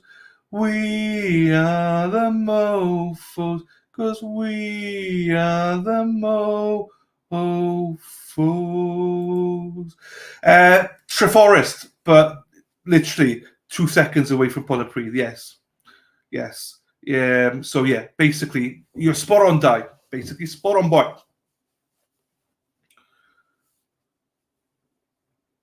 Right. It's spitting out. Spitting. Where are these people? No worries, Kendall. It's all good. Right. I need to go to the toilet. I won't lie to you. Thank you very much, Kath. I appreciate that. Thank you. If you enjoy the channel, I appreciate that. Thank you. Mel, hello to you. How are you doing? Stacey, my darling. How are you, my darling? Right. I need to go to the toilet. I don't normally need to go to the toilet, but I need to go to the toilet for a slash. I will be back 2 seconds.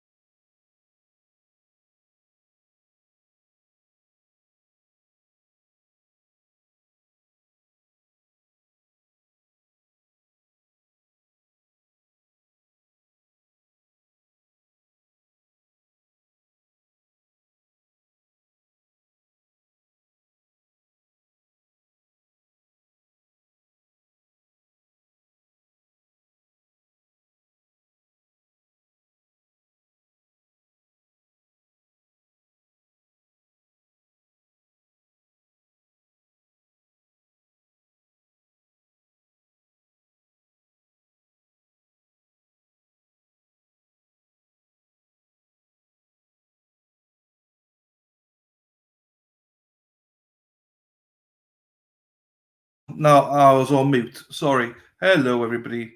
I go slash SLASH. Sorry, I have to wash my hands then, so it takes a bit of time. Bum, bum, bum, ba, da, da, da, da. Thank you, Joyce. Appreciate you. Thank you. We'll allow it. I know. Thank you. No, you see, I had to do it. Right. I'm not sure how long this break is.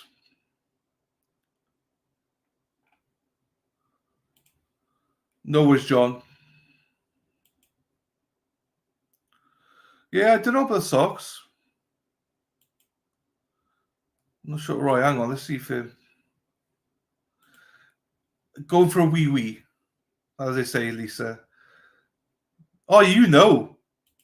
You'll know anyway, Lisa. You know. Here we go. Be accurate in terms of the memorialization of things that are found of note during a search, correct? Yes, And the way that you normally would memorialize something like that would be in a police report, correct? that's one method. Yes, You might have personal handwritten notes I that might. would attend a search, correct? Yes, You might videotape part of it or all of it, I could. and then you could photo document it as well. Yes, But ultimately, the circumstances surrounding how something was found or what was found at the time is best done in a memorialization in a police report, correct? that is one method. Yes, And that is the official record of what was done at the time and who did it, correct? yes, And you did in fact draft a police report as it pertains to the search that was done by the CERT team on January 29th, 2022. yes. Mayor Pro Tem? Yes.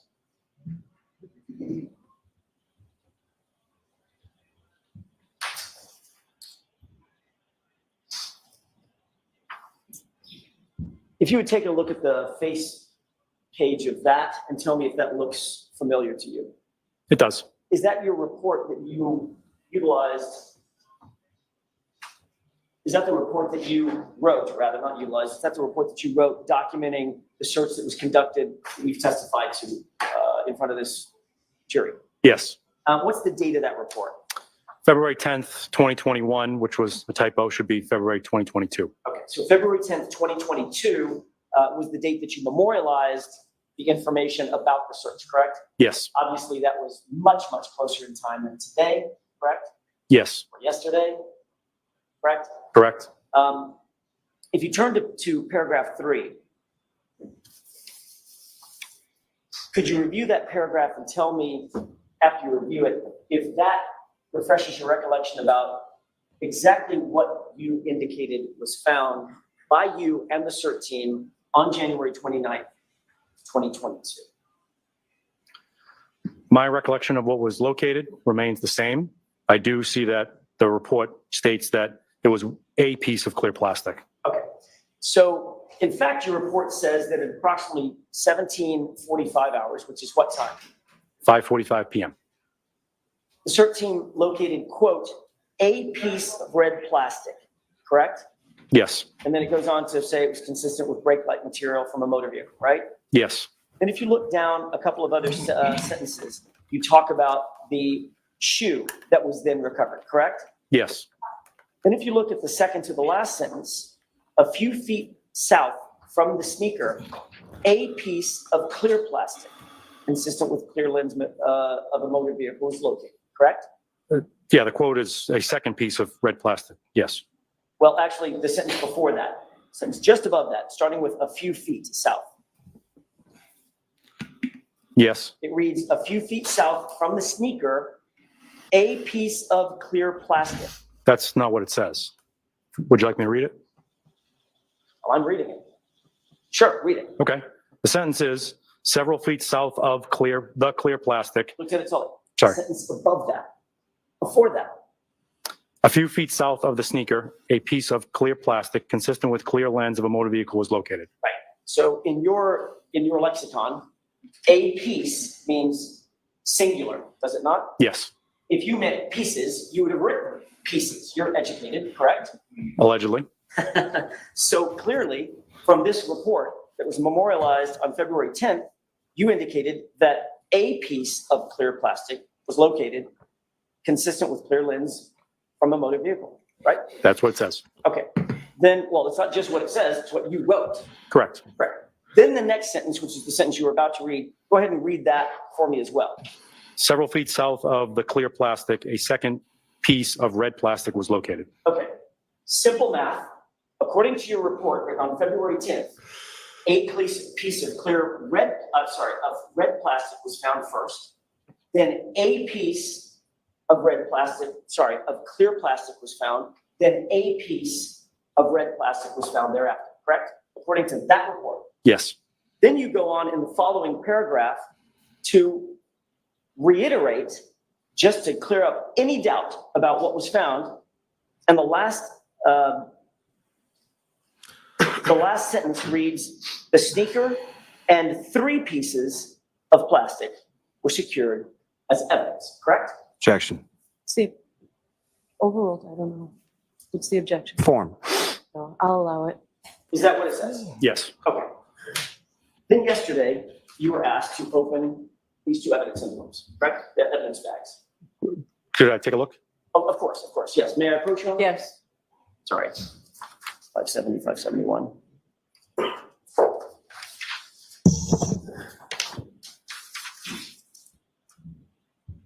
Those are the bags that you opened yesterday, correct? Yes. You indicated yesterday in front of the jury, you didn't indicate, you pulled out 2 pieces of clear plastic, did you not? I did. Okay. That was in bag, I want to say that was in bag 570. Why don't we do this? Can you please open, with the court's permission, can you please open bag 570, I'm sorry, exhibit 570 in that bag, and just look inside. I didn't bring gloves with me, Your Honor. I think there might be some on the stand there thank you, Your inside Honor. that.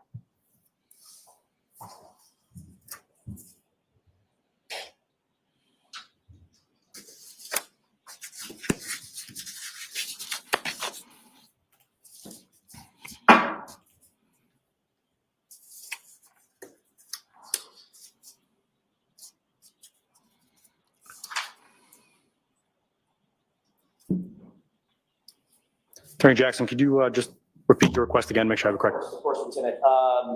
Let's start with 570. Okay. I don't remember which one it is, so if you could just open it and look inside and describe for us which items are inside that bag. So 570, the description is pieces of red hard plastic taillight cover, Contained inside this bag, Look down in there and tell me, do you see red plastic pieces? yes, Okay. Yesterday, you pulled out 2 pieces and indicated that was what was contained in the bag, correct? correct. Take another closer look.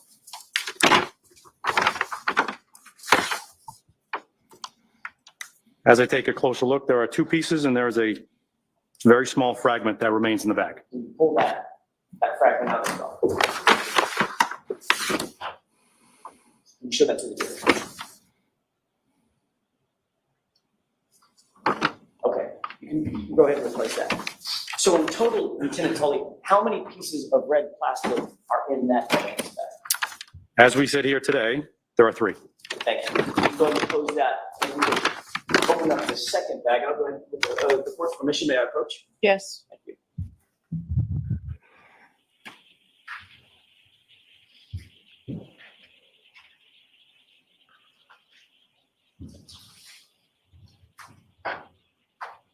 Your Honor, may I? Yes. If you wouldn't mind, the next bag is exhibit 571, is that right? Yes, Could you please open that and let's go through the same process? Just look inside and tell us what you see. inside 571, there are 2 pieces of clear plastic. I need to replace those. May I approach?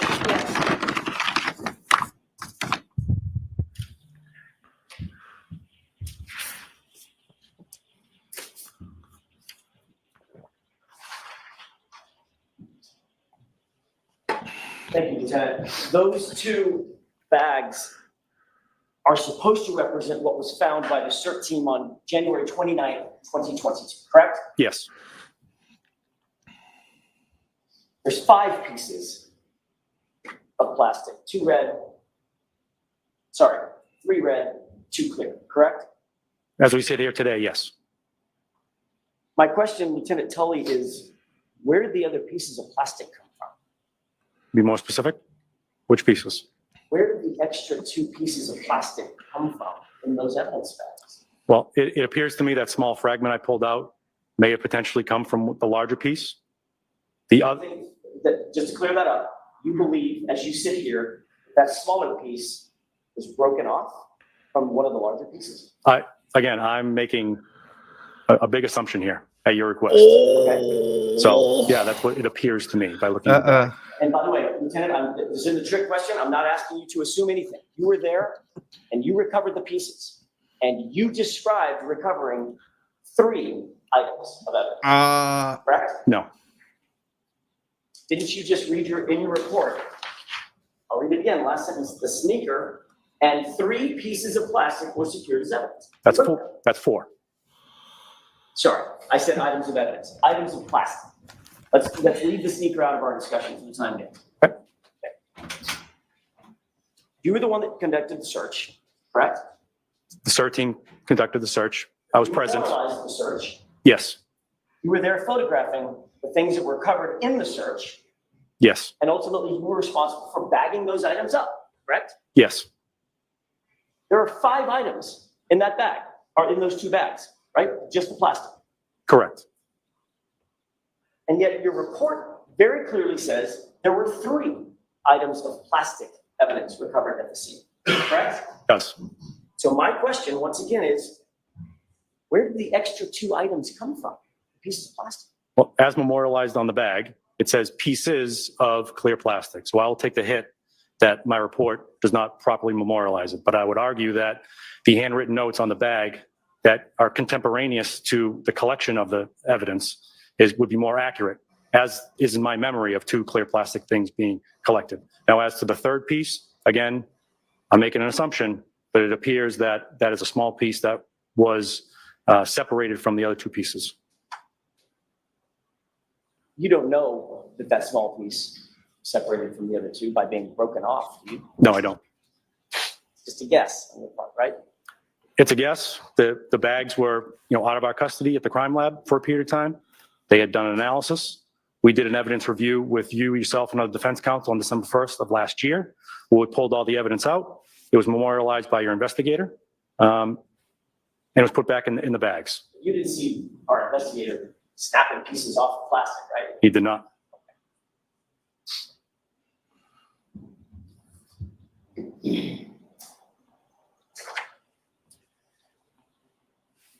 I want to shift gears for a second, Lieutenant, and talk a little bit about the cell records that you testified to. Specifically the Verizon call records that you testified about. During your training, the 200 plus hours of training that you had, you've learned how to read Verizon records to determine the cell towers that are used in your investigation, correct? Yes. You were also taught how to read Verizon call records to determine the sector or the side that a cell tower is pinging, for lack of a better word, called a cell face, correct? Yes. All right.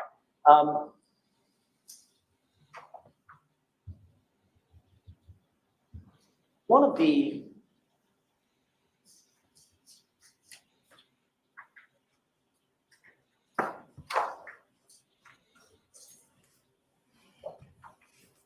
May I approach? No? Yes. Thank you. Now, Lieutenant, one of the documents that you rely on pretty heavily is ultimately it's a call record that gives you certain information provided by the whoever the carrier is, Verizon, AT&T, T-Mobile, whoever, right? Yes. Do you recognize the document that's in front of you or the portion of the call record that's in front of you? It appears to be a portion from the call detail records we referenced earlier. Okay. My questions about this are relatively simple. There is a sector number that provides information that describes the directionality, if you will, of the target phone number, which part of the cell tower that target phone number or that target device was facing, correct? Yes. In your maps, did you include any of the cell face data about which portion of the cell tower was pinging vis-a-vis the phone that was being tracked? No. Can I explain why I made that decision? Please do. When the trouble with depicting and making exhibits when relative to cell phone records is you don't want to make the map too complicated. So as I describe it to the jury, I want to make sure that the record is clear. Now, I don't typically will use the sector as part of my maps. I would argue that it gives greater deference to the defendant because the phone could be anywhere within a 360-degree area of the antenna opposed to a narrower 120-degree area around that antenna. So for the purposes of making a clear depiction, I typically will not use sector unless it's absolutely important to show that a handset was in a specific location. And so you did not include the sector information on the maps that you provided, both to Mr. Lally and that you showed to the jurors provided us, right? Yes, as relative to the CSLI ones, yes. So in point of fact, according to the map at least, wherever that little triangle is, that red triangle that you use to denote the cell tower or the antenna, the responsive phone, the device, would be anywhere on a 360-degree azimuth from that antenna, correct? Yes. I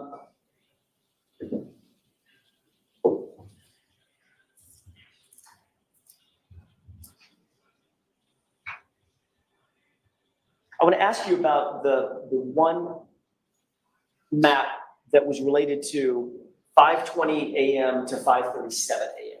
Remember that? Not off the top of my head. Okay. There were several maps shown.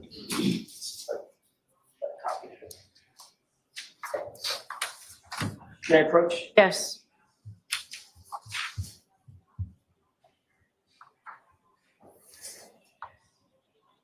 That's a copy of a page of an exhibit that's already been marked and entered into evidence. You recognize that?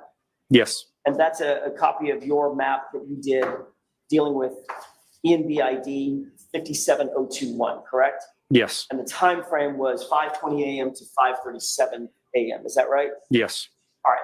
And by the way, do you know what ENBID stands for? No, that's why the legend key is helpful. It's node is the NB, but I'm unsure on the E.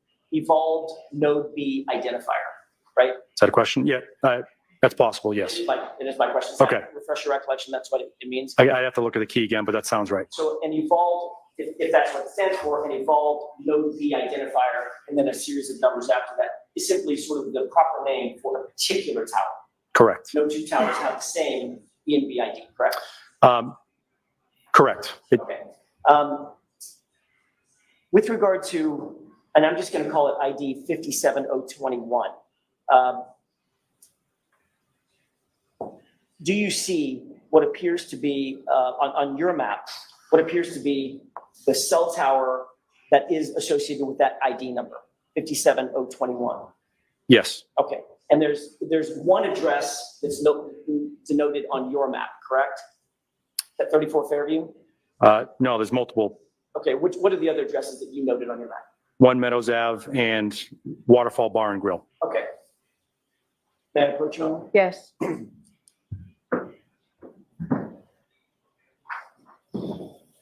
If I could hand you another map, does that appear to be a Google map? Yes. Does that generally track the map that you created, the darker map you created? Meaning it's the same basic scale? It is not the same scale. How much different is that scale?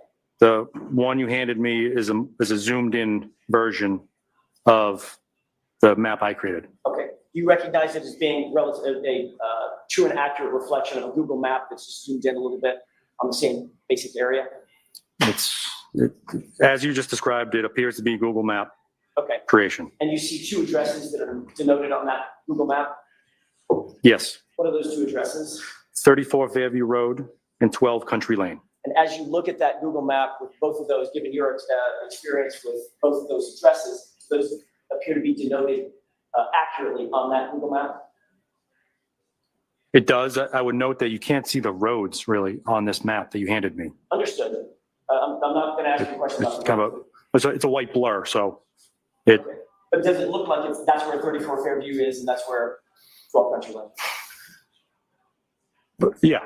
Okay, then I'm going to ask you for the third item that's denoted on the map, and that is the cell tower 57021. Do you see that denoted on the map? Yes. Does that appear to be generally accurate in terms of the spatial location of where that cell tower is? Yes. Move through the addition of that item, that document.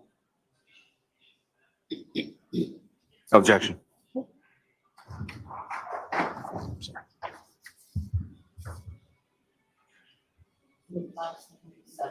Thank you.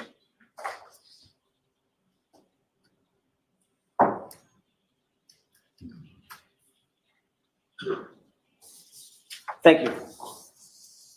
Taking a look at that exhibit, would you agree that the cell tower 57021 is significantly closer to what's denoted as 12 Country Lane, the McCabe residence, physically as a crow flies, than it is to 34 Fairview? I would not characterize it as significant. How would you characterize it?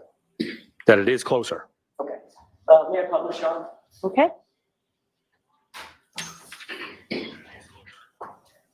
Take a look.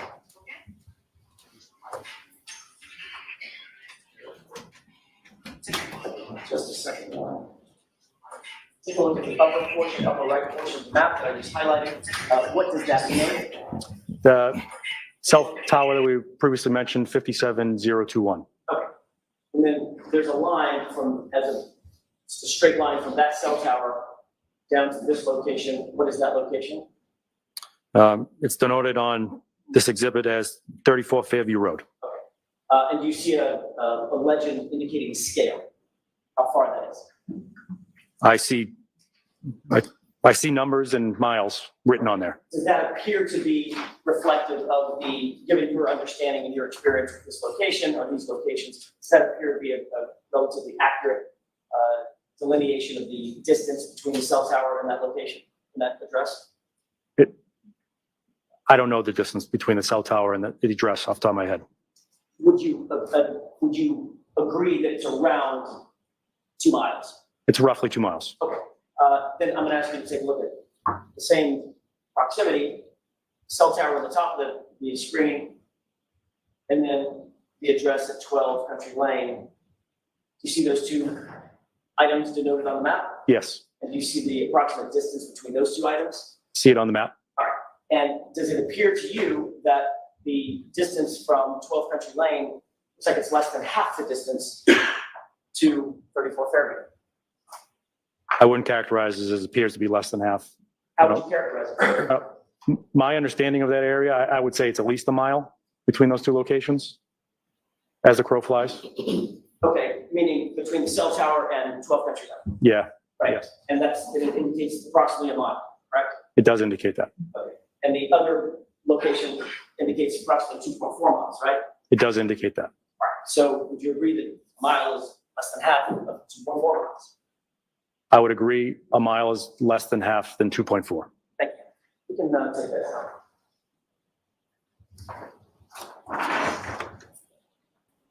You also noted that there were two cell towers much closer to 34. There are two cell towers much closer to 34 Fairview than the 57021, correct? Yes. And as a matter of fact, you already noted that for the jurors that say at 6 a.m. or 6:05 a.m. and thereafter, when it's clear that Ms. Reed was at 34 Fairview, she found the body of John O'Keefe, that her phone was relaying to those two towers, bouncing back and forth, correct? Yes.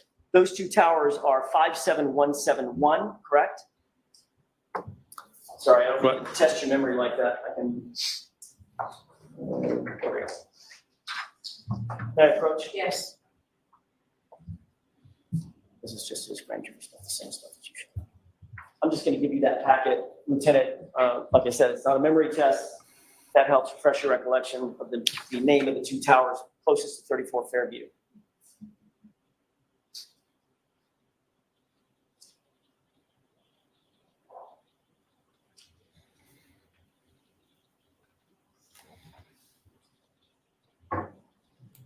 Do you have that in mind? Yes, sir. Okay, so the two towers closest to 34 Fairview are 57171, correct? Yes. And 57286, is that right?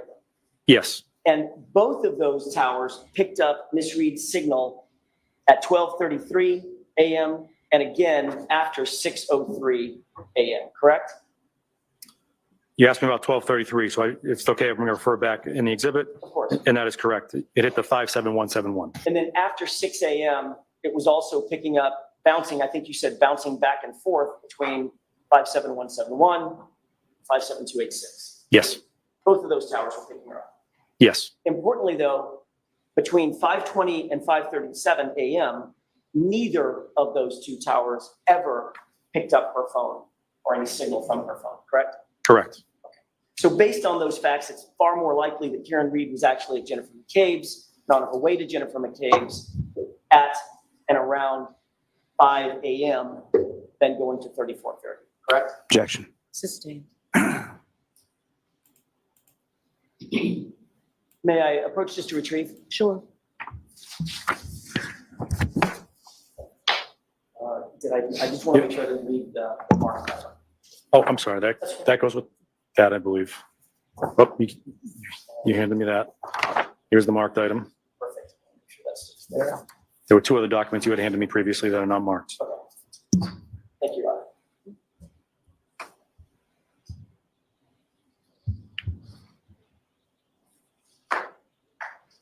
I just want to touch very briefly on the ranging data, the RTT records. What does RTT stand for? Depends on who you ask from Verizon, either range to tower or round trip time. Have you ever heard real-time tool? I have. Okay, so that's the RTT has several acronyms, but real-time tool is one of them, correct? Yes. The RTT data is what you earlier described as a ranging data or access distance, correct? I didn't use the term access distance. I know that Verizon may, but I said ranging. So it's just in common vernacular, it's the distance from the tower or from the antenna to where the signal is going, correct? Yes. All right. May I approach one more time? Yes.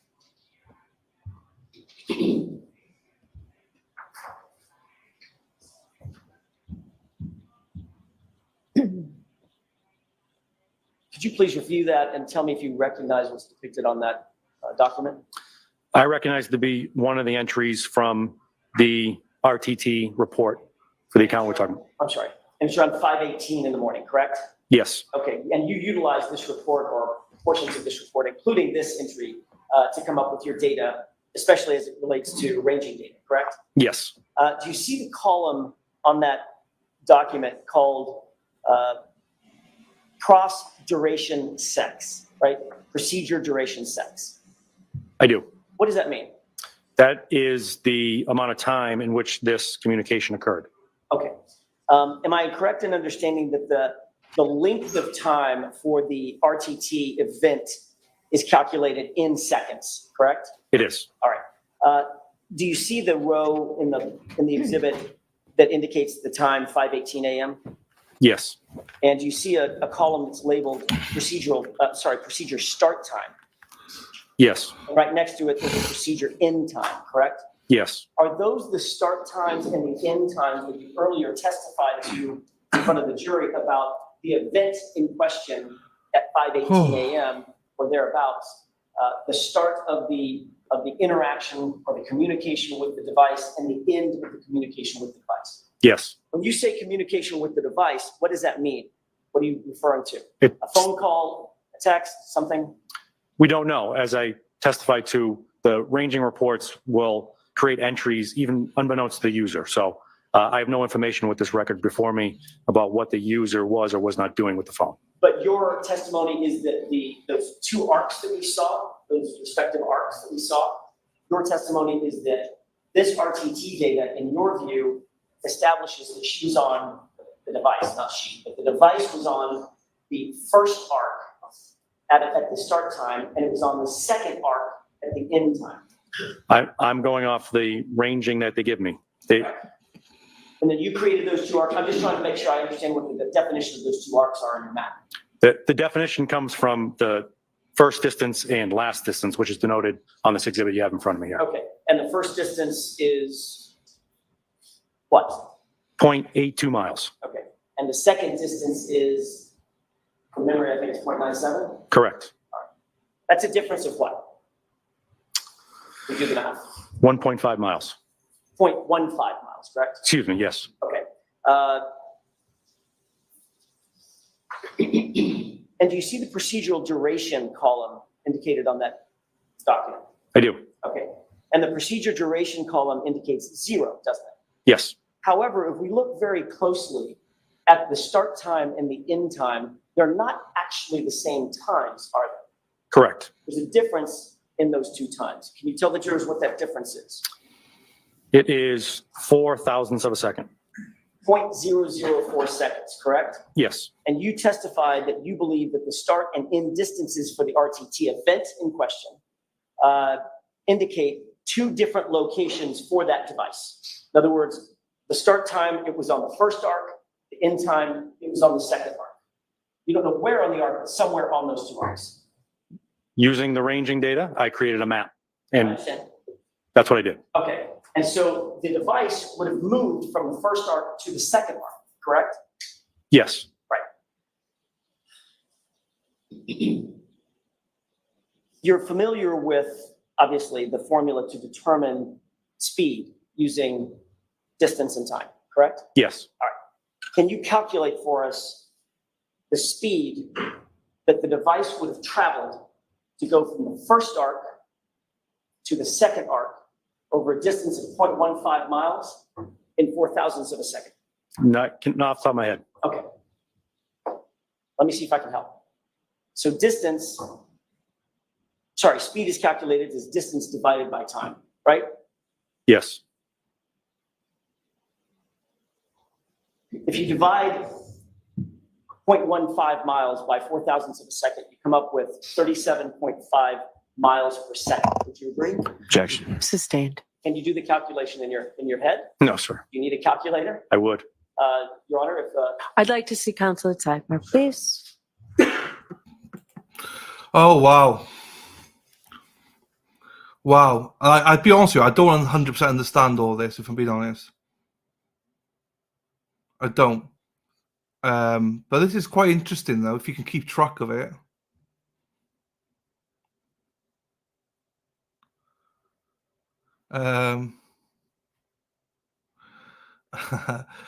Yeah, if you keep track of it, it's good. Jackson is amazing, isn't he? I don't know, Elizabeth. I don't know.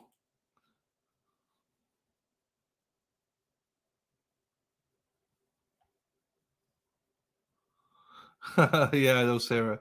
Thought you knew everything. Why are we zooming in on that for?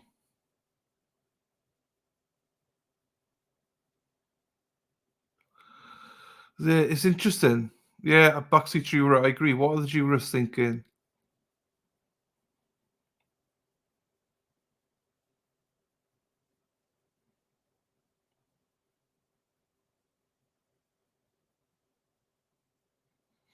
There we go, back to Karen again. Just leave her alone, man. Leave her. I've never seen a defendant get shown so much as what Karen gets shown. Let's see the witness. She's the one that we want to. He's the one on the stand. Let's look at him.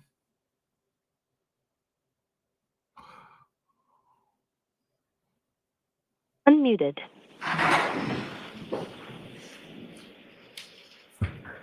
So Tully, do you happen to have your cell phone with you? I thought you were going to ask the other question first with your numbers. I can. Let me ask you, so you don't have to sit there with a cell phone in front of you. Let me ask you if you would agree with this, that 0.15 divided by 0.004 is 37.5. I'd have to write it out. I'm not sure. I'm sorry. If you had a calculator in front of you, could you do it? I could. You don't have your cell phone with you. I do not. With the court's permission, I've got mine right here. I can turn it on, or my co-counsel has. How about, can you use Madam Court Reporter's cell phone and do that? She's closest. Yes, Your Honor. Thank you. Thank you, Madam Court Reporter. Thank you, Your Honor. If you could divide 0.15 by 0.004, let me know what you come up with. 37.5. So that would be, given the fact that the distance as calculated, as indicated on that record, the distance is 0.15 miles over the course of 0.004 seconds, right? No, I would push back as to when the distance was being created. That's the first distance and last distance. Correct. What you indicated was the cell phone or the device was on the first arc during the first time, and the start time, and on the second arc at the end time. All I'm asking is some basic math. So you would agree that if the calculation we just did, or you just did, is 0.15 miles divided by 4 thousandths of a second, that is 37.5 miles per second, to stay consistent, miles per second, correct? Well, I don't agree with the premise of the question. So You don't have to agree with the premise of the question. I'm asking you about the math. Oh, the math is correct, yes. The math is correct. Right? It's miles per second, correct? Yes. Based on that calculation. In order to get to miles per minute, you multiply it by 60, correct? Yes, Can you do that for me, please? Madam Clerk.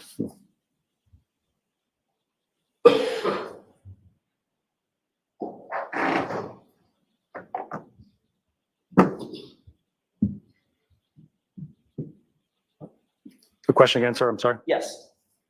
Multiplying 37.5 times 60 would give us miles per minute. What is that number? 2,250. And if we wanted to go to miles per hour, which we're more familiar with, multiply it by 60 again, wouldn't you? And what's that number? 1,035,000. Excuse me, sorry. 135,000. 135,000 miles per hour, correct?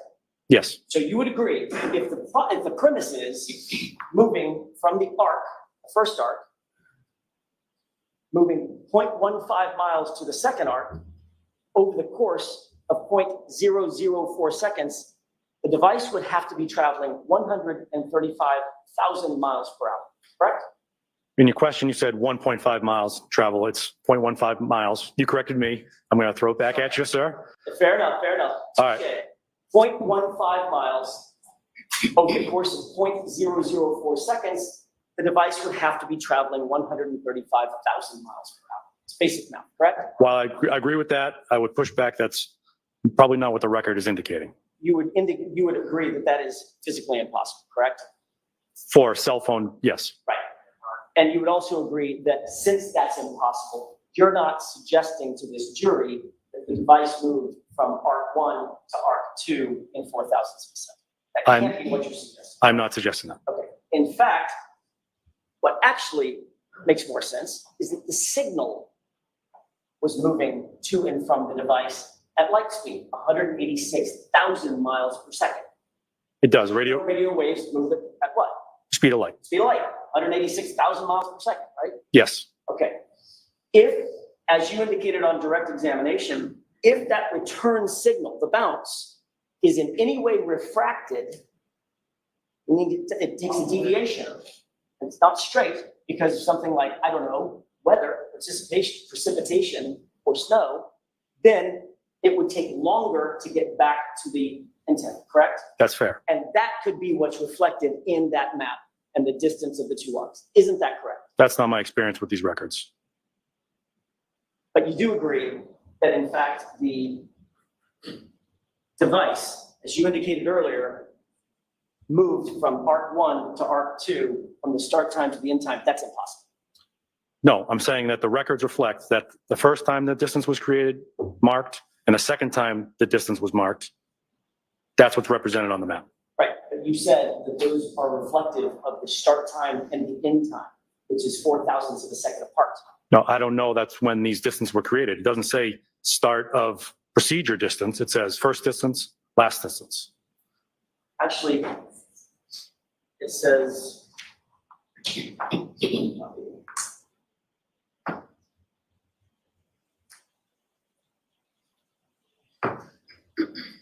if I got the copy of what I just gave you. I don't. Fair approach? Yes.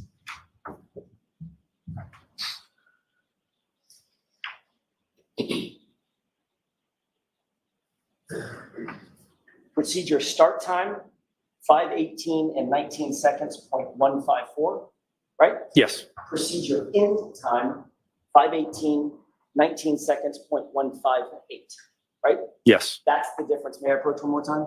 Yes. That's the difference.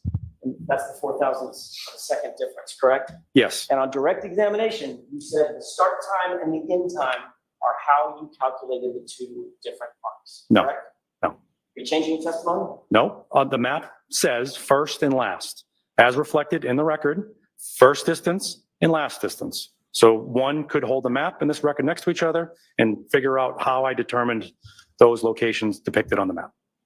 It doesn't say start and end time. It says first and last. Right. But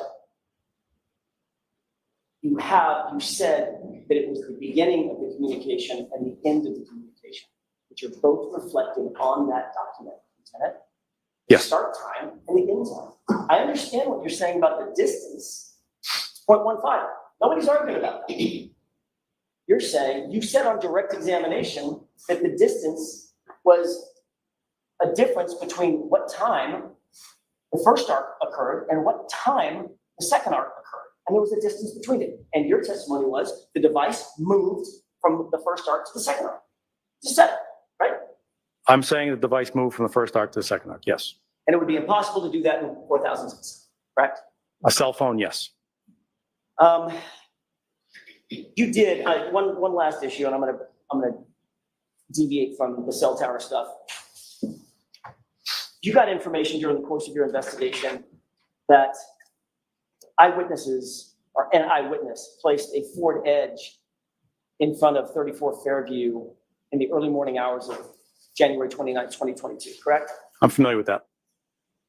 As the supervising investigator, by the way, you were familiar with the fact that the eyewitness placed that Ford Edge sorry, see if I can start that over. The eyewitness indicated that the Ford Edge was placed there sometime between 2:30 in the morning and 3:30 in the morning, correct? I'm familiar with that. All right. As the supervising investigator, did you do anything to investigate the circumstances of that Ford Edge being placed in front of 34 Fairview sometime between 2:30 and 3:30 in the morning? Yes. What did you do?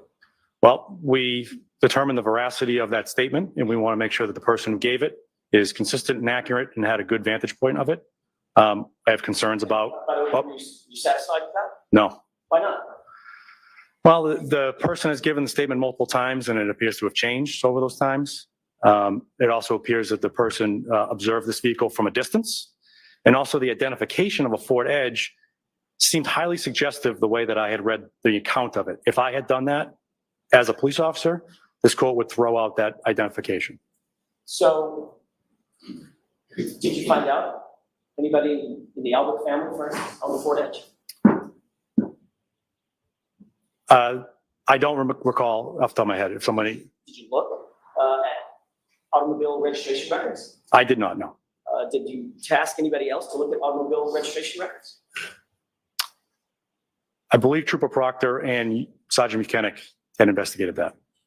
And do you have any idea what that investigation revealed? I don't. Did the Alberts own the Ford Edge? I don't know as I sit here.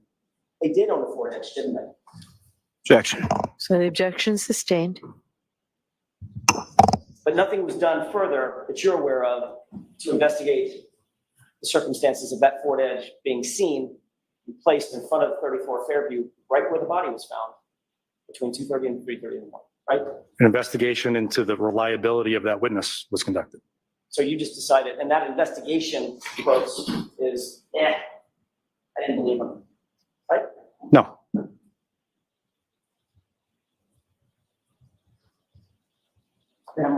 Yes. That's all I have. Okay, Mr. Lally, anything? Just briefly.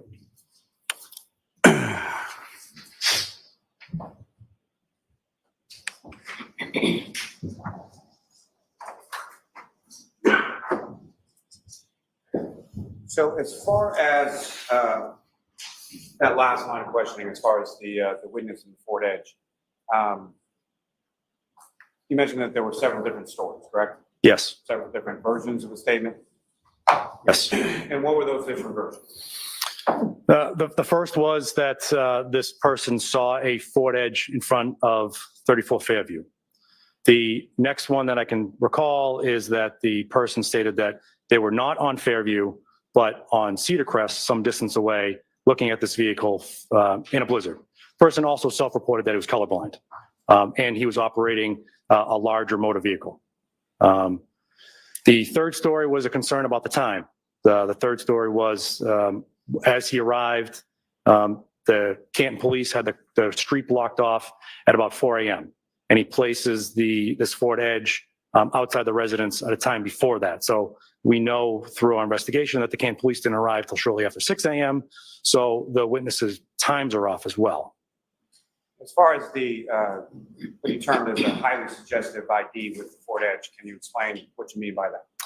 As I read the report, the investigator had asked the person first a question. They stated that there was a vehicle in front of 34 Fairview Road.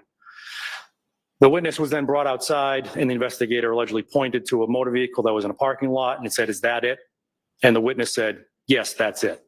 And so it's suggestive in the fact that it would be a single photo identification, which, you know, as a police officer, I would not give somebody one thing and be suggestive, "Is this it?" Because as the courts have ruled, that's highly suggestive, and the person's more likely to adopt that description of whatever they're describing, opposed to if you use other methods.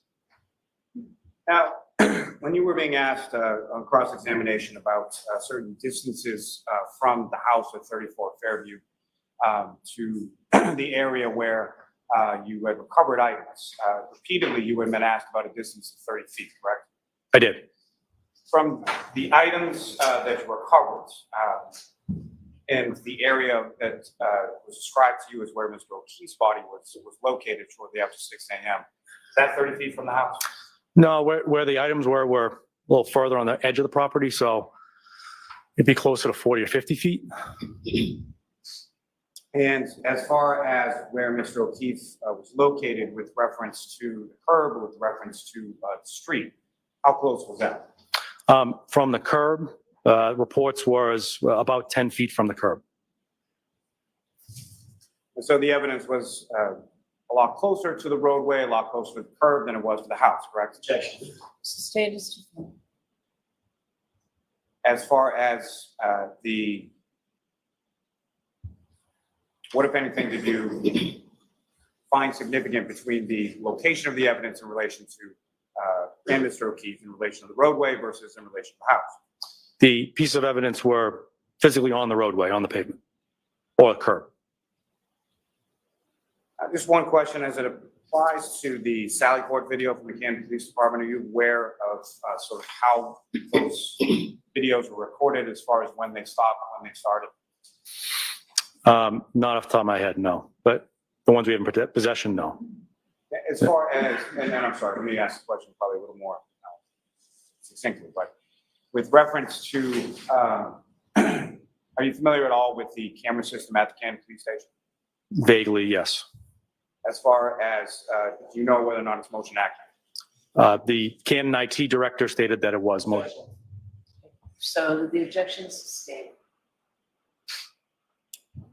So let me ask you, are you aware that the cameras are motion activated? Objection. As to format system, What, if anything, are you aware as to how the cameras? Objection. I'm going to allow You approach. it. Okay? Lally, You are muted. what if anything? His default always is if he gets sustained, is like, what if anything? It's like, Lally, gee, be more creative, Lally. This is interesting. This is interesting now. This means lucky. They're trying to say that, well, the way Tully is speaking, they're trying to discredit Lucky already. We already said, oh, he's colorblind and stuff. We're just trying to put in there that Lucky's not a reliable witness. So I don't know. This is a little bit of an unusual one.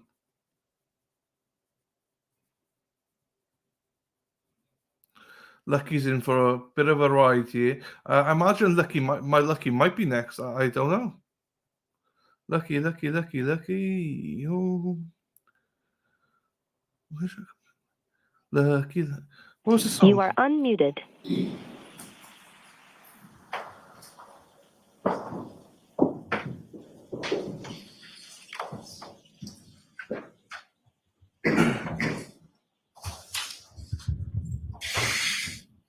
Now, Lieutenant, when it came to the Sally Port video, at some point you did review them to some extent. Yes. Now, with the course of your review, what, if anything, did you note in reference to time? Was it sort of one long consistent, or did it jump? It jumped. And based on that, what, if any, conclusions did you draw as to how that video recorded? It appeared to be motion activated. As these jumps occurred, it appeared to be triggered by motion. Now, with reference to the items that were recovered on January 29th during the search team search that you were present for, in addition to your police report, how, if at all, were they memorialized? On the exterior of the paper bags that they were contained in. And when was that done? Before or after February 10th, when your report was written? Objection. Ask it differently, Mr. Muller. When was the memorialization on the evidence bags done in relation to when you wrote the report? Objection. I'll allow it. The difference would be the notes on the outside of the bag happened at the time of collection, and then I wrote my report 11 days later. So, as far as your memory, as you sit here and testify today and yesterday, as far as the items that you took out of the bag, are those the same items that you recovered or were recovered by the search team on January 29th? Yes.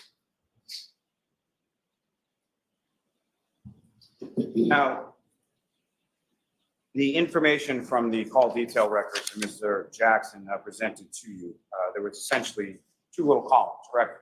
2 rows, yes. Rows, excuse me. And was that sort of the entirety of what you reviewed as far as the call detail records in relation to generating the slides that were depicted to the jury? No. And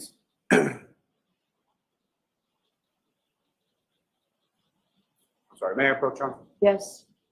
May I see the exhibit? Sorry. These are not marked. Mark. Which one? Whatever the last one was, Mr. Yes, thank you. May I approach the witness, John? Yes. Showing you now what's been marked as exhibit 577 with reference to what Mr. Jackson had given you earlier. Lieutenant, from what's depicted on there, what, if any, issues do you have with the depiction on that exhibit? Like I mentioned, it's difficult to get a good sense of what we're looking at because the roads don't really appear on here. If they do, they're light and faint.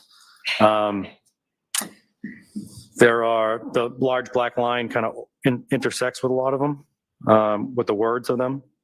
At the bottom, it looks like it's written map scale next to a scale, but I can't attest to the veracity of that. Those would be a couple problems I see.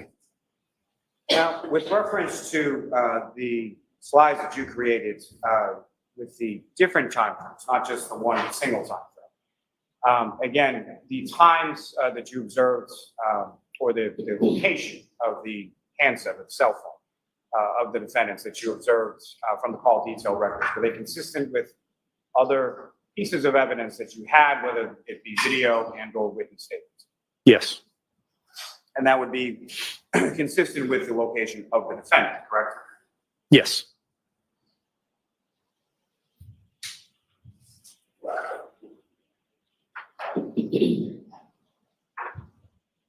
Now, we're asked some questions about speed and distance traveled. And you indicated that you did not agree with the premise of Mr. Jackson's question, correct? Yes. Can you explain to the jury what it was about the premise or what it was that you did not agree? So while I agree it would be impossible for the phone to travel at that distance, I disagree with the premise that the procedure that was being captured here and the distances may not be at the same time. So there may be the distance could have preceded the procedure, and the end distance could have been after the procedure.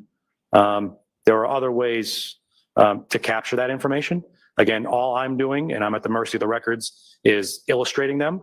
I then take the next step in order to corroborate that information, ideally through video and other location-based information.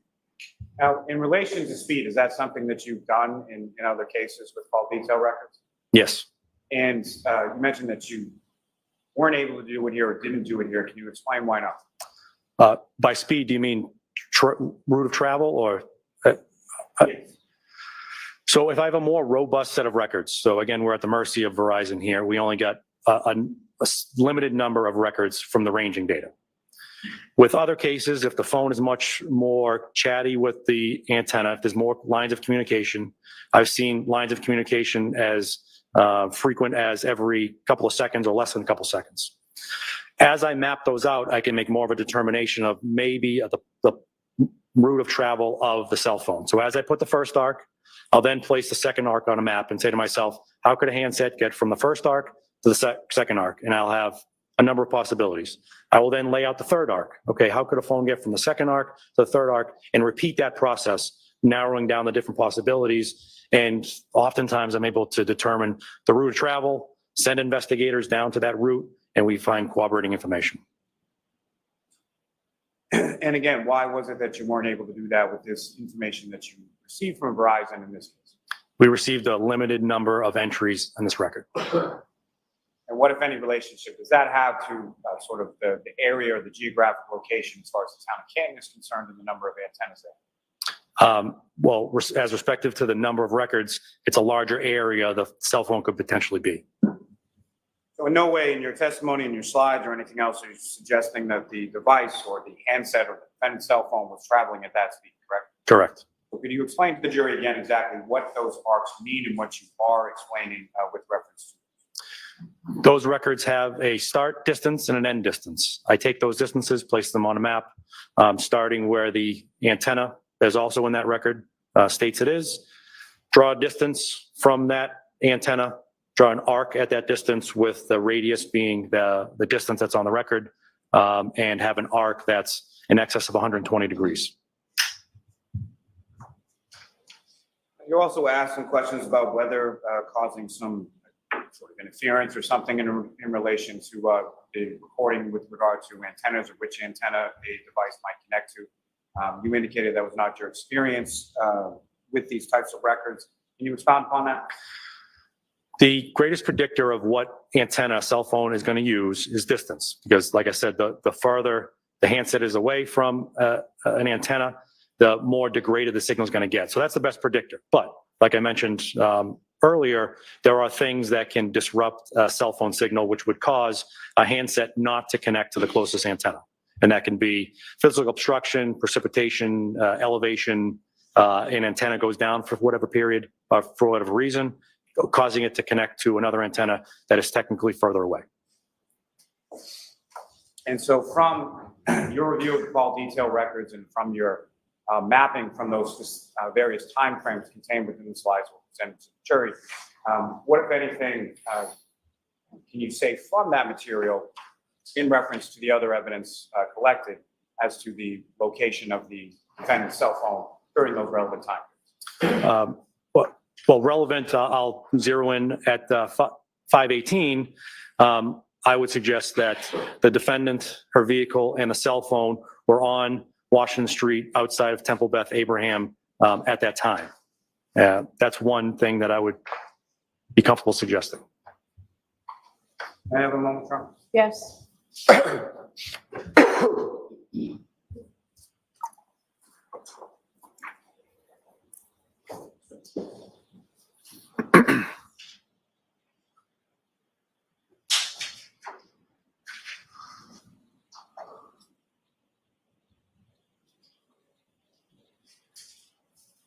Thank you, sir. Nothing further on. Jackson? Very briefly, Lieutenant Tully, do you still have, I think it's 578, exhibit 578? I have 577. Is 578 is not marked yet. Oh, it's not? Where's the RTT record? Is that 577? I have RTT records that are not marked in front of me. May I approach? Yes.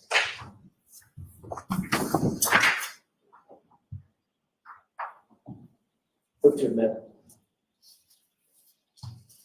So, Objection. right. So let's mark it for identification.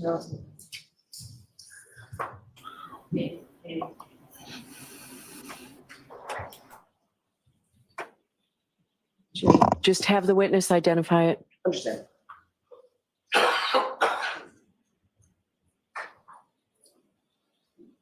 Sorry, then that was letters. Triple K. Thank you. You're looking at triple kilo, correct? Yes, sir. All right. When you created the arcs on your map, you also put on the map 5:18 a.m., correct? Yes, Where'd you get that number? from the procedure start and end time. So you did use the procedure start time and end time, correct? To denote the time, but not, to denote the time on the slide, yes. Time of the event, correct? Yes, All right, so the 5:18-19, I'm sorry, 5:18 and 19 seconds, and then, I don't have it in front of me, but 0.154, I think. Is that right? yes, That was the time that you used to establish that the device was on the first arc, correct? no, I didn't use it to establish the arc. I used the distance to establish the arc, and I placed the time on the slide. What time, Lieutenant Tully?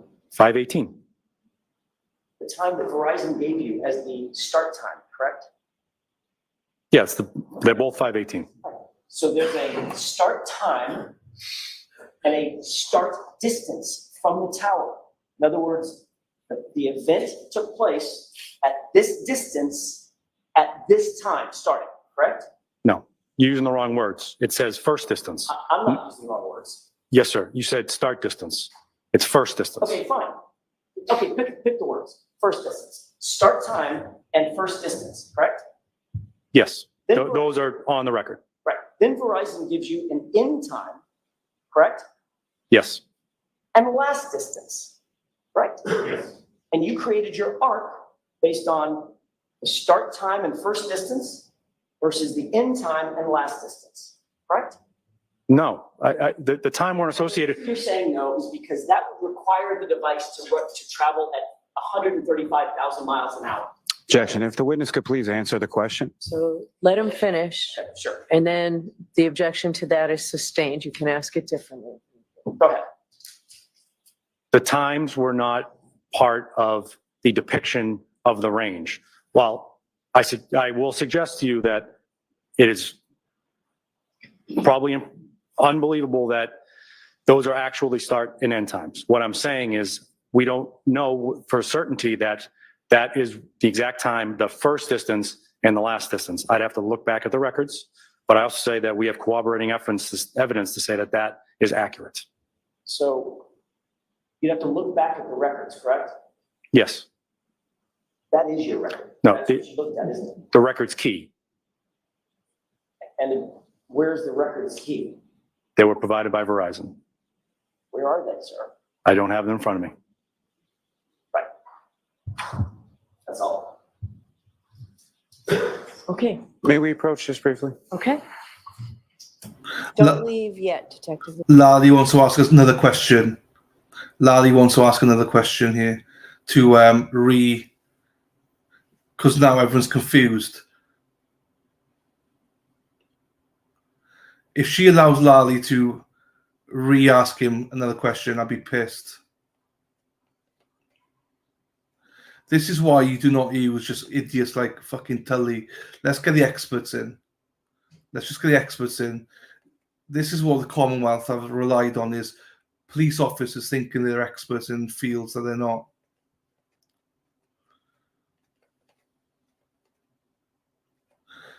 There's so much not in evidence. So much not in evidence. Basically, they're making shit up as and when they want to. Half the stuff isn't even in evidence. Kathleen, don't worry, you're not the only one. This is very...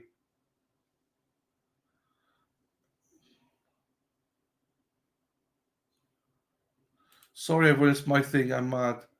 David, don't be sorry. It's fine. Silly dilly dally dally. Lali and Tully are no experts. They're not. Let's wait for the expert. I mean, there's now a key that no one. I mean, look, because it places her in different locations. So this is why it's key. Where she was at certain times, which route did she take? What it just impacts on everything. So you'll see, once the experts come in, we'll see it. You hit nail on the head, Deland. This should all be done by independent experts. Yes. Scott, big dog. I hope so as well. Especially now they're trying to denounce Lucky. If she allows him to fucking ask a question, I'm gonna be pissed, people. Lali, you've had your time. This is not an expert. Get out, Lali.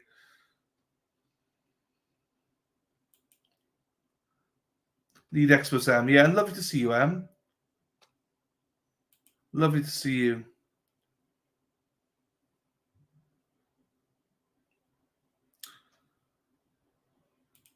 I'm not confused. It's only because Tully is lying his butt off. And he's going down. Sir, if I may have that. Oh!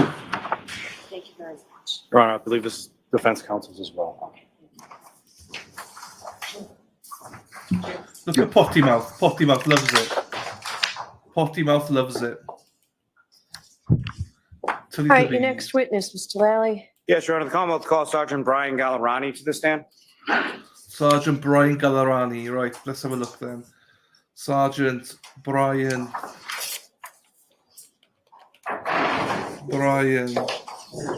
Gallerani. I don't know how to spell that, but we're taking a stab at it, so. You saw this when the evidence of the court and jury in the case now hearing the truth, the whole truth, and nothing but the truth, so help you. I do. Thank you.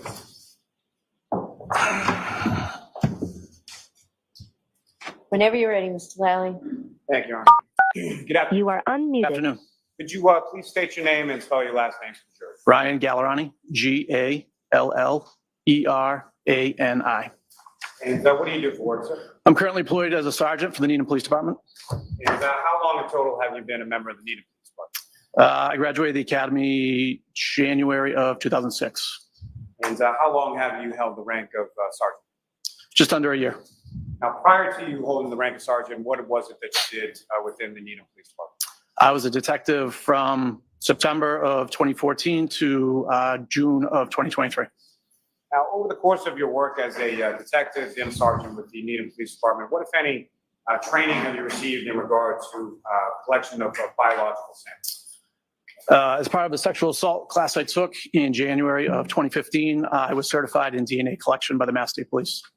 And can you explain a little bit to the jury about sort of what that certification process entailed or what it was that you did to become certified? So I was specifically certified in buccal swabs, which is the process of collecting cells suitable for DNA comparison by swabbing inside of a person's cheek. And that certification, is that up to date at this point? Yes. Now, at some point on January 16th, 2024, did you have occasion to collect buccal swabs or samples in relation to this case? I did. And fair to say, as far as your work with the Needham Police Department, you had no familiarity or work with the investigation on a Canton Police Department case? Correct. Or on a state police case involving incidents that occurred in the town? Correct. You didn't know any of the parties involved in the case? I did not. And so on January 16th, 2024, where did you go on that day? I went to the Norfolk District Attorney's Office in Canton. And who, if anyone, did you meet with, or who, if anyone, did you collect samples from on that day? I collected samples from Sergeant Buchanan and Trooper Proctor. And can you explain to the jury just briefly as far as the process of your collection, as far as what physically did you do? So I physically swabbed the inside of their mouths with a cotton swab and collected the evidence, sealed it up in a buccal swab kit, photographed it, and brought it back to the Needham Police Department. And when you brought it back to the police department, what did you do with it then? I entered it into the evidence. And did you do that in conformity, both the collection and the securing of the item, did you do that in conformity with your training and certification on buccal swab collection? I did. Now, with reference to those items, at some point were you informed that those items were to be transported to a voting technology lab in Lorton, Virginia? I was. And were there specific instructions as far as shipping was concerned that were provided by the voting technology lab? Yes. And the shipping that occurred in this case, was that in conformity with what Vodia provided as far as the policies and protocols for shipping those types of materials? It was. Thank you, sir. I have nothing further. Anything? We have no questions. All right, you're all set, Sergeant. Thank you. Very Have a much. good day.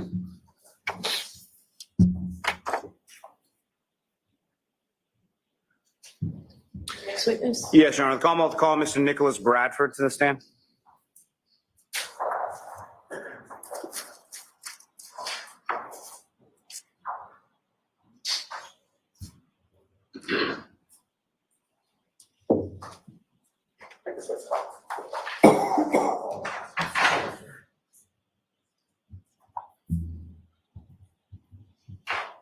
Step right up. Watch your step forward. You solemnly swear the evidence given to the court and jury in the case now and hearing the truth, the whole truth, and nothing but the truth, so help you God. Thank you.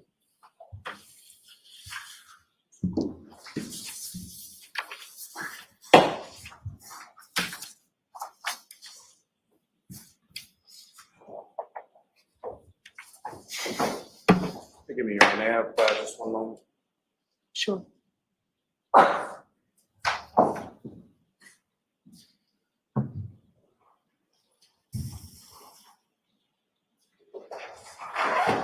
Good afternoon, sir. Good afternoon. Could you please state your name and spell your last name for the jury? Yep, it's Nicholas Bradford, Bradford. And sir, that microphone before you is adjustable. You can place it anywhere that's comfortable for yourself. Okay. What is it that you do for work, sir? I'm a DNA analyst for Bodie Technology in Lorton, Virginia. Okay, you're definitely going to have to keep your voice up, sir. Okay. Sorry about that. You. Now, sir, if I could. Sorry. It's Bodie Technology in Lorton, Virginia. And for the record, Bodie is just spelled as far as B-O-D-E. Is that correct? Correct. Now, sir, if I could just ask you some questions about your educational background, starting with your undergraduates. Where did you go for your undergraduate, and what, if any, degree did you receive from there? I have a Bachelor of Science in Forensic Biology from Mercyhurst College in Erie, Pennsylvania. And then following your graduation with that degree, where did you go? I have a Master of Forensic Science in Forensic Molecular Biology from the George Washington University in Washington, D.C. And when about was it that you received that master's? It was around about 2011. And with relation to your graduate work and your work at Bodie, when did your work at Bodie begin with relation to your graduate work? I started at Bodie at about 2009. So during the course of your graduate school? Yes. And when you started with the Bodie lab, what was the sort of position or what did you start doing when you began? I was a DNA technician. We assisted the analysts with their case files, and we primarily operated the different robotics and the different processes in the lab. And at some point over the course of your work there, you then became an analyst, is that correct? Yes. And about how much time elapsed or how much time did you spend as a, excuse me, as a technician prior to becoming an analyst? I was a technician for about a year, maybe two. And then I was in the data banking section as an analyst. And since then, I've worked in the high throughput casework group and the customized casework group. Now, as far as your work within this particular field, have you had occasion to work at any other sort of labs or facilities? Yes, for about 3 years, I worked at the Pennsylvania State Police DNA lab. Now, Bodie Technology, as far as that lab is concerned, can you describe for the jury sort of what kind of lab that is? And let me ask you first by just about how many analysts work at Bodie Technology? Somewhere in the neighborhood of maybe 100 analysts, give or take.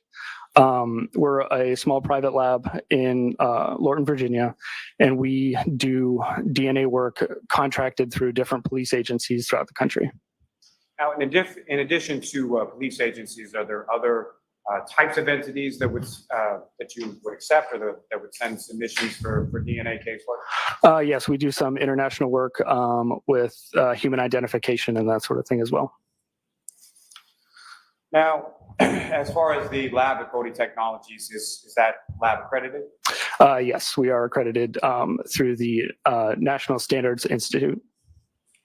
And can you speak a little bit about that sort of accreditation process and what it means to be an accredited lab? Yes, so that the National Standards Institute has a set of criteria for DNA labs doing forensic work.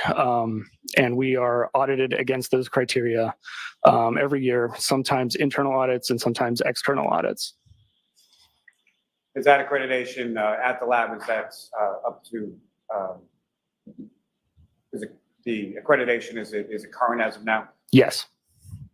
Now, with reference to your work as a DNA analyst, can you describe just in general terms for the jury what it is that you do in reference, what is it that you do in reference to your work as a DNA analyst? Yes, so we take in evidence that's submitted to us. We process it through the DNA processing. So there are 4 basic steps to DNA. There's extraction, so that's where we separate out the DNA. And then there's quantification, and that is basically just us determining how much DNA we have to work with. The next step is amplification. So depending on the case and the different processes that we're going to use, we're targeting a number of different locations in the genome, and we're going to make millions of copies of each of those locations. And in each one of those copies, there's a little fluorescent tag that we can then detect in the detection step, and that's the 4th step. And then that from there, we have the DNA profile for that sample. Now, with reference to the lab, as far as training is concerned, you mentioned that you spent at least a year or 2 as a technician prior to becoming an analyst. What are some of the training, specialized training in this area that you undergo as an employee at this lab?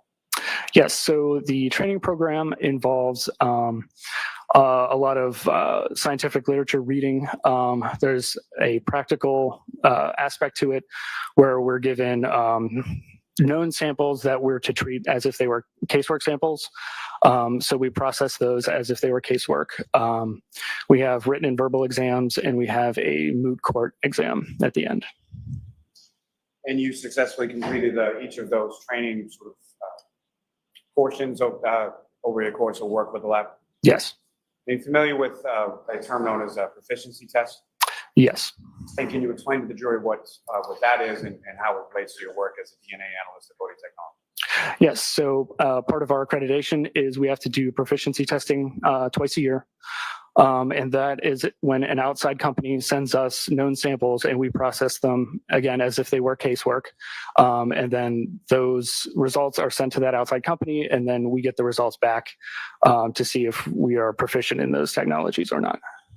And with respect to yourself, as far as the proficiency testing that you've undergone, what, if any, issues have you had with proficiency testing that you've undertaken? I've passed all my proficiency tests. Now, what is DNA? So DNA is essentially the blueprint for a living thing. It's in most of our cells, and it's unique to an individual with the exception of identical twins.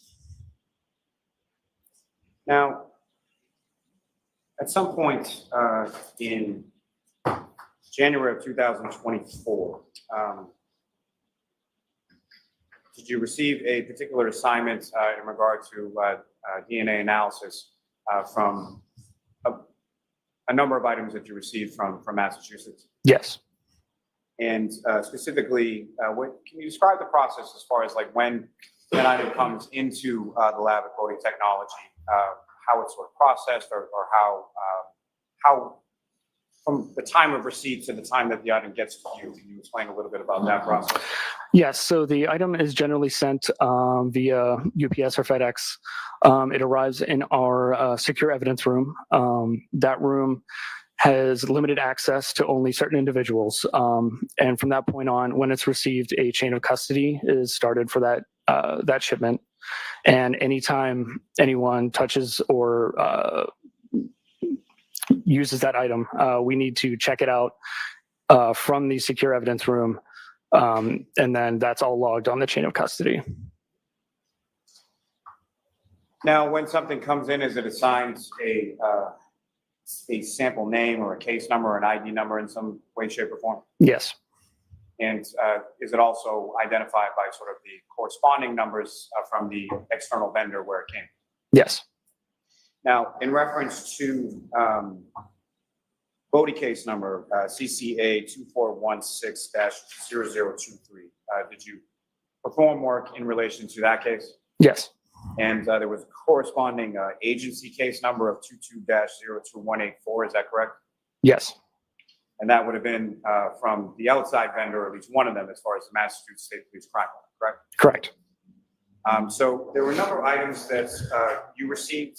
If you could identify them for the jury, what you received, and specifically sort of what you looked at. Yes, so we received an apparent hair.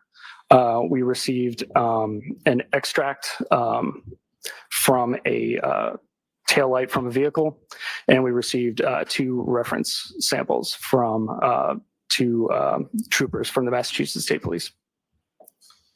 And in addition, was there a sample ID as far as the known standard?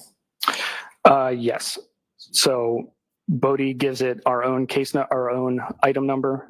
So in this case, the 2 reference samples were CCA 2416-0023 R03 and the same number R04 for the 2 reference samples. Now, if I could just ask you to further expound upon as far as the CCA 2416-0023, which is E01. There was an agency sample ID, is that correct, that was attached to that? Yes. And what was that? So that was 3-6.1. Is there a description that comes from the external vendor as well as to sort of what that item is? Yes. In this case, the sample was a shaft end of hair from exterior passenger side rear panel. There's a specific mass registration plate that's associated with that hair as well, is that correct? Yes. And that was 3GC684, is that correct? Correct. Now, with reference to the R03 and R04, those were vehicle samples, is that correct? Yes. And R03 specifically, as far as the agency description, what, if anything, was provided as far as that? For R03, that was the buccal swab from Yuri Begetic. And as far as R04? That was the buccal swab from Michael Proctor. Now, with reference to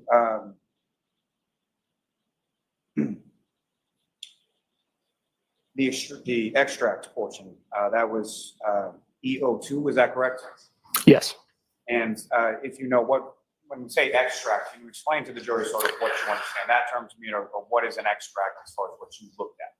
Yes. So when I described the 4-step process earlier, so the extraction was already done prior to us receiving the item. So essentially the extract comes to us in a tube, and it's a liquid, and provided with that would be the negative control that was associated with it. So from that point, we have the quantification information from the lab that did the extraction. So then we would amplify and then detect the profile from there.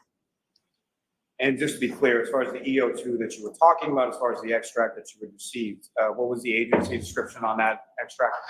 So that was the sample from passenger side taillight with the same registration number, and that was labeled as an extract. Now, in addition to that, there was a known blood standard, which you indicated was item or agency sample ID 8-1.1.1. Yes. And what was the agency description on the known blood standard? That would be from, excuse me, sorry, that was the sample from John O'Keefe, the profile, I should say. And so when you say the profile as what do you mean by that? Yes, so the profile was generated by the Massachusetts State Police Lab, and then that profile was given to us to do a comparison.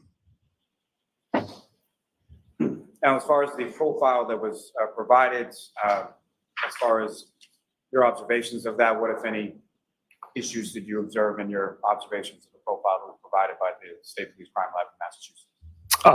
It looked like a standard single source profile. Now, starting with, as far as there was a STR processing that was conducted, correct? Yes. What does STR stand for? It stands for short tandem repeats. And essentially what we're doing with that is it's the DNA process that we use in forensic testing, where the areas that we're amplifying are short repeats of a genetic sequence that repeat multiple times, and we're just measuring the number of times that sequence repeats. And those numbers together are the profile. Now, as far as the profile from the, excuse me, the profile from the extract that you received as far as EO2, excuse me, from the passenger side taillight of the vehicle, what, if anything, were you able to determine based on your analysis and STR processing of that? Yes, so we determined that it was consistent with a mixture of 3 individuals, including at least 1 male contributor.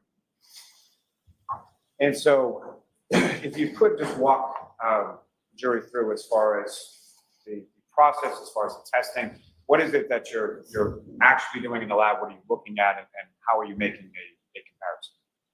So once we have the DNA profile, like I said, we're measuring the number of times the sequence repeats at a given location. So we have a series of those, and then we compare that to the reference profile that we were provided, or that we generated for the 2 reference samples that we actually processed. And then we determine if it's possible that the individual whose reference profile it is could be a possible contributor to that mixture profile that we got from the evidence. And then we need to do a statistical calculation to determine the strength of that possibility of an inclusion. Let me ask you a little bit about, as far as that statistical calculation, how is that done, or where does that come from? So in this case, we did what's called a likelihood ratio. Essentially what we're doing is comparing 2 explanations for the DNA profile that we observed. So if we have, say, person A, one explanation would be that the DNA profile is a mixture of person A and 2 unknown individuals. And then the other explanation would be that it's simply 3 unknown individuals and it's not person A. So then we compare those 2 explanations of the profile and determine which one is more likely. Now, As far as the sort of reference samples that you had the DNA profile of John O'Keefe, correct? Correct. And I'm sorry, or starting that, you had the extract with DNA profile with multiple contributors from the tail. Yes. So then you have the known blood standards with DNA profile from John O'Keefe, correct? Yes. And then you have the buccal samples from Uri Buchanan and Michael Proctor, correct? Yes. And so with reference to those specifically, as far as the reference samples, is that what you're generating the DNA profiles from? So we're comparing those references to the mixture that we obtained from the tail light. Yeah. And so in your comparison, let me start with the known one as far as John O'Keefe. What, if anything, did you find from your comparison of the John O'Keefe DNA profile to the DNA profile from the tail light? Yes. So in this case, when comparing the John O'Keefe profile, assuming a mixture of 3 individuals, it is at least 749 million times more likely to be observed if it originated from John O'Keefe and 2 unknown unrelated individuals than if from 3 unknown unrelated individuals. And we provide a sort of verbal qualifier to that because most people probably don't have a lot of experience with non-alien. So in this case, that would be very strong support for inclusion. If you know non-alien, how many zeros are we talking? So that would be the number with 30 zeros. And so that would be a strong support for inclusion, correct? Yes. Now,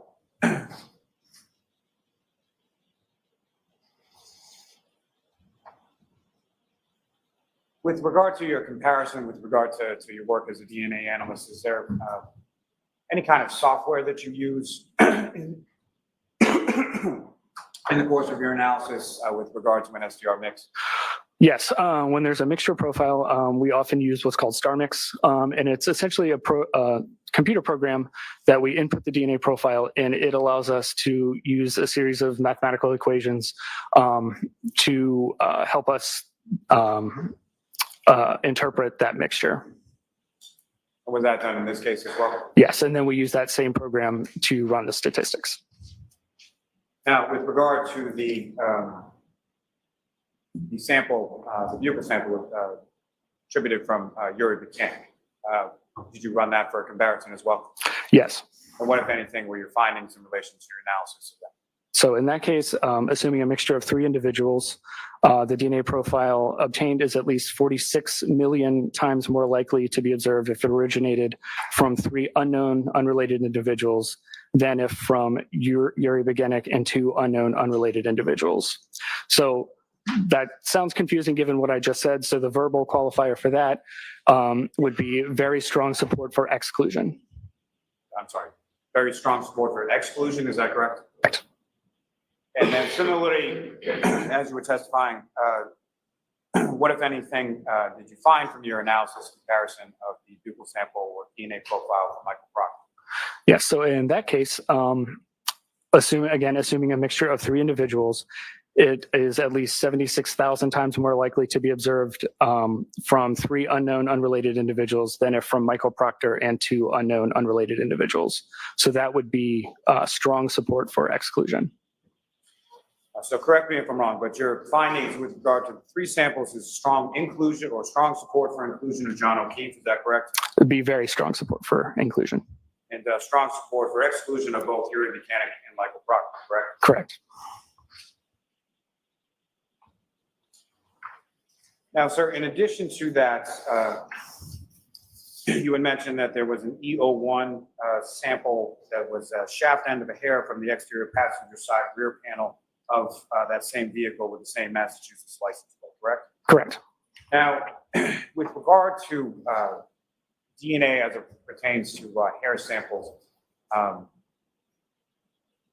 you describe for the jury sort of that process? And so what is it that you're looking, when you receive a hair sample as far as an extraction is concerned, how does that process work, or what are you getting that extraction from? Yes, so when we have a hair, generally we'll take a look at it, and a forensic biologist will give their opinion on if it's likely that we'll obtain a profile from that hair, because hairs can be a little tricky.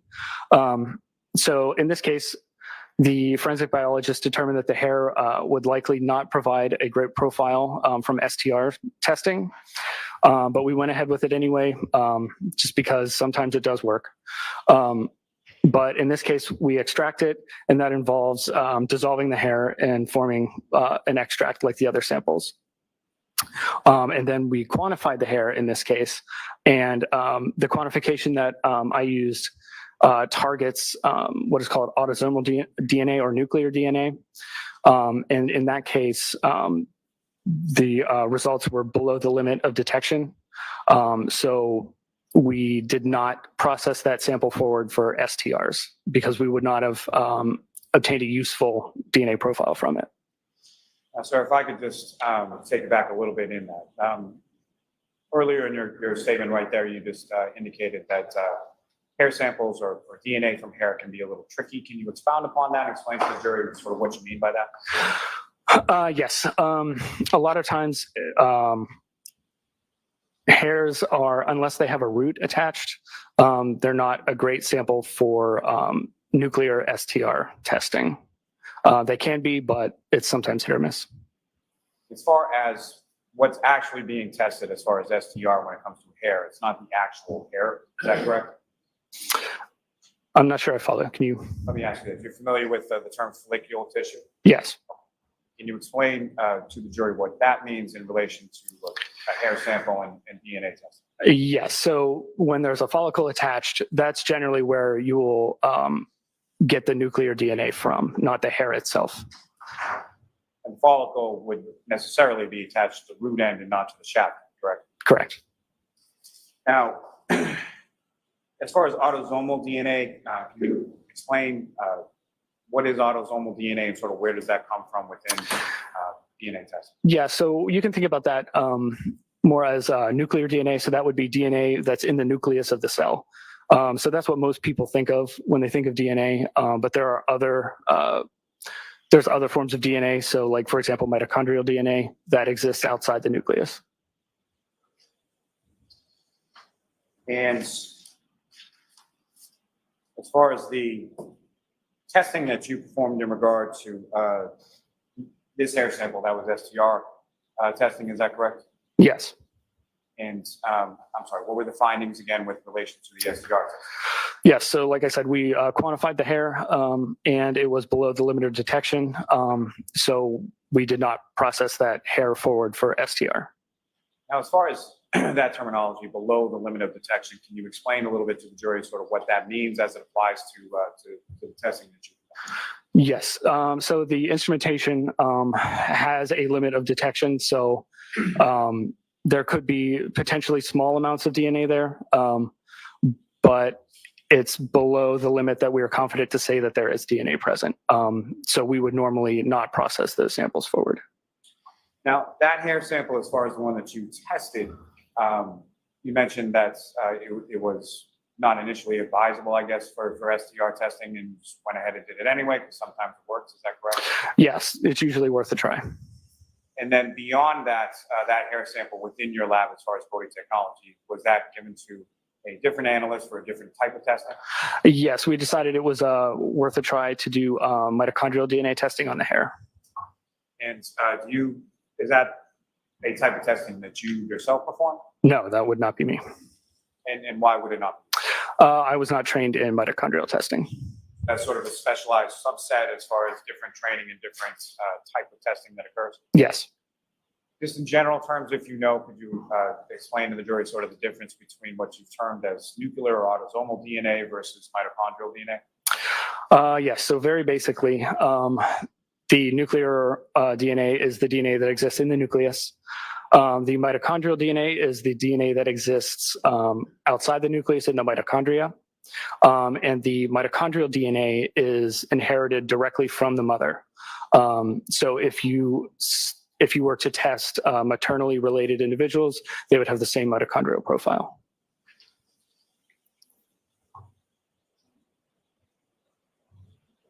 And that other analyst that conducted the mitochondrial DNA, familiar with who that person is? Yes, that was Tess chart. Okay, one moment, Sean. Sure.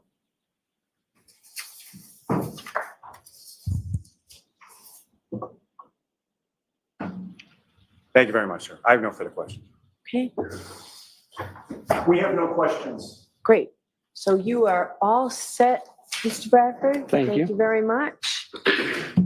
Okay, so jurors, we will take our luncheon break and we'll have more witnesses here for you this afternoon. So let's say 45 minutes. All rise to the court, please. Your Honor, may we approach? Sure. Counsel, follow me.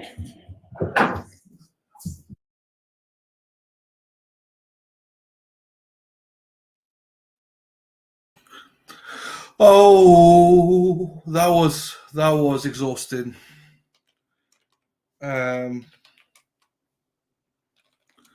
Once they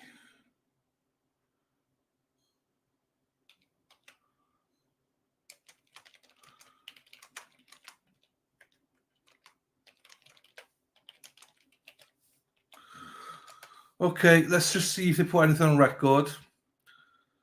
Let's just put this on rec.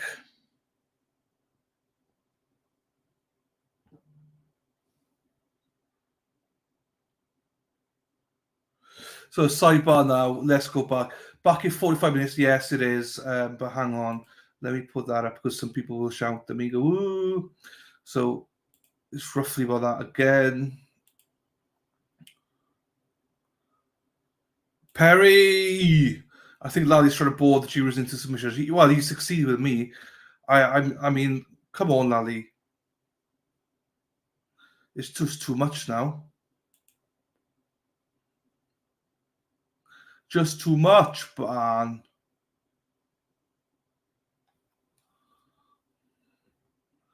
I need a nap, so do you. Yeah, I know. Join the club, I know. It's hard. Really could have gone from anywhere, do you mean?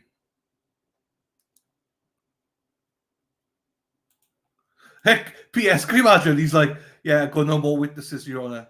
I didn't think we'd be finished.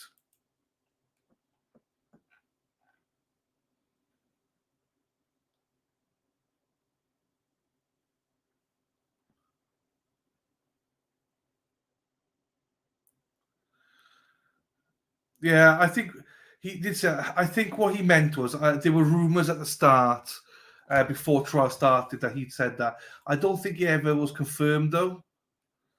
I don't think it was confirmed. Sacrificial lamb. All right, who loves lamb? I know Dana doesn't, but who else? I love lamb.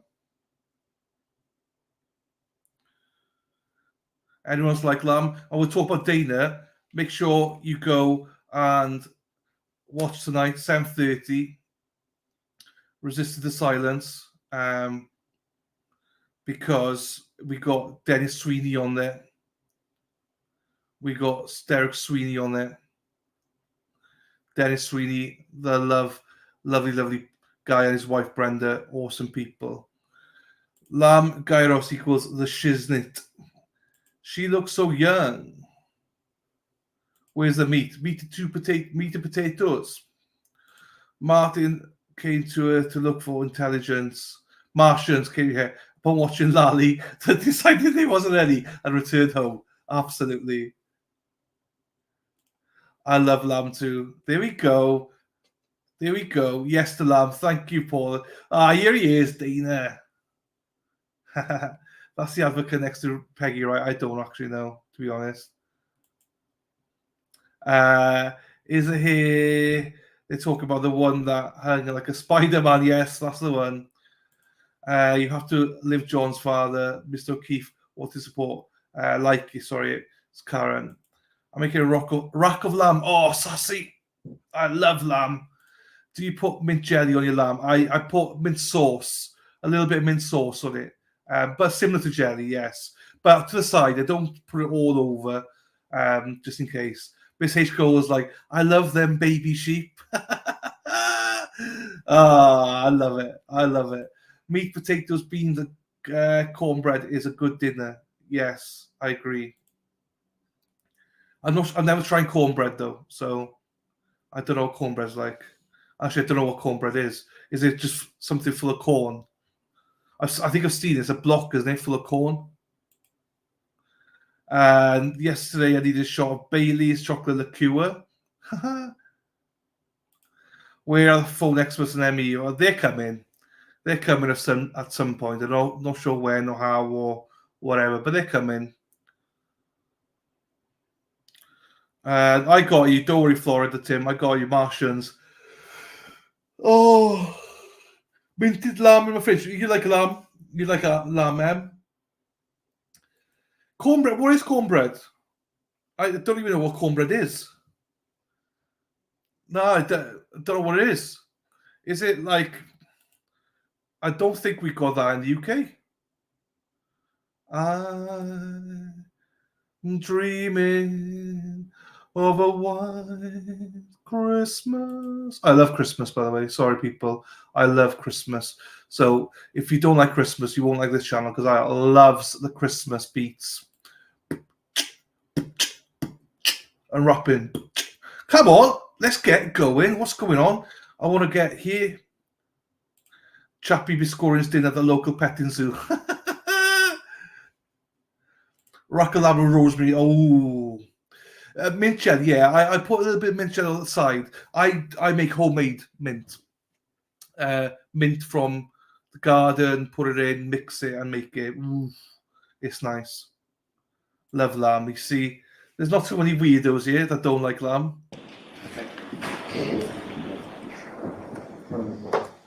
Right, are we done now? Where's this gone? We're all set. So we'll see everybody in 40 minutes. 40 minutes now, right. Coach stands 40 minutes. Right, bear with me, people. Let me just shut this guy up before he comes on.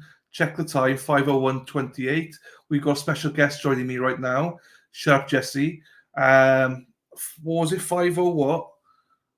We got a guest here, people, so don't run away. 5:01:30 or 1:38, let's say it. Bye. Here we go. Right. So everybody, please welcome on today, our guest for today. She's from Australia. Her name is Lily. Her channel is called True Crime Kangaroo. And I'm sure we'll put the links and stuff there so you can all watch it. So everyone give her a good day. Good day to our Shayla. Today is Lily. Here she is. How are you? G'day. How are we doing? You all right? Hi, you can hear me good. Yeah, I can hear you. I'm trying to put my Australian accent on. I'm like, good day, mate. How's it going? Yeah. No, it's not good. Really well, thank you, Dylan. Really well. How's my Welsh accent? Oh, that's very... No, yours is very British, I would say. Very proper British. It's very Proper English. British. No, it's great. I'm surprised. It's fantastic. It's not Welsh. It's British, though. Thank you so much. Hi, everyone. I'm so excited to be on. Thanks so much, Dylan, for having me. Yeah, it's actually 3:03 a.m. here, and I'm on my third coffee for, yeah. But That's great. you know what is funny is that I have, like, what are we? Week 7? I think, yeah, I think so. I think so. And it's kind of like this is now my sleep schedule. And I have, g'day, Florida Tim. G'day, everyone.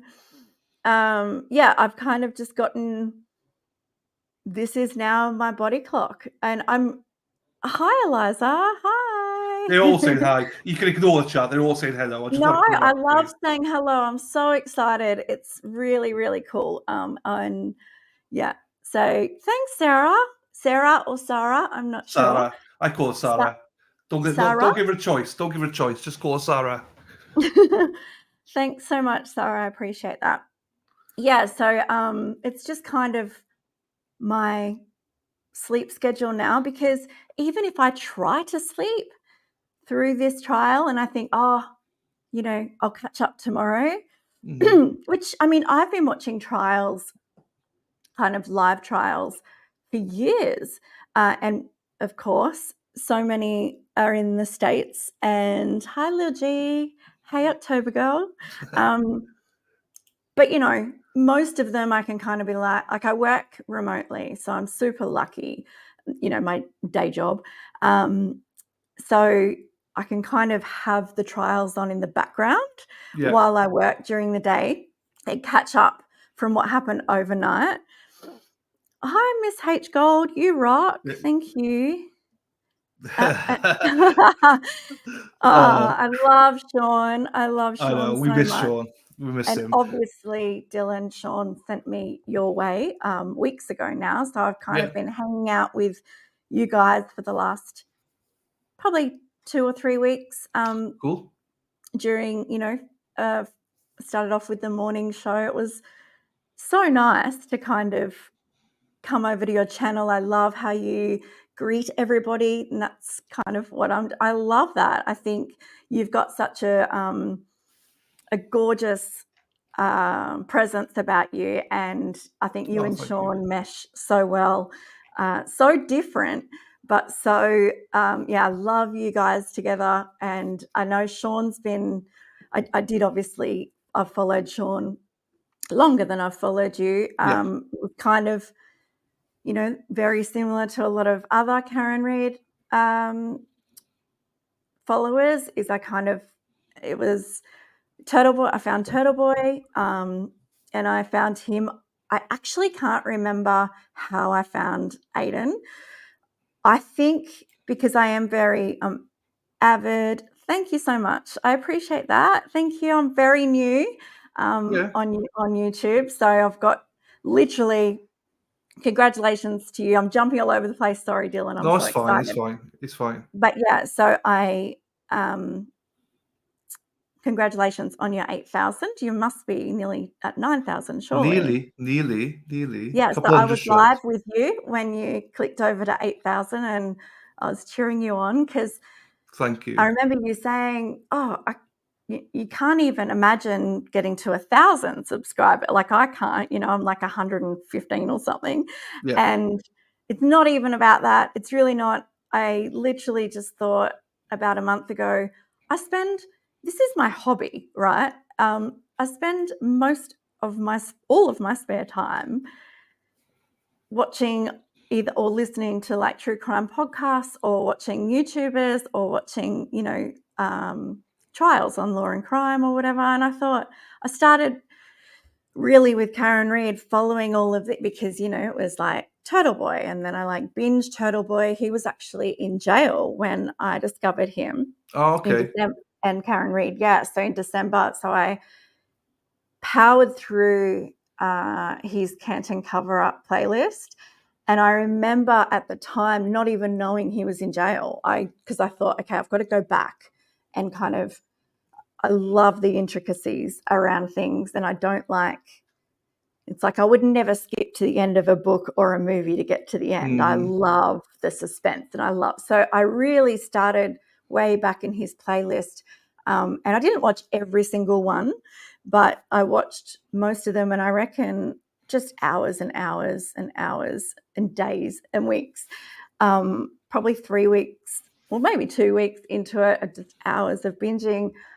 I thought, hang on a second, like the content was kind of getting to that. And then I joined like his Facebook groups and stuff. And I remember it hitting me that he was in jail. And by then I was so rabbit hole in with Karen Reid and Turtle Boy that I was like, I remember feeling like that sinking feeling in my gut going, oh my, this actually happened. He's been, they've put him away. And so that kind of, I just remember thinking, this guy has made me laugh, belly laugh, right? He's just so unique and hilarious and controversial and different, and he backs himself, and he loves his turtle riders and his fans, and he's so passionate and just with every kind of. Yeah, and when I was the same as I was watching you the other day with your live with Aiden, and although I didn't dislike Turtle Boy, I remember when I first saw him, and I reckon it was actually it would have been about a year ago, and I saw him somewhere with the megaphone on the courthouse with maybe 15-ish people around him. It was tiny, and he had like his turtle tie on and his get up, and I thought, oh, this guy's a clown. Like, what's going on here? Yeah. It must have been a clip or something on, one of the other shows. And I kind of thought, I don't know, it must have been just a clip. And then I remember, I did see him on another show, late last year, and that's kind of when I hooked in. But he grew on me, right? Because although I didn't dislike him, actually, to the contrary, I thought, oh, this guy's kind of entertaining. He definitely grew on me. And so I always say to people, I know, and a lot of people are the same, like Will, the Glarer was the same. It's sort of like, who's this clown? But then we kind of really give him a crack and time. And he's, so obviously I'm a big Turtle Boy fan, and Turtle Boy then, took me to, of course, Sean and all of the other incredible creators that are kind of, Tom CPU and Mike from the Young Jerks, you, Dylan, Mazda Media, Melanie Little. I was with and still am a member of Melanie Little. She has just grown so much though. And I was saying, I went live at the beginning of the trial today, this session. And I had 2 people watching. Like, remember the other day you were saying, I can't remember who you were saying it to, maybe Sean, when you were, getting to the 8,000, when you have 1 or 2 people watching when you're live in your first live, and you're like, so that was only my second live, and you're like, wait, hello, hi, stop, just put a yes in the chat if you can hear me. Is this working? Is am I doing this right? Can you hear the stream or whatever? So, and people are so lovely and really forgiving. You kind of think you have to hop on and be perfect and everything, but you just don't. I think, so anyway, I'm super, super excited that you've accepted me onto your show. I feel very honoured. I think you do a wonderful job, and you're just part of the community and the movement, as Mazda Media would say, that we're all a part of, with Free Karen Reid. And it's a feeling, right? It's a vibe. It's like you try and explain it to one of your friends in real life that either doesn't follow true crime or isn't kind of into it. And it's like, no, this is my life. They don't get it. You get it. So I feel really, really blessed to be on here and with everyone in the chat saying hello. You guys are incredible. But That's so good. Listen, you said a lot there in the sense of you're just starting out. You're just starting out, basically. I've been there, done that, got the T-shirt. It's exciting, but it's daunting, and it is about. I appreciate the fact that I can bring you on. If it can give you some more subscribers and stuff like that, then happy days. It's all the start. You give, you pass it. The chat is here, as you know, you're part of it. They're fantastic. So they're always there to support. But don't ever be scared of messing up. I mess up all the time. I even mess up now. I talk to myself on mute all the time. So never, ever worry about streaming and making cock-ups and stuff. It's fine. Well, I think as well, like you do overthink it. And when you're watching or joining other people's streams, they're just kind of, you don't even recognize when someone messes up, or if they're, if they don't get the stream right, or if they're muting yourself. There's not for 1 second do you just, oh yeah, cool, whatever. Like, and as I said, I was spending so much time, and I really don't have any friends in real life that follow true crime like I do. So I found and I thought, why do I not have my own channel? And I did consider a couple of years ago starting a podcast, but it just wasn't the right time for me. I just knew that it wasn't, I kind of wanted to put commit myself, I suppose, to the time. No, I agree. It's hard Yeah. because it's time consuming. Look at this. Dill is shit and we still watch. Exactly. You know, but that's what it is. It's part of the community. They forgive and they don't care. It's like, it is what it is. But, you know, I want to speak to you though, because you seem like you know, you're passionate about true crime and everything. And you do, I sense that you do a lot of research and you want to delve into things. You know, I got lots of people like that are around. You just got to find your own character. You just got to find your own vibe, but as well, just be yourself. Because if you're not yourself, people are just going to be like, you're false, you're fake. I'm an idiot sometimes. I do research, but not as in depth, I'm sure, as what you do. But I bring something different to that as well. So we're all different. But I wanted to, you know, I'm conscious of time as well. We'll get you back as well. We'll have you back next week anyway. Yeah, So we don't need to rush too much today. But I am intrigued to hear about you because we have got some Australians that in the chat. We've had a few following. I just wanted to hear, like, what is this like, this current case like in Australia? Is it something you've heard of, or is it because you're in true crime anyway? Because I've seen more Australians watching this trial than any of the trial that I've covered. So is there a reason for that, you think? Me too. And I think it's, you know, I watched all of the pre-trial motions live and things like that. And there is definitely, thanks, Miss H. Gold. Yes, you are. You actually are. Yeah, I have seen the Aussies kind of jump on Hi, Beautifully Inappropriate for sure in the last, well, probably since the trial started. So they're popping up everywhere in all the different streams. You know, yes, I've seen plenty in yours, but in all of them, it's kind of like, hey, I'm from Australia. So whereas thinking back to, a couple of months ago, I wasn't the only one, but it was kind of only a couple of us, whereas now it's quite common to see an Aussie pipe up in the chat, which is really cool.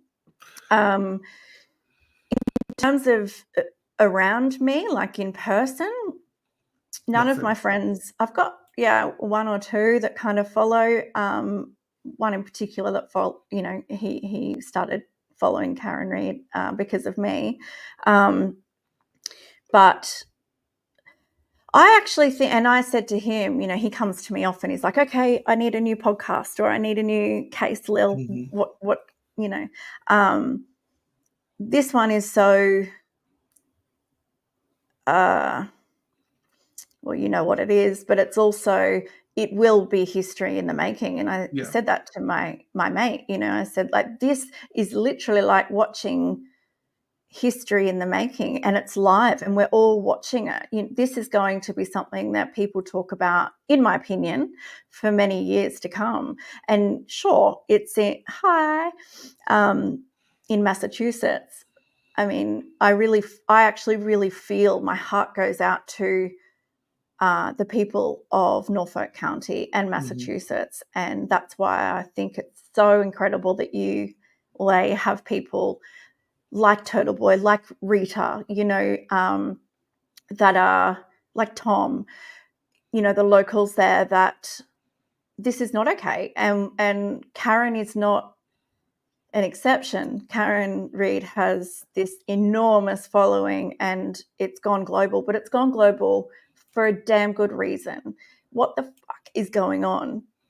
You know, it is not okay. How many other people, and I know it happens globally to an extent where people are wrongly, you know, there's injustice across the globe.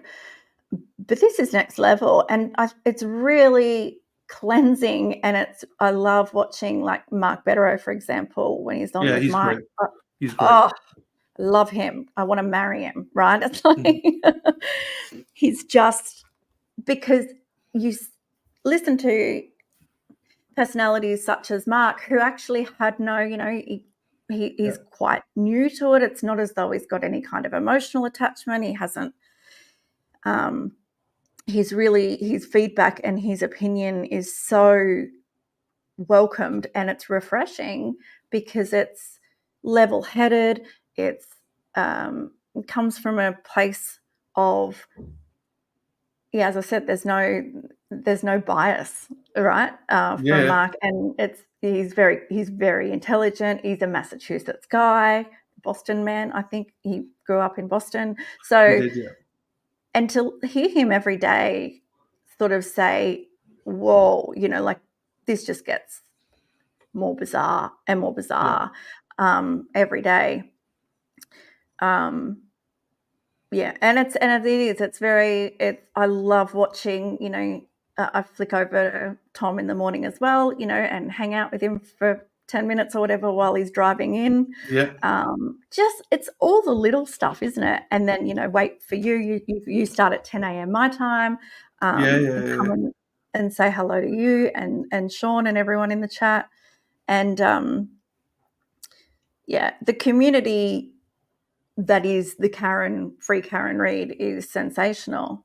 And I'm like you, Dylan, I want to be there so bad every day. Yeah. I can't, you know, I know you've been saying, yep, but it's, I just look at them every day and I think I just want to be there. And it's not because I want to even meet Karen or I want to meet, it's like, I want to meet you guys. I want to be there with like all the people that are there every day supporting, well, just like, yes, they're supporting Karen, but I just love the movement behind it that's going to have such a long-lasting effect, because this, as I said, like Rita Lombardi and that's their home. And that kind of, it's their home that this is happening within, and it could be any of us, but it could be any of them. It's in their backyard, right? And going to the Canton Select Board meetings, I watch them, and I just think you guys are so amazing. You know, they're not fly by the nights. They go every month or whenever they're held, and they're there every morning at the courthouse. It's really inspirational, and it's such a beautiful, it is a beautiful movement. And I'm not stressed about Karen. She's going to be acquitted. It's fine. You know, she's not guilty. Yeah. She's going to be found not guilty. So you're right. It'll be fine. But I wanted to name another channel, because there's one channel I really am. I think if you don't watch them, you're going to love them. And I'll share in the chat there, just so everyone else knows. Dana and everybody, Resisting the Silence. That's another one. Yeah, I am subscribed. Is that Erica? Is it? No, but Erica's been on there, so I'll do it again. So this is Dana's channel. Dana, Tracy, and Paul. If you've not seen it, you love it. They are fantastic. They got Dennis Sweeney on tonight, people, 7:30 Eastern. So go and watch Big Den, and his wife Brenda, I believe, is on there as well. So let's go support them. So, you know, that's another channel. These are people you say about Rita and stuff. Dana and everyone are out there organizing this along with other people. So it's a special movement, and they're one of my favorite channels because of how homely they are and stuff like that. So, yeah. And they're local. Are they? Yeah, they're local, yeah. So basically, when Turtle Boy went to jail, they took over the organization of all the protests and everything like that. So if you want to know more about the protests, I can't deny this, Sandra Birchmore, that's a channel to follow. They speak about it all the time. They organize, tell everyone where to go, where to be for different protests. So I love that sort of thing. And if you're passionate into all that, then it's a brilliant channel to follow just to do that, you know. So, and they're down to earth. It's like talking to friends. I love Dana. Me speak everything. I love Dana. He was on yesterday, so it's so natural, you know. So yes, Dana was on your lunch yesterday, wasn't he? Yeah. He doesn't like lamb though, so I don't really. I'm not that keen on him anymore. But no, he's a great guy. Do you know what I mean? So, but it's a part of it. You know, you speak about everyone. You start a channel because of all this, so you know you're becoming part of the community. It's bringing everyone together. There's no they say there's no I in team, and I think what I'm most proud of with the content creators that I know is everyone's so unselfish. Like, I don't mind if someone's like, oh, I'm going to watch you with a glare. I'm like, cool, go watch you with a glare. No one cares. It's like, come and say hello, though. Whatever you do, come and say hello. Obviously, I'd rather people stay. But if they're going to go, they're going to go, because we've all got different styles, you know. And then you've got people that resist the silence. You've got, like, Mark Bedrow in the evenings. You've got summaries coming out from Peter Tragos and Andrew Burka, Yeah, yeah. EDB, and it's there's so much content out there. So, but even for you starting out now, I noticed that you're making some content from this. So you need to continue doing that, knock it out all the time, and that's the best way to grow as a channel, and especially with this. Keep doing your shorts, keep doing your short videos, keep giving your opinions, because it's so important, because everyone's opinions are important, but your one as a content creator is important, because you're going to reach people that you might reach one person about this case or other cases that'll follow you. You're introducing people to the community. So my advice to you is fucking get your content out there, no matter what. Just even 60 seconds, put it out there, and just put your opinion out there. And then you get opportunities, and you can jump on my channel. You could jump on another channel. You can jump on Resistance Silence. I'm sure they'd have you on. So putting yourself out there is huge, but that network is important. And so I'm glad that you're here, because you're immersing yourself into that network now, because everyone's got to start somewhere. Do you know what I mean? So you're starting here, and I think it's an important part. So I'm looking forward to seeing your development of that as well. And well, as we're talking about Karen Reid this second, but like we've sort of got you to where you are now with Karen, but is there anything that stands out to you in trial that you can maybe pinpoint, that you're like, the moment where you're like, she's going to get exonerated? I mean, there's no doubt in my mind she's going to get exonerated now. Or have you just been like, she's going to be exonerated no matter what from the start? I don't think it's really difficult to kind of. I was pretty stressed when it actually. I was one of the ones that was convinced, kind of like Sean, and like I thought this won't even get to trial. Mm-hmm. Hi Elaine, yay! Agree with everything. Watching from Port Douglas, yeah, 100%. It's crazy. It's crazy. Well, I'm with you, Port Douglas. I haven't even been there yet. So I'm in Queensland too, Elaine. I'm on the sunny coast. I never been to Port Douglas. So anyway, yeah, so good. See, there's heaps of Aussies floating around. It's amazing. There are everywhere. There's everywhere. Yeah, Dana's a piece of shit. Dana's a piece of shit. Just unsubscribe from your channel and subscribe to Lily's channel. You know what? And I did half listen to, because as I said, it's now nearly 3:30 a.m. And so last night I fell asleep, but I remember waking up and hearing you and Dana, and I didn't realize that was Dana, but I did think I remember hearing the guy's voice, and I'm like, oh, I know this guy's voice. And I did look, and has he got a beard now? Did he have a... Yeah, he's got a beard. He's got a bit of a beard, yeah. Yeah, I did look. I remember I opened my eyes and had a look, and I listened in my sleep, which I do. So, yeah, but I think I watched until nearly the end of...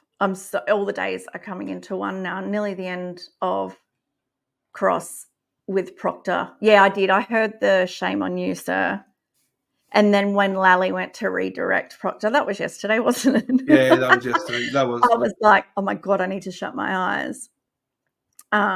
So yeah. No, and I am subscribed to Resist. I'm sure I am, because I've heard you speak about them heaps, Dylan, but I will be honest, I haven't listened much, so I'm sorry, but I'm going to come over. And I'm always looking for new creators, because I listen so much. It's almost like, oh my goodness, I like, have to go through and find new content, because I'm literally obsessed. And yeah, so Peter Tragos, I've followed him for over a year. He's amazing. And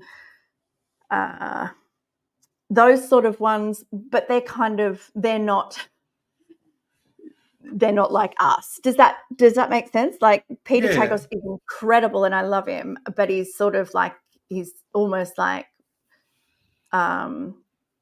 he's never going to be part of the Karen Reid community, because that's his job and he just covers the cases. Do you know what I mean? Like it's all. No, he is. Does that make sense?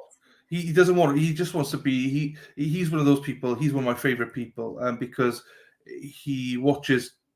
He covers a couple of trials. He gives his opinion, and he just gives his opinion. He hasn't got a side in a sense. This is what I think. take it or leave it. I don't care, whatever, you know. Me too. I He's love very that easy analysis. listening, and he's Yeah. very black and white and kind of fair. He's had, I don't know if you watched yesterday's or whatever, the last one that he loved Jackson's cross with Proctor, but he's disgusted too with the, as everybody is. I don't think I have heard anybody, whether, regardless of kind of their background or their profession or, Proctor's behavior and is just, you asked me a question earlier. I think it was really difficult to kind of, as I said, I didn't think this would make it to trial. And No, I I didn't. really had a lot of disdain for Auntie Bev. Yeah. Because I thought, this is just ridiculous. Why is this going to trial? So I did get worried just before the trial started, because I thought, imagine, because I was worried about Bev. I really was. But over the last 6 weeks, my opinion of Bev has changed, and I actually am a bit fascinated by the woman, to be honest. I think, but she's actually, I think she's very intelligent. A lot of people will probably yell, I think she's very intelligent. There is part of me, and I said this in at the beginning, I think on day 1 of the trial or day 2, I did a short, and I said I wouldn't be surprised if Bev she's being hard on the defense, because she knows the defense team is so damn good. It's almost like a teacher teaching a class and pushing the smartest kid in the class and being hard on them because they bloody well know better. Yeah. So she's not putting up with any shit. Don't be sloppy. You're going to do it right. Because, that's kind of, and with Lally, she's like, yeah, whatever. You're just a baby that I'm going to have to look after and keep on nudging you through so you get through. But it's almost like with the defense, or with Bev and the defense, she's like, she knows they've got it. She knows. And is she sort of thinking, you know what? Finally, someone's come along that's going to actually bring these bastards to light. Yeah. That's the boy thinks that. She can't be seen to be doing it. It's almost like she's tainted too, and she has to appear as and this is where the conspiracy theory stuff comes in, right? Because it's like, well, she has to pretend that she's on Lally's side. She has to pretend that she's not making it easy for the defense to do what they're doing and exposing the corruption in her county. Because if she makes it easy for them, what shit is she copying from the big guys? And that's how it runs that deep. I think it's obviously Michael Morrissey, but I think it's almost a bit of a cover. I think Bev kind of is knowing that Karen Reid will never be found guilty, and is also quietly cheering her defense team on to go, yep, let's get these pricks. Hopefully, because there's so much corruption. Hopefully, you're right. As Karen says, you must appreciate all the worldwide support. I'm in Malden, Mass, and as embarrassing as this is, the support from all over the world is incredible. I think that's the point. It's to the local people, it's embarrassing. So I'm hoping Bev is seeing some of this, because I go up and down with Bev. I go up and down with her. Aidan said the same point as you did. He thinks that she's doing this in order to basically expose the corruption, which that's one way to think about it. I just think she's fucking about a little bit too much for my liking. I don't like the fact that she holds the defense to a higher standard. Perry said that, and I agree with Perry.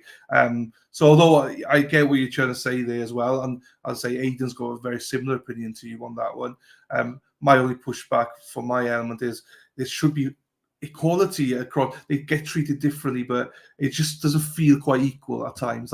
That's my only. If it was more equal, I wouldn't mind. There's times which I think she's fair, but there's times I think she takes it too far, and it's just like, I don't know. But at the end of the day, No, I get it completely. And don't get me wrong. That's why I find her fascinating, is because I can go within minutes from thinking, what are you doing, woman? And how, like yesterday, how she's, hi, Karen, how she, yesterday morning when she started off, or the Monday morning maybe, I don't know, with the crap with Yannetti, and the way she spoke to him. It wasn't even what she was saying, but the way she, when he was defending against the motion, and it's the way she says things to them rather than what she's saying sometimes. But she was definitely worse in the pre-trial motions. She was foul, I remember. Yeah. Do you remember that? I know the she's way- very harsh. She shouted them, cut them off every time. It was unbelievable. And I agree. Yeah.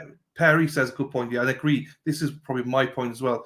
She seems to let a lot go when it came to the cross apocta with the defense. Yeah. And that's where I was like, oh, she's been fair again. This is what I mean. Every time I'm away from her, I get dragged back in a little bit, because I think she was so disgusted by Proctor and those text messages that she's like, no, motherfucker, you will not spell CUNT. You will say that word because you meant it. Do you know what I mean? So I was like, whoa, yeah, good, let's go. So I think she has. I do think sometimes it depends if she's had how many gins she's had sometimes. But it's unbelievable.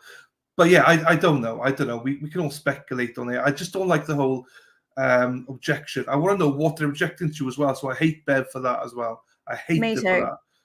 Yeah. I don't like that at all.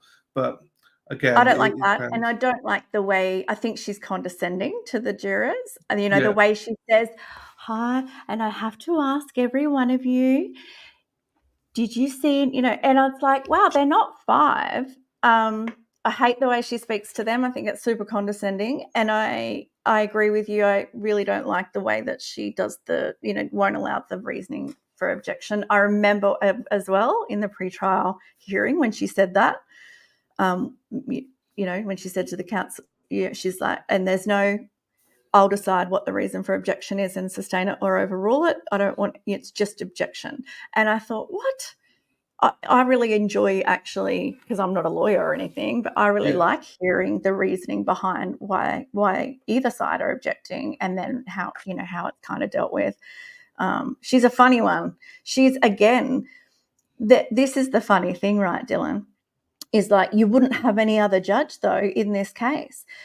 You wouldn't have any other judge. You wouldn't have any other prosecutor. You wouldn't have any other fucking lead detective or case officer or whatever you want to call him. You wouldn't have any other award-winning journalist / blogger that's been to jail. You wouldn't have, all of it is just, as Mark Brenero says, it's like a cartoon. Not to mention now you've got Lucky, Lucky coming in with his Frankenstein plow truck. Like, it just, when you really sit back, and it's like, it is so crazy how deep it goes, and how it really is like nothing I've ever experienced before in terms of watching or following a case. And it's I think now, I'd love to see the jurors' faces. It's great to hear, Jess and Ted Daniel, and Jess is really great from Fall River Reporter. Read the jurors, and Aidan says a little bit.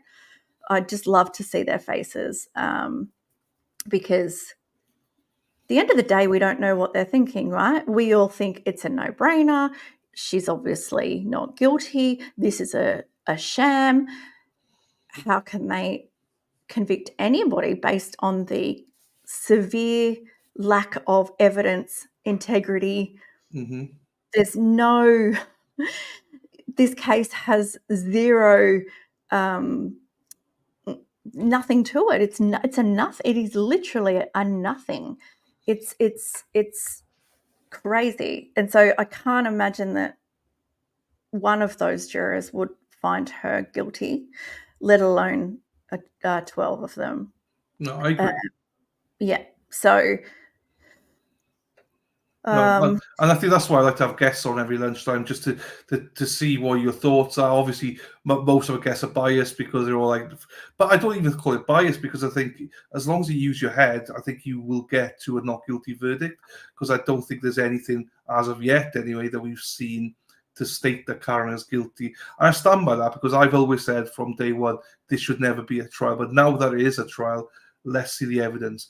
And we still haven't even seen the evidence yet, so it's a little bit scary, shall we say. That's why it's important to realize these jurors don't know anything. They can't go away and research. They don't know anything. So, I'm hoping they have half a brain cell, and if they do, she'll be acquitted. And even if 2 people think she's guilty, there's no way you're going to get more than 1 or 2 that think she's guilty.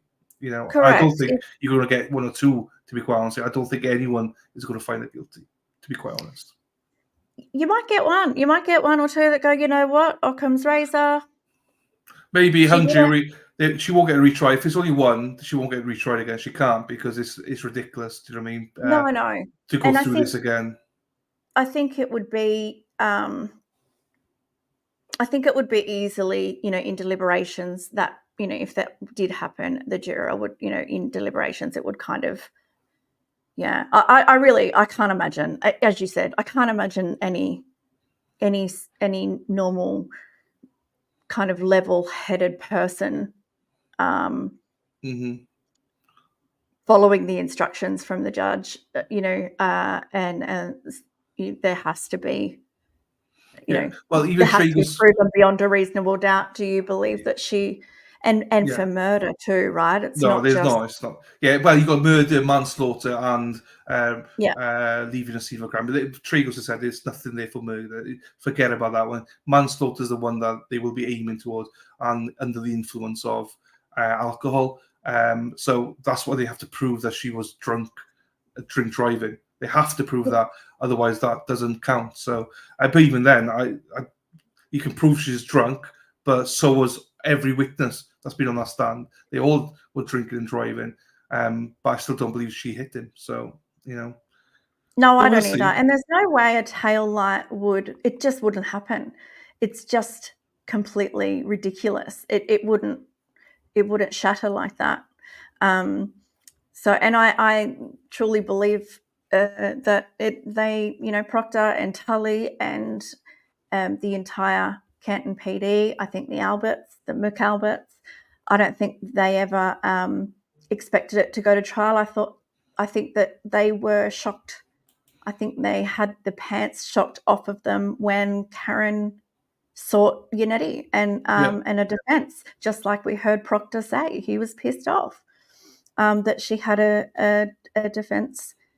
She sought defence and didn't kind of go, yeah, okay, maybe I did hit him, maybe I did mess up, maybe I did do it by accident, and I think that was going to be the cut and dry for Proctor and the McAlberts, and when she didn't, that's when they thought, shit, she's not going to plead here. We have to up it to murder to scare the crap out of her, and that's how we got here. That's what I think.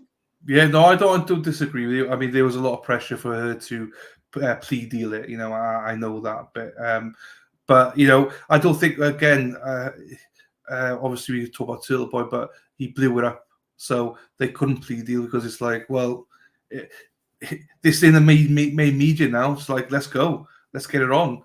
Where before that they could have hidden all this and try to get away with it. I think, maybe try to put a plea together. I don't know, but as soon as I found out, they said that they had video evidence of Karen hitting John, and that doesn't exist. That told me everything I need to know about this case.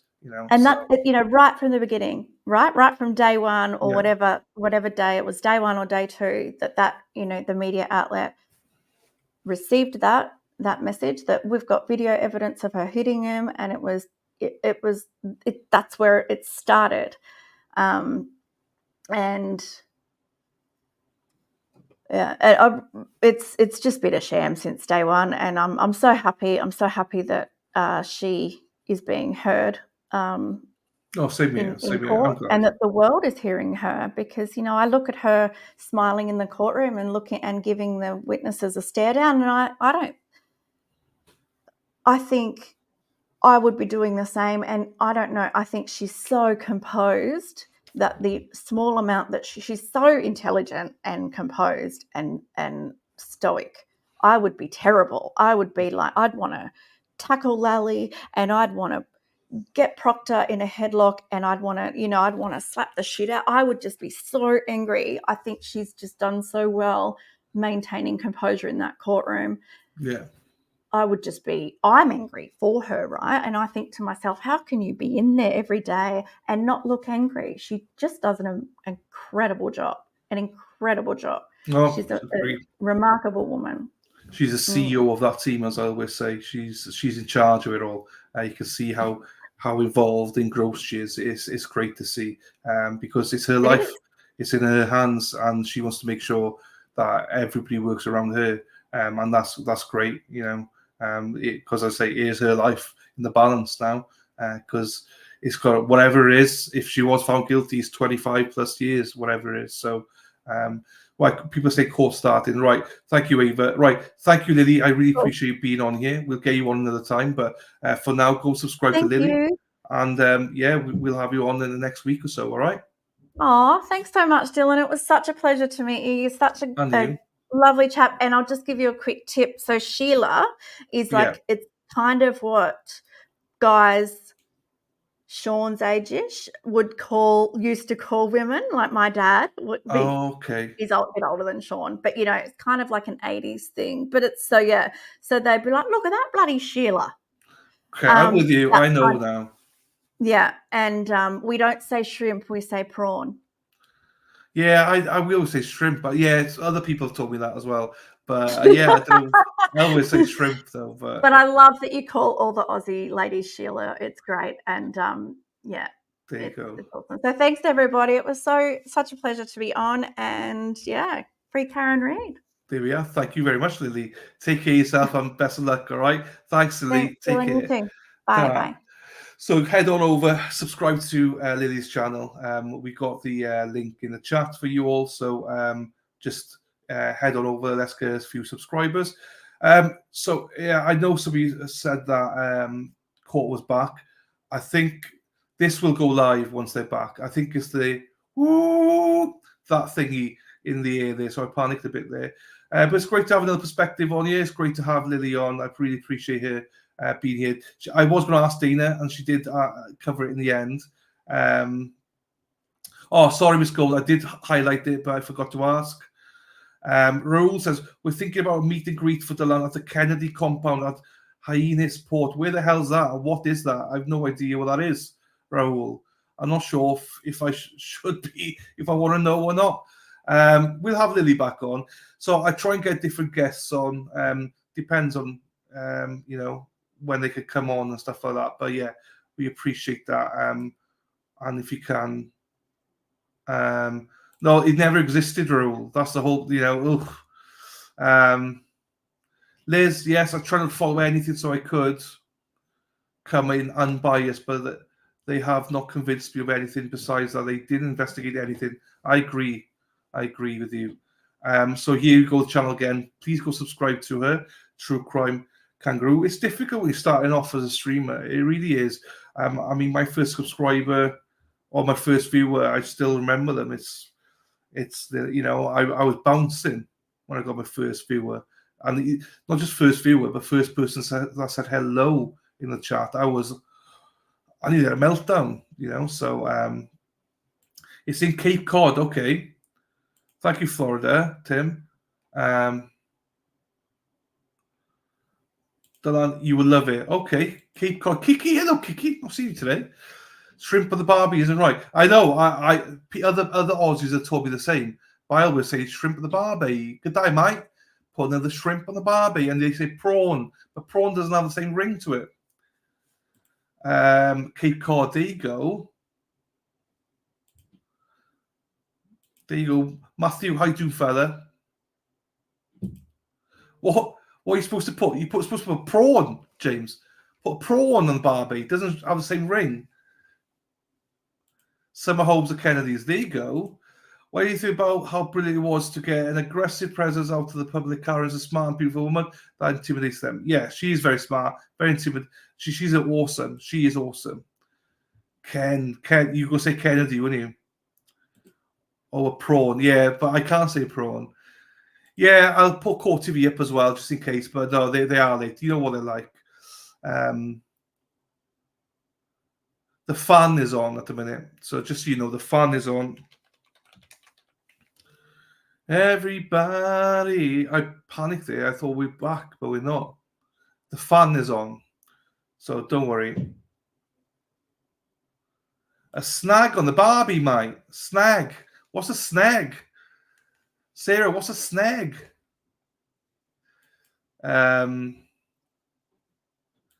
You could put kangaroo on the Barbie, just no koala. Also, what the hell do you think? I didn't say she was from London, mate. I just said she sounded British because of the when she came in with accent. She's Australian, mate. She's a Sheila, Jonathan. Dylan would have to go to P-Town in the Cape, and when he came, it's gorgeous there. There you go. I love all this. I'm learning. Karen's biggest fan. There you go. It's a sausage. What was it? Bang. Snag. Snag. Sarah, snag. Put a sausage on the Barbie. Snag. We got, I'm not sure. We got a new witness coming, Sally. I'm not sure who it is, though. We don't know yet. We'll see. I know. It's all good. I know. I wish we could start. Be right back. No worries, Vicky. It's all good. Eastham. There you go. Right, hang on. I thought we were here. It's the bloody fan. But anyway, right, let's have a look at that. Let's have a oh, hang on. Where's it gone? I'm trying to look for something. Oh, here he goes. So there you go. Happy days. All right, come on. More people subscribe to Lily. Oh, here you go. Thanks, Dylan, for having me on today. So grateful. I had a blast to all in the chat. We're all so gorgeous. Thanks for the love. Free Canary Sheila's mates. There you go. Thank you, Lily. You didn't have to do that at all, but thank you for the Australia $20. I appreciate you for that. Thank you very much, Free Canary. But yeah, we'll keep posting a link. Don't worry. We'll get you some more followers, some subscribers here, Lily. So thank you, darling. I really appreciate that. Lorraine, it all depends when it finishes. So we got the Black Swan ballerina. That one is from Florida, the self-defense one where she kills her husband, or allegedly, shoots and kills her husband. But apart from that, I don't know yet. I don't know. I know that I'm going to do the Brian Walsh one, but there's no date for that one yet. I'm going to try and do some recaps on the Brian Kohlberger, but yeah, the trials all depends what's happening. I think the Black Swan one looks the most obvious one because Sarah Boone now has been delayed again. So yeah, Black Swan one, I imagine the Black Swan ballerina, I think it's called, is probably my next one, but don't quote me because that one is on the 25th of June. Oh, actually, no, it's not. I won't be covering that. So it looks like I might be covering the Tracy Ferreter one on the July 12th, the one about the boy locked in a box. If you remember, her husband, Tim, got 5 years in prison for locking their son in the box. She's up now next. The reason I want to watch that was not because of her, it's because of the attorney she has, Mark Shiner. He was the attorney for Travis Rudolph, and I think he's fantastic. That's down my way. I'm 4 to 5 miles from Kennedy Compound. There you go, Big D Dog. There we go. Let's go. Gonna meet Big Dog. P-Town's probably wild this month. P-Town. I don't know what P-Town is. What the fuck's P-Town? Thank you for supporting the channel. True Crime Kangaroo, we were glad to have you. Absolutely. There you go. I subscribe to Lily. Thank you, everyone, for subscribing to her. Thank you so much. It's about, community guys supporting each other, So thank you. There you go. I love to see the love in here. Thank you, everybody. Yeah, I agree. Thank you, Madeleine. Thank you, Kathleen, for subscribing. Thank you, everybody, for subscribing to her. There you go, sub number 818. There you go. Frapp, is that Starbucks, isn't it? Frapp thingy. Wendy, I'm not doing that one because it's mountain time, so it's like 7 hours behind for me. And also, I would suggest people maybe look at EDB for that one. She's covering it, Wendy. I can't do Baldwin, if I'm being honest. A, I've not got that much interest in it. And B, I just think, yeah, it's not my cup of tea, to be quite honest with you. But I know Emily D. Baker's covering it, so. Halloumi burger on the barbie. Shut up. Get out, Perry. You troll. Get out, you troll. Love you, Perry. Love you. That's the one, Danielle. Tracy Ferret. That's the one I was looking to do. I did Tim Ferreter. The court's back, by the way. Court's back. So that's probably the next one.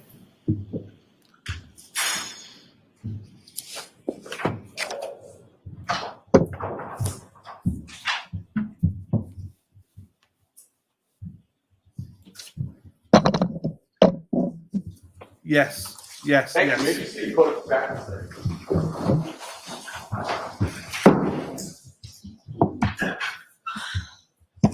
All right, Mr. Lally, your next witness, please. Yes, Your Honor. The Commonwealth called Ms. Tess Chart to the stand. Okay. Oh, there you go. Give me a shout out. Go watch it with Sean, Potential Criminal. He's awesome as well. Sean, Potential Criminal. He's covering Alec Baldwin.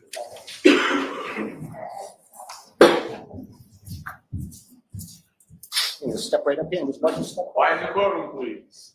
And stand and face the clerk. You raise your right hand. Do you solemnly swear the honesty of the court and jury in the case down here and the truth, the whole truth, and nothing but the truth, so help you God? I do. Thank you. You may take the stand.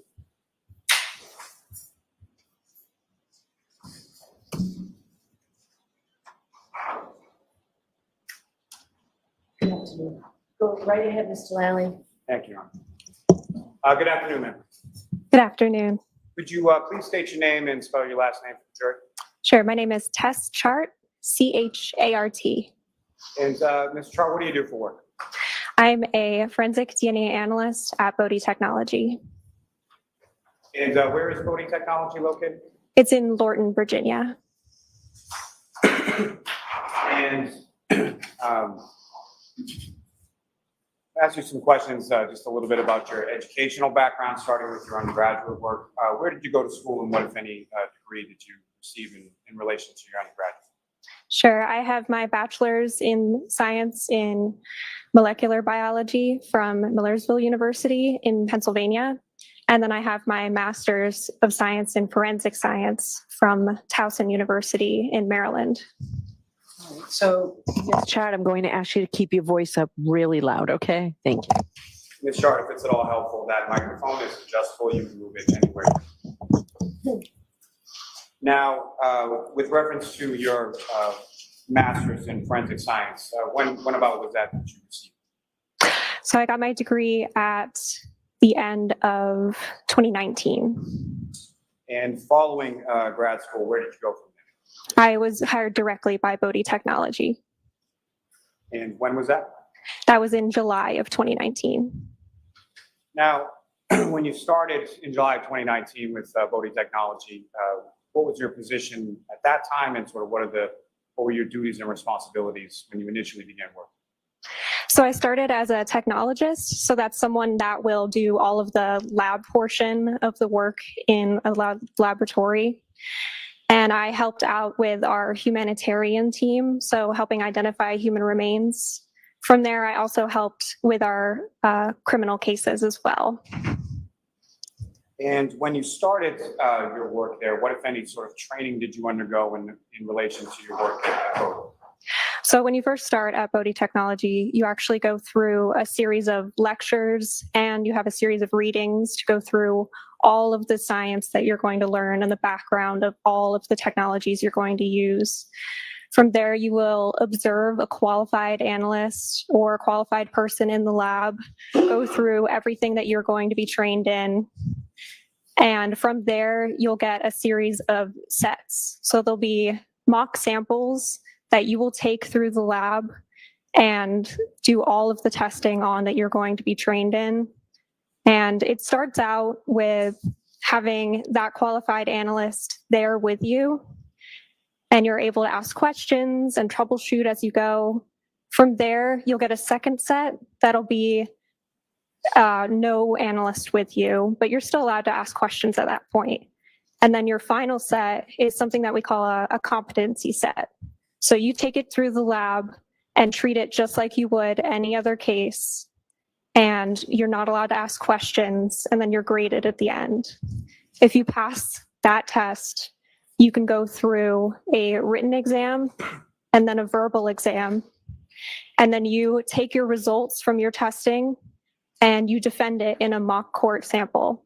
If you pass all of those qualifications, you can become an analyst or become qualified in whatever lab technique you're being trained in. And as far as that sort of training process went, how long was it from the time that you joined Voting Technology to the time that you started doing the work that you do now? It's been a rolling process of all the different trainings that I've had to go through. I'd say it took me about 9 months from when I started to be qualified in everything that I do for mitochondrial DNA testing. And then for analysis training, I think it was another 6 months or so. Now, as far as the lab at Voting Technology, is that an accredited lab? Yes, it is. And do you know from whom the lab receives its accreditation? Yes, we receive a international accreditation from an association called ANAB, which is just a national standards organization. We're also accredited by the FBI at their quality standards as well. If you could just keep your voice up. Would you like me to repeat that? No. Okay. Ms. Chart, as far as your lab being accredited, can you explain to the jury sort of what that means, sort of what the process is for lab to be accredited? Sure. So all of our testing, all of the things that we report are basically guidelined by an outside body. So everything we do is established and gone through before or as we go through the testing procedures. So we're able to make sure that everything that we do is standardized for the country, all the testing that we perform.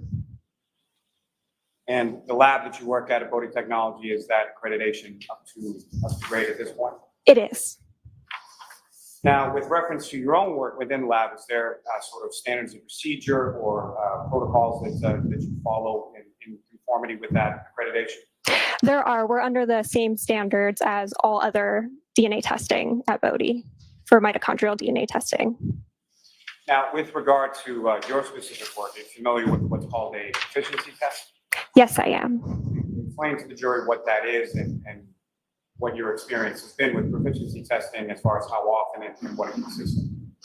So a proficiency test is how we stay qualified in what we do in the laboratory. So we get an outside test that we treat just like a regular criminal case. We take it all the way through the laboratory and have it reviewed, report our findings, and then it's sent out and we're graded on that performance.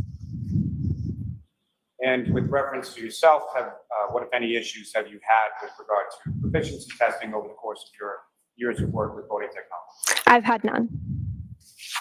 Now, as far as, am I correct in that Voting Technology, as far as the lab is concerned, essentially deals with being contracted for work from external vendors? Yes. By that, I mean as far as you get your work or samples that are submitted from outside of your lab, correct? We do. And what are some of the types of organizations that, as far as the casework that you deal with, like where does it typically come from? What type of agents? It can come from anywhere across the United States, and we also have international clients as well. Now, if I could turn your attention to a specific case that you worked on. When items come into Voting Technology, as far as the lab, they go through sort of a check-in process and a chain of custody process. Is that correct? Yes, that's correct. And with that, is there sort of a number or something that's assigned to a specific sample that follows it throughout the time that it's at your lab? Yes, we'll call that the evidence item number, or E dash whatever number it's assigned. Is there also a case number that's assigned as far as different cases or different case submissions? Yes, there is. And turning your attention to a specific case that was submitted in January or partially submitted in January and then partially submitted in March of 2024. That came from the Norfolk District Attorney's Office. Are you familiar with that? Yes, I am. And the Bodie case number on that was CCA 2416-0023. Is that correct? That is correct. Now, with reference to your work on this specific case number, what were the items that you received and sort of what were the items that you received that you eventually did some testing or analysis on? So I continued testing for one of the hair samples.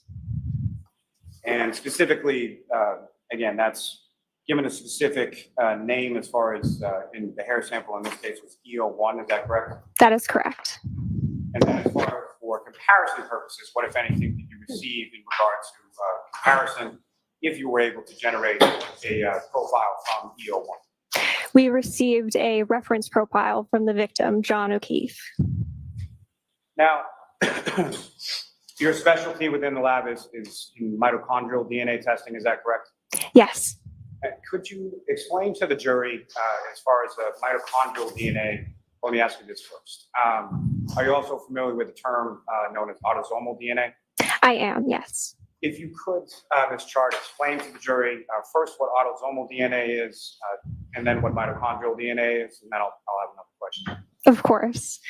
So what many people are familiar with is what we call autosomal DNA. So that's the DNA that's actually stored in the nucleus of your cell. You get half from your mother and half from your father, and it's what makes you unique. And it's what people call the blueprint of a person. But what might be a new concept is that there's actually a second form of DNA that is stored within the mitochondria of a DNA of a cell. So if you can remember maybe back to any science classes that you had, the mitochondria is the powerhouse of that cell. And because of that, you can have upwards of hundreds to thousands of mitochondria within just one single cell. And within each of those mitochondria, you may have thousands of copies of that mitochondrial DNA. So in cases just like this one, where there may not be enough nuclear or autosomal DNA to find, you can go back and try to test for that mitochondrial DNA. And so if you could explain to the jury some, I think you've alluded to it already, but sort of the difference between autosomal DNA versus mitochondria. So mitochondrial DNA, in contrast, is inherited directly from your mother. So you will have the same mitochondrial DNA profile as your mother, and then you will also have the same mitochondrial DNA profile as any of your siblings. And it has that maternal inheritance that we call it, that makes it actually a great source for helping identify people, but it can also be used for criminal cases as well. First, with respect to the autosomal DNA, can you explain to the jury sort of the process as far as just in general terms? What is the process as far as the testing goes or generation of the profile? Sure. So we share similar processing methods. So we will start out by taking a small portion of whatever is sent to the lab, and we'll call that sampling. We'll take notes on that and how much that we take forward through testing, and that will go into a small tube. From there, we will extract the DNA or take apart all of the cells by adding chemicals. And what we're left with is what we call a DNA extract. So that's actually where I came in this case. From there, the difference is we will go through what is still called amplification using the PCR method. that will make a bunch of copies of that DNA to be used later on. But for mitochondrial DNA, what we're targeting is specifically just the mitochondrial DNA in that extract. From there, we actually go to something that is completely different from autosomal testing, which is DNA sequencing. So DNA sequencing is really just a way that we are able to take those small strands of DNA that we've amplified, and we're able to read them almost like letters in a sentence. And the PCR is in reference to the autosomal DNA, is that correct? It's for both methods. What does PCR stand for? It's a polymerase chain reaction. And when you say as far as the sort of quantification, I'm sorry, is it quantification or quantitation? Quantification works. As far as the quantification step is concerned, how is that sort of physically done? What kind of instrumentality are you using to accomplish? So for mitochondrial DNA, we will actually run the DNA after amplification on a gel, so a long, really what it sounds like, slab of gel, where we're able to visualize if we obtained any mitochondrial DNA as a band that shows up under a camera. So with reference to this sample, this EO1, the hair sample, you received it at what stage again, or what step? I received it as a DNA extract, so it was a amount of liquid in a tube at that point. And as far as, in general terms, again, if you could explain to the jury, so what are the steps that go into the processing or analysis prior to that step where you received it on the quantifications? So it went through sampling, it was received, it was inventoried by the person that opened up the evidence, and a small portion or the hair was put into a tube, and then it went through that DNA extraction. So the hair was dissolved and all of the DNA inside of that hair was released and isolated to just be then that DNA extract. So from that point where you pick it up as sort of the extract, what is it that you're doing with that as far as your analysis goes from there, and what type of instrumentality are you using to perform that analysis? So from there, I am targeting and just trying to find if there is any mitochondrial DNA in that sample. So we'll use the PCR method to amplify to see if there is any mitochondrial DNA we can target. And then I will take it through and visualize it on that gel to make sure to see if we got anything. That is our quantification step. And then after that, I will take it through our sequencing step. And we do load that on an instrument called the 3130 genetic analyzer. And the 3130 genetic analyzer, how does that work? So it actually runs and separates each of the fragments of DNA that we have amplified and visualizes it through a program. So we're able to read each letter of your DNA sequence. To take you back just a step, are you familiar with a term within your field called a D-loop? Yes. Can you explain to the jury what a D-loop is and how that factors into your analysis of testing for mitochondria? So the D-loop is actually the region of the mitochondrial genome that we target. It is targeted because it does not contain any useful areas for the actual function of a mitochondria. So it can change over time, and those changes are what actually are recorded as your mitochondrial DNA profile. Now, as far as the D-loop, what, if any, relationship does that have with respect to certain variables within the human population? Would you be able to word that? Very poorly. Let me rephrase. The D-loop, as far as the region is concerned, what, if anything, does that have to do with certain variabilities within the human population? Oh, yes. So because there is this variability in that region, it can change over time. And from that, there are different mitochondrial DNA profiles that are developed across the world. Now, in addition to the extract from the hair sample EO1, what, if any, other items did you receive in regard to comparison? So we also received that reference sample from the victim, and that was taken forward for mitochondrial DNA testing as well. And just for clarity purposes, when you say reference sample from the victim, you're referring to John O'Keefe, is that correct? Yes. And the reference sample that you received in regard to John O'Keefe, was that already an extract as well, or what, if anything, did you have to do with that in order to obtain a mitochondrial DNA profile? So that sample was received, if I can refer to my notes. I did not.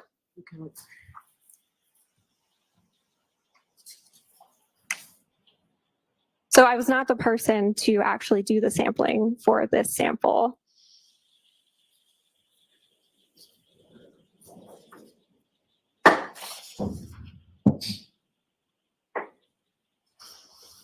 It was received as a small cutting of a swab.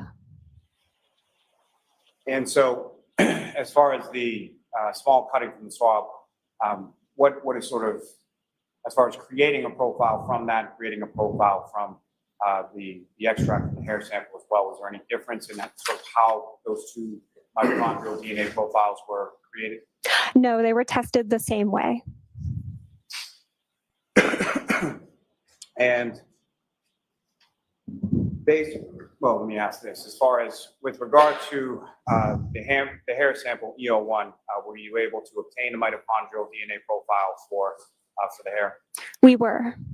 And with respect to Mr. O'Keefe's sample, were you also able to obtain a mitochondrial DNA profile from Mr. O'Keefe's sample? Yes, we were. Now, as far as for comparison purposes, what, if anything, did you look at, and what, if any, comparison or opinions or conclusions did you draw from that comparative analysis? Sure, I can state directly from my report if that's all right. Okay. So the mitochondrial DNA profile that was obtained from the sample, the hair sample, was consistent with the mitochondrial DNA profile obtained from John O'Keefe. So therefore, John O'Keefe cannot be excluded as a possible contributor of that hair. Now, Ms. Chart, are you also familiar with something called an MPOP, and for the record, that's EMPOP? I am. Can you explain to the jury what that is and how that's used as far as any sort of statistical analysis in reference to comparative comparison? So it's a international populations database that houses different mitochondrial DNA profiles. And how is it sort of used within your field, and how did you use it in this specific instance in relation to the consistency opinion between the hair sample and Mr. O'Keefe's? So we were able to upload the profile from the hair and see if it was found at all within the population database. We test populations that are popular within the United States to narrow it down. And within the African American, US Caucasian, and US Hispanic databases that they have, it was not seen. And what, if any, conclusions or opinions are you then able to formulate with reference to the consistency of the hair sample versus Mr. O'Keefe's sample with relation to that MPOP data? Sure. So by not seeing it in the database, this means that we're able to exclude at least 99.895% of the population from being a source of that evidence. And is there a certain level or percentage of confidence statistically that comes along with that exclusion of 99.895% of the US population? Yes, we use what is called the 95% confidence interval. It's actually a rule that is used for making statistical statements about populations. It's because there are always outliers that we don't include. We take the 95% majority of a population when we run those statistics. And so, again, as far as your opinion or conclusions based on the comparison, is that the mitochondrial DNA profile from the hair sample was consistent with the mitochondrial DNA profile from Ms. Grokeisner, correct? Correct. And that's with a 95% confidence, is that correct? That is correct. And that's the exclusion of at least 99.895% of the population of the United States, correct? Correct. Thank you, ma'am. I have nothing further. We have no questions, Your Honor. All right, Mr. Chair, you are all set. Thank you very much. Thank you, Your Honor. Your next witness, Mr. Lally? Yes, Your Honor. The Commonwealth will call Mr. Andre Porto to the stand.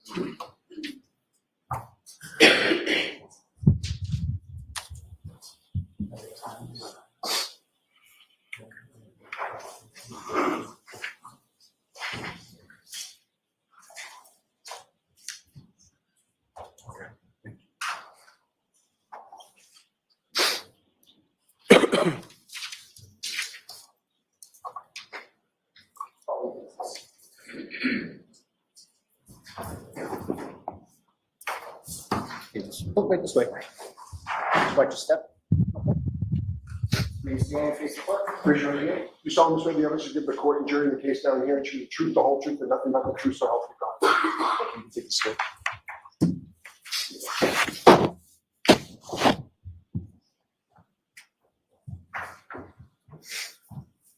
Whenever you're ready, Mr. Lally. Thank you. Good afternoon, sir. Good afternoon. First, let me just say that, just for clarification, that microphone in front of you is adjustable. You can move it up and Okay, down. cool. Good afternoon, sir. Could you please state your name and spell your last name? Yeah, my name is Andre Porto, last name spelled Porto. And what do you do for work, sir? I'm a forensic scientist too at the Massachusetts State Police Crime Lab in the DNA unit. And sir, if I could ask you just a few questions about your educational background, starting with your undergraduate work. Where did you go to school and what, if any, degrees did you receive? I received a Bachelor of Science in Microbiology at the University of Massachusetts in Amherst. And then, And where did you go from there? I went to the Boston University School of Medicine and I got a Master of Science in Biomedical Forensic Sciences. And about what year was that you received that master's? I graduated 2019.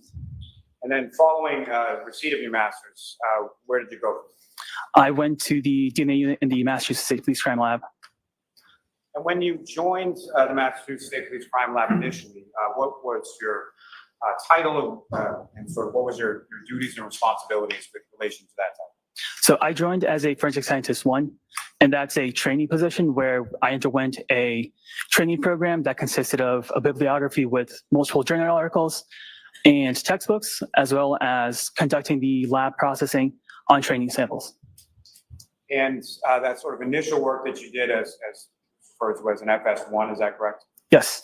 And that initial work that you did as an FS1, how long did you do that before you became a forensic scientist? Approximately, the training itself was approximately 6 to 8 months. And then within a year, I was promoted to an FS2. And when you were promoted to work as an FS2, what, if any, specific unit were you assigned to within the lab? The DNA unit. And have you essentially been with the DNA unit since that assignment initially occurred? Yes. Now, just a few questions about the lab at the State Police Crime Laboratory. Is that lab accredited by anybody? Yes, we are accredited by ANAB, and that stands for ANSI, National Accreditation Board, and the ANSI stands for American National Standards Institute. And with reference to that accreditation, can you describe to the jury just a little bit about generally in terms of what goes into an accreditation of a lab from ANAB? Yeah, so this organization, ANAB, they came into our lab and they reviewed all of our protocols, ranging from facility security to the protocols that we do in the lab to staff education and training, and to make sure that we're meeting all the standards that we are being accredited to. And the lab at MSPCL, its accreditation, is it up to date at this point? Yes. With reference to yourself personally, sir, in regard to your casework, in regard to your training, are you familiar with the term proficiency testing? Yes. And can you explain to the jury what that is and sort of how often and what consists of the proficiency testing that you've done? Yeah, so a proficiency test is given on a semi-annual basis, so twice a year, by an outside agency, and we don't know what the results are, and we treat it as a regular case. So we take it through the regular DNA processing, and we have to pass that proficiency test to show that we maintain our competency in whatever work that we are doing in casework. And sir, as far as the proficiency testing that you've undergone, what have been the results of your proficiency testing? I've passed all of mine. Now, sir, it may be a term that's pretty well understood, but if you could explain to the jury, at least based on your training experience, what your understanding is of a couple of different terms. And first one, I'm going to start with DNA itself. What is DNA? Yeah, so DNA stands for deoxyribonucleic acid, and that is basically the genetic blueprint that makes us who we are. And we each have 2 copies of it. We inherited one from our mom and one from our dad, and that combination makes us unique. And with the exception of identical twins, everybody has a different DNA. And is DNA the same in every cell of a person's body? Yes, barring any rare mutations, DNA is the same. So if you take a blood sample and a saliva sample from the same person, the DNA should be the same. And what I'm going to ask you now is just a little bit about the process of DNA and how it's tested within your lab. Am I correct in saying that there's essentially 4 steps? Is that correct? Correct. And approaching sort of chronologically, one of the steps is called extraction, correct? Yes. Can you explain to the jury how it is specifically that DNA is extracted by yourself in general terms when you're testing it? Yes, so for this extraction step, so I receive the samples, they're in like small tubes, they're closed. I will add a set of reagents to it, apply heat to that sample, and that will actually burst open the cells to make the DNA available for use. When you are extracting from a sample, do you know, or is there a way to sort of measure how much DNA you're extracting from a sample? Yes. And can you explain sort of how it is that you know that? Yeah, so that's the second step that we call quantitation. And we take a small portion of that DNA that we extracted, and we'll apply a different set of reagents and run it through an instrument that heats and cools down the sample, goes through a cycle, and allows us to estimate how much DNA is extracted. Now, so what is PCR? PCR is stands for polymerase chain reaction, and it's basically known as molecular xeroxing, where it's making millions of copies of specific areas that you can target of the DNA. I'm sorry, I didn't mean to step over. Sorry. Is that essentially the third step that you undergo? Correct. Now, what is a STR? It stands for short tandem repeat, and these are locations in the DNA that change each person. So it's comprised of small little repeats, and each person, however repeats you have at that location, is sort of what will show up in your DNA profile. Now, how is it with your work in the lab that you identify DNA fragments? It's the 4th step, where we call detection, where after we amplified the specific areas that we are looking at on the DNA, we'll run it through an instrument that will separate them out and generate the DNA profile. Now, within your work in the lab, are you familiar with terminology as far as a known item versus a question item? Yes. And can you explain what each of those mean in reference to your field and your work, and sort of what is the difference between the 2? Yeah, so a known item is an item that's collected directly from an individual and is to be used for comparison purposes, whereas a questioned item is collected from, let's say, like a crime scene where we don't know the source. Now, as far as your lab or your unit within the lab, are there the DNA unit itself, does it follow sort of standardized policies and protocols? Yes, we do. And who approves of those particular policies, protocols, and procedures? Our technical leader. Now, could you explain the process used to analyze the evidence in this case? Yeah, so the evidence in this case underwent that 4-step process I just described, and which was extraction to quantitation to amplification, detection, and then interpretation of the profile that was generated. Now, what are some of the controls, or what do you use when during the course of your testing? Yeah, so there are 2 types of controls, positive and negative controls. So a positive control is a sample with a known DNA profile that we use to show that each step in the process worked as expected. And a negative control is a sample that has no DNA in it and that only receives the reagents that we are using. And that is to show that there's no inherent contamination of the reagents that we use.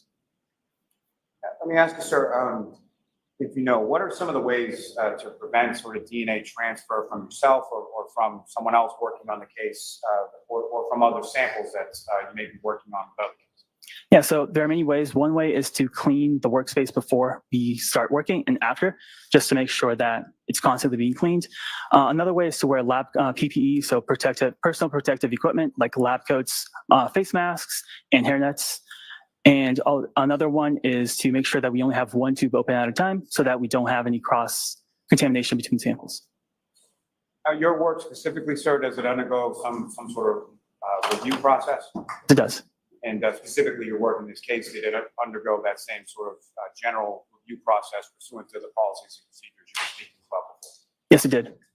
Now, when a case comes into the Massachusetts State Police Crime Lab, it's assigned a specific case number, correct? Correct.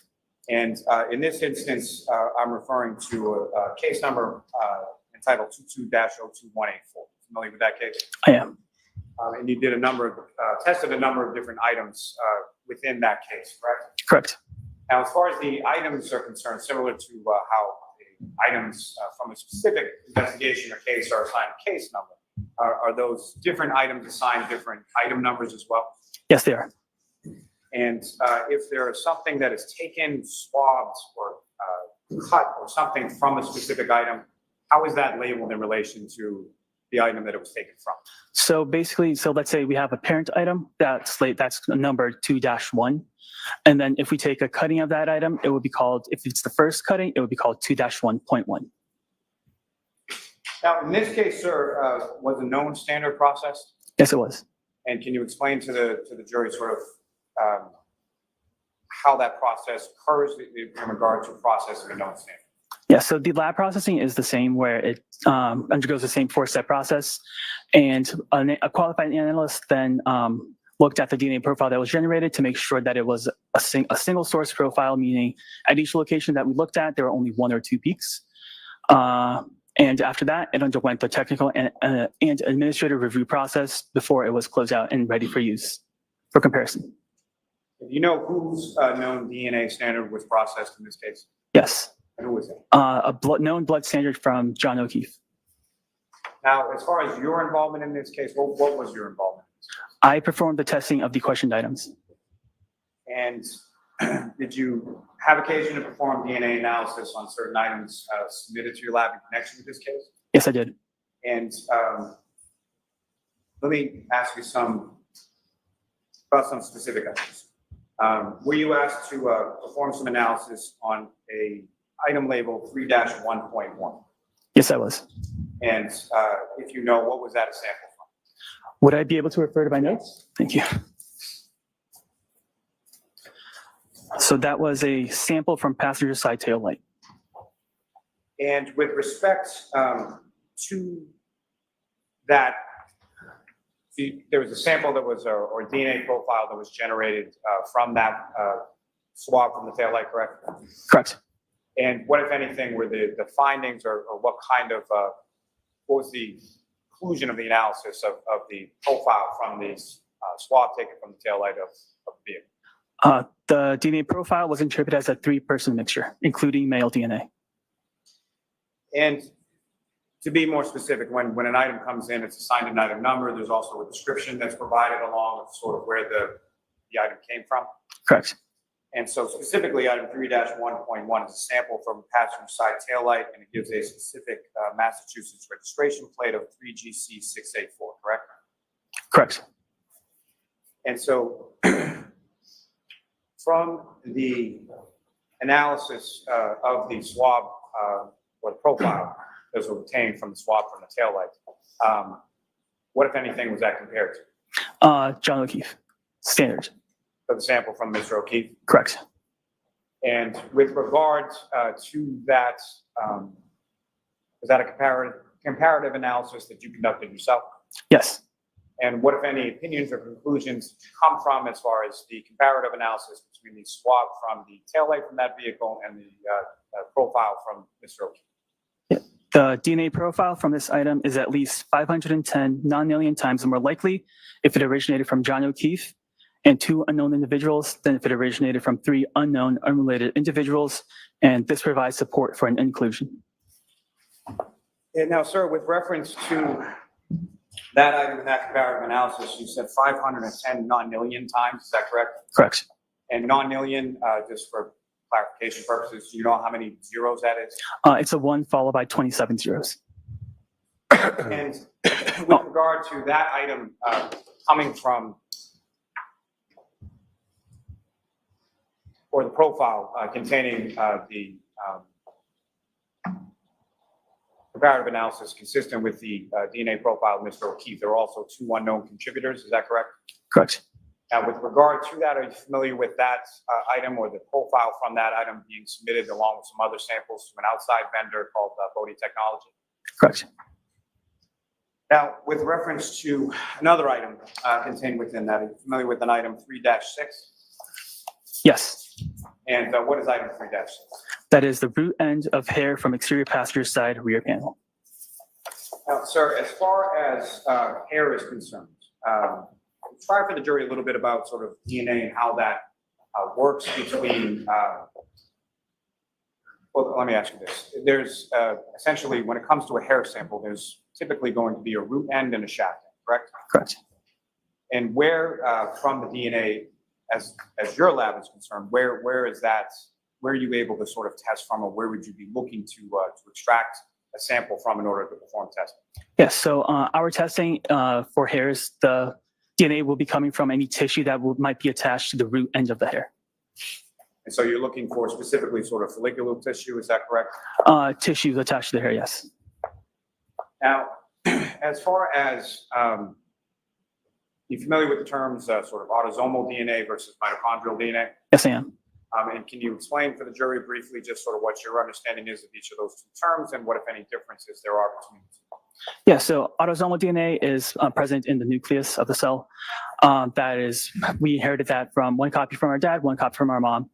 As mitochondrial DNA is present within the mitochondria, and that is inherited via the mother.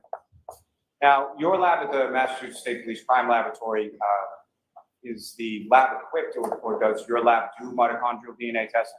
We're not equipped to do mitochondrial testing. And so when you say that the lab is not equipped to do the testing, what exactly does that mean? So we don't have the instruments or the facilities to do that testing, and we don't get that testing requested very often. So it makes more sense to send it out to an approved vendor to do that testing. And one of those approved vendors would be the Porto Technology Lab in Lorton, Virginia, that you were discussing previously. Correct. And as far as your understanding is that Porto Technology is equipped and does do mitochondrial DNA testing, correct? Correct.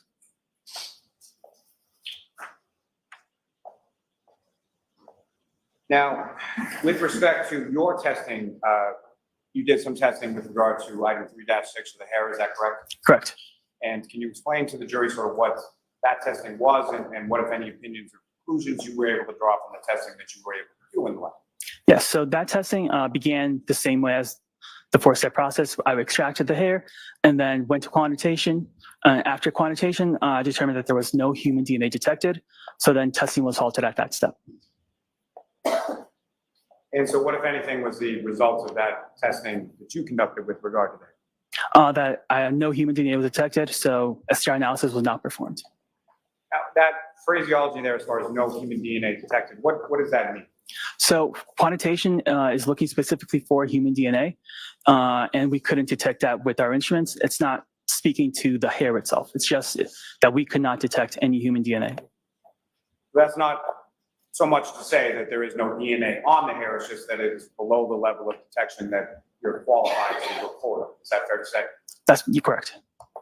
Now, with regard to the taillight sample, if I could step back to that for a second, the 510 non-nillion times, what, if any, relationship does that have to sort of the overall world human population? So the world population, I think, currently is about 8 billion, which is an 8 followed by 9 zeros. And 510 non-nillion has 30 zeros in it. So it's larger. Significantly more. Right? Significantly larger, sir, yes. Now, sir, if I could turn your attention to some other items that you tested in relation to this case.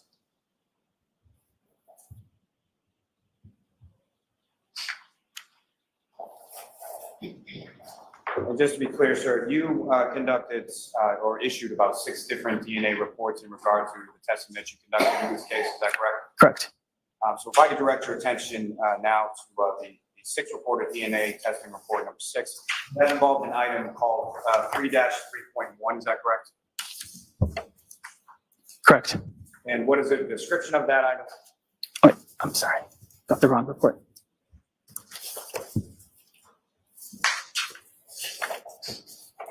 That is a sample from apparent glass on rear bumper. With the same mass registration plate as the tail light, is that correct? Correct. And what, if any, conclusions or opinions were you able to draw from your analysis of testing on that particular item? So at the quantitation step for this item, insufficient human DNA was detected and STR analysis was not performed. And again, just as far as that statement is concerned, can you explain a little bit to the jury what that means as far as what your opinions or what you're seeing in regard to insufficient human DNA detected and STR analysis not performed? Yes, so we do at the quantitation step, we do have a cutoff, a certain value where if we detect human DNA that's below this cutoff, we validated that it's not going to, most likely not going to provide a profile that can be used. So we halt testing at that step. Now, sir, if I could direct your attention to the 5th report that you issued in this case, DNA testing report number 5. And does that sort of contain the totality of the items that you analyzed in this particular case? It does. Now, sir, if I could direct your attention to an item labeled as number 3-2.1.1. And what is the description for that particular item, sir? That is a sample from exterior of broken drinking glass. And with reference, were you able to generate a DNA profile from the swab or the sampling from that item? Yes. And what, if any, comparison were you able to do in regard to the DNA profile of Mr. O'Keefe? Yes, so the sample was interpreted as a mixture of 3 contributors, and the DNA profile for this item is at least 530 non-alien times more likely if it originated from John O'Keefe and 2 unknown individuals than if it originated from 3 unknown unrelated individuals, and this provides support for an inclusion. And so the sample from the exterior of the broken drinking glass is at least 530 non-alien times more likely if it originated from John O'Keefe, correct? Correct. Now, if I could turn your attention to item 7-1.2.1. And what is the description associated with that item? That is a sample from stain A on upper right leg of jeans. And were you able to generate a DNA profile from the sample from what's labeled as stain A on the upper right leg of Mr. O'Keefe's jeans? I was. And what, if any, comparison were you able to do with relation to that profile from that sample to Mr. O'Keefe's DNA profile? Yes, so the DNA profile was interpreted as a mixture of 3 contributors, including male DNA. Contributor 1 was suitable for comparison, and due to limited information, contributors 2 and 3 were not suitable for comparisons. And the DNA profile from this item is at least 570 non-alien times more likely if it originated from John O'Keefe and 2 unknown individuals than if it originated from 3 unknown individuals. And this provides support for an inclusion.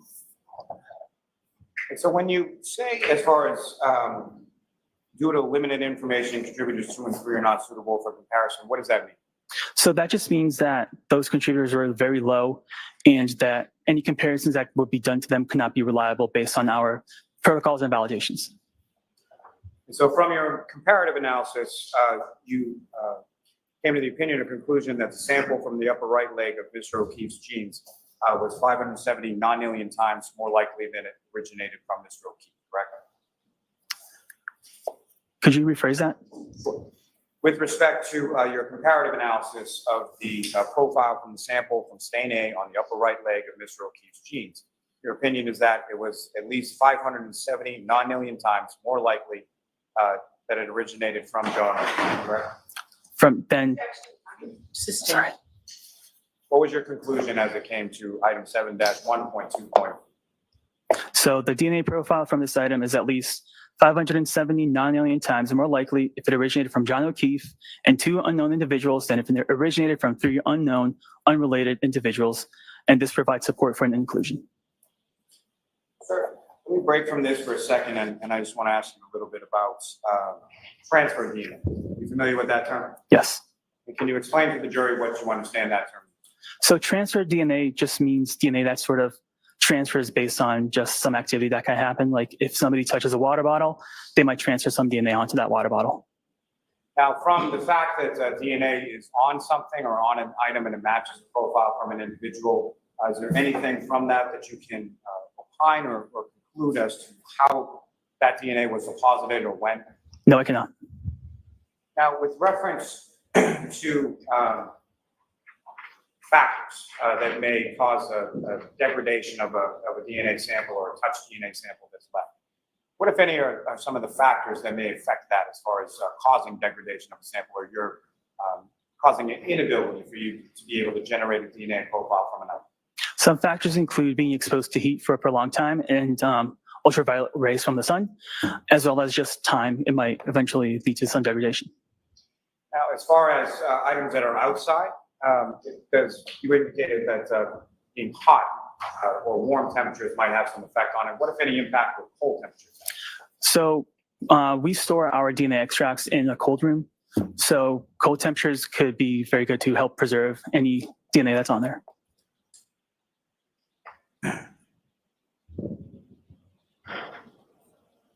Now, if I could turn your attention back to your report number 5 and ask you with reference to item 7-1.3.1. And can you, what is the description for that item, sir? That is a sample from stain B on upper right leg of genes. And again, those would be the genes of Mr. O'Keefe, is that right? Correct. And you were able to generate a DNA profile from that sample as well? Correct. And what, if any, comparison were you able to do between the profile from that DNA on the upper right leg of Mr. O'Keefe's genes and Mr. O'Keefe's? Yeah, so the DNA profile was interpreted as a mixture of 3 contributors, including male DNA. And the DNA profile from this item is at least 669 million times more likely if it originated from John O'Keefe and 2 unknown individuals than if it originated from 3 unknown, unrelated individuals. And this provides support for an inclusion. Next, if I could turn your attention to item 7-1.4.1, and what is that sample, or what is that item or sample from? That is a sample from stain C on upper right leg of genes. And those genes would be Mr. O'Keefe's genes as well? Correct. And were you able to then generate a DNA profile from that sample? Yes.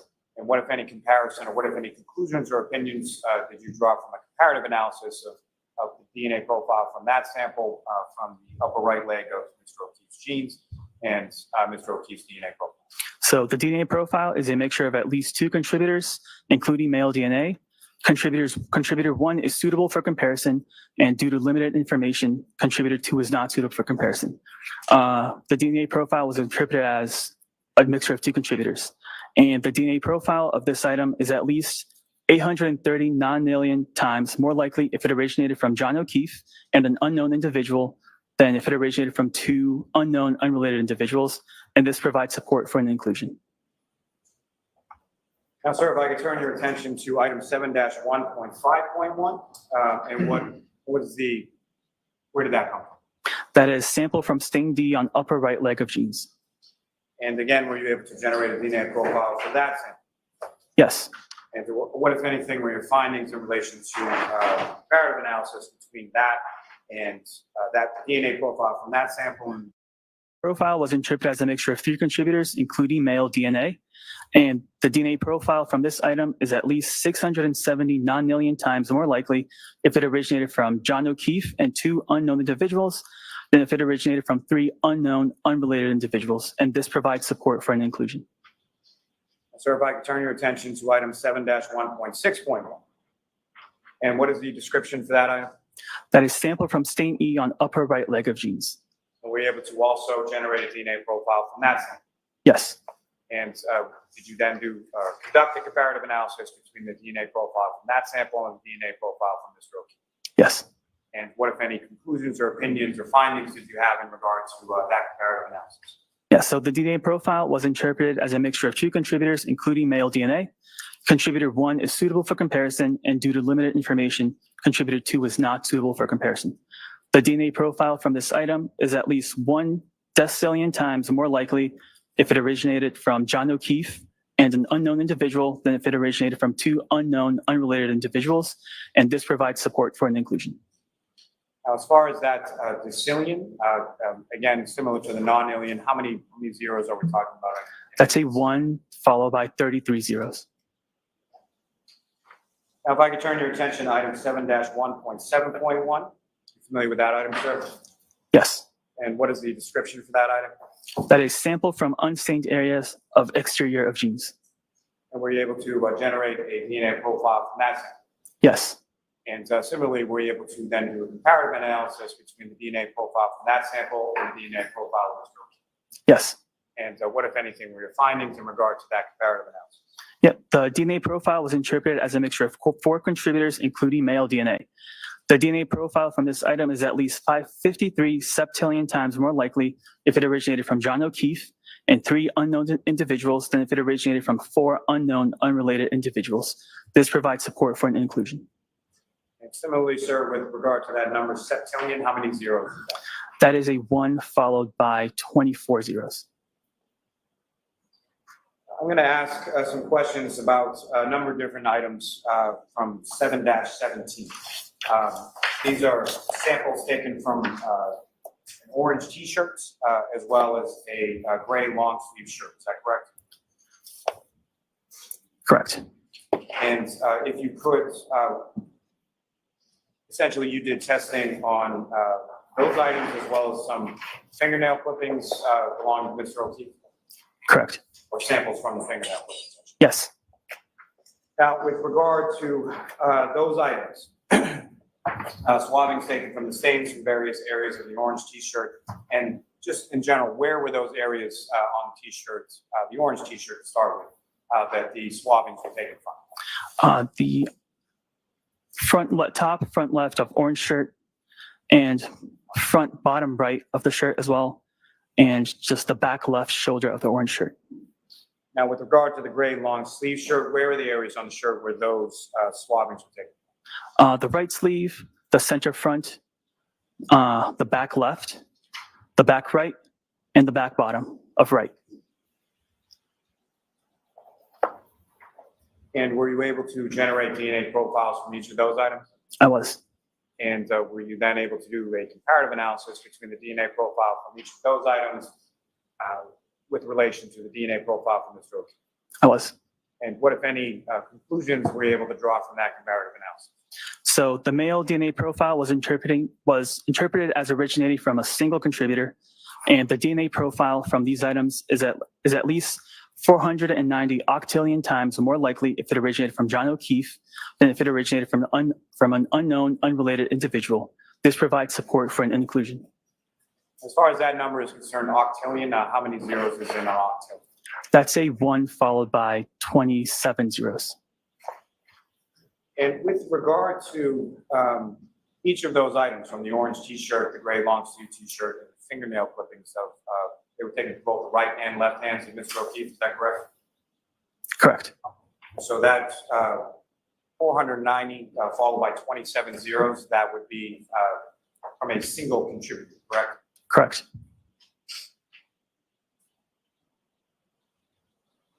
Now, sir, if I could turn your attention to item 7-18.4.1, you're familiar with that item? Yes. And what is the description associated with that item? Sample from stain C on top front gray long sleeve shirt. And were you able to generate a DNA profile with respect to that? Yes. And were you able to then do a comparative analysis between that DNA profile from that item and the DNA profile of Mr. O'Keefe? Yes, I was. And what, if any, conclusions did you come to with regard to that? The male DNA profile was interpreted as originating from a single contributor. The DNA profile from this item is at least 58 octillion times more likely if it originated from John O'Keefe than if it originated from an unknown, unrelated individual. This provides support for an inclusion. And with regard to that, stain from the gray long sleeve t-shirt, again, that was determined by you through your testing to be DNA from a single contributor matched John O'Keefe, correct? It was determined to be from a single contributor, yes.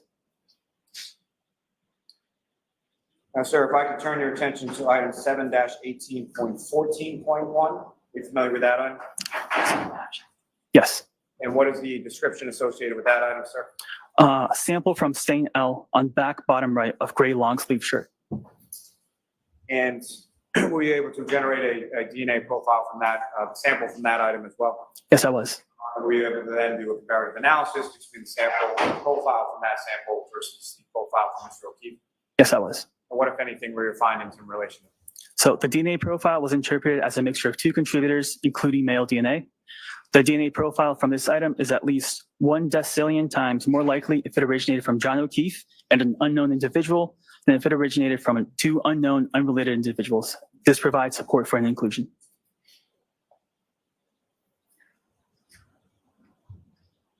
And sir, I'm going to ask you, or draw your attention to item 7-18.17.1. Familiar with that item?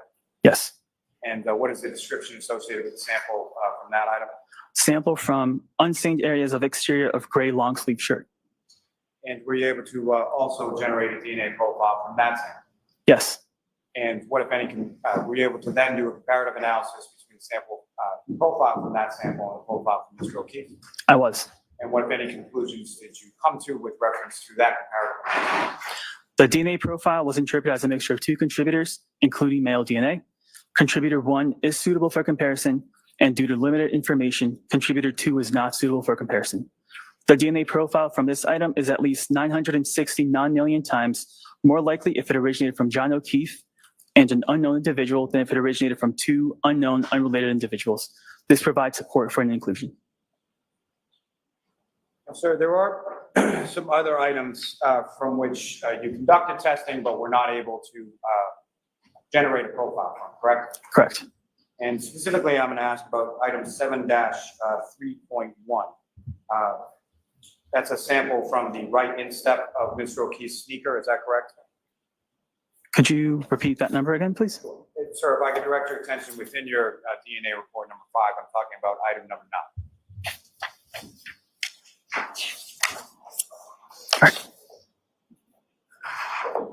Yep.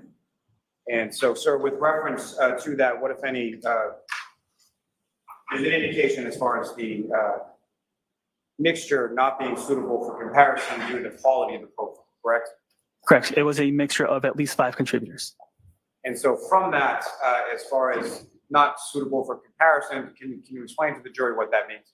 Yes. So during our validations, we've only validated mixtures up to 4 contributors because we've determined that once you get more than 4, like at least 5 contributors into a mixture, it becomes too complex to be able to make any reliable comparisons to that mixture. Sir, if I could direct you to item number 11 or item number 7-18.3.1 within your report. All right. Yep. And that's a stain from the gray long sleeve t-shirt top front, is that correct? Yes. Now that is indicated as not suitable for comparison due to the quality of the profile, correct? Correct. And can you explain to the jury what that means as far as not being suitable due to the quality of the profile? Yes. So during our bringing it back to our 3rd step of amplification, where we're making millions of copies of specific locations, sometimes there might not be a lot of DNA there, and that amplification step might not amplify all the information that could be present, and the profile that's generated won't have all the information to be able to reliably make a comparison. So the information that we are able to look at is very limited, so we just do not do any comparisons because they would not be reliable. And with that saying, as far as not suitable for comparison due to the quality of the profile, was that the same for 2 other areas that you tested in regard to the front of, or sample from the front of the gray long sleeve shirt and a sample from the back left sleeve of the gray long sleeve shirt? Yes.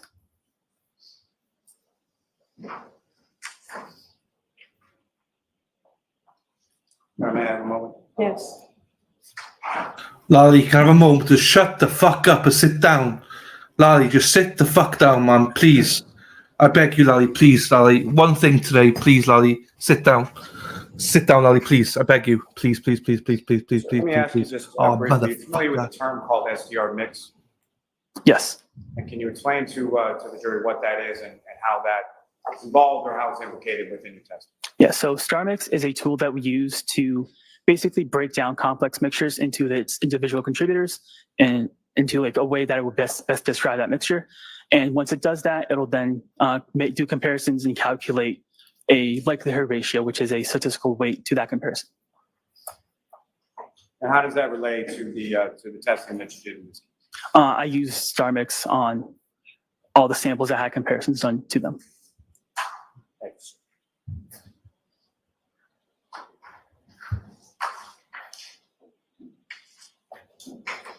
Thank you, sir. I have no further questions. Oh, yes! Get the fuck in, you. Thank you. Oh! All right, Mr. Porto, you are all set. Thank you. Oh, shit, I was aiming to shit. Sorry, people. He was very good. Regarding scheduling. He was very good. But, like, come on. Lally, he was very good. Hey, round of applause. Andre Porto, Jack Ozzy's son, Jack Osborne. Lovely guy, sweetheart, loved him, right? But, oh my God. Lally was like, wow. What are we doing here, people? Oh my God, Grant's the cousin or something. He did, but no, I won't insult him. I thought he was very good. I did think he was very good. It's just, my God. Oh, yeah, cheese and biscuits or whatever, cheese and rice. Sorry, man, I didn't realize I hit the bloody mute button. I forgot to hit it. Sorry, apologies. Sorry. Blank, please. So we're actually going to send you home today because we're on schedule. It's beautiful out. Rather than start with the witness that we'll start with tomorrow morning, it makes sense. I'm going to talk to the lawyers for a few minutes. So we'll send you home. Do not discuss this case with anyone. And just so that I'm clear, that means each other. That means any aspect of this case, any observations, anything at all. Do not do any independent research or investigation into this case. If you happen to see, hear, or read anything about this case, please disregard it. We expect a full day tomorrow. All rise to the court, please.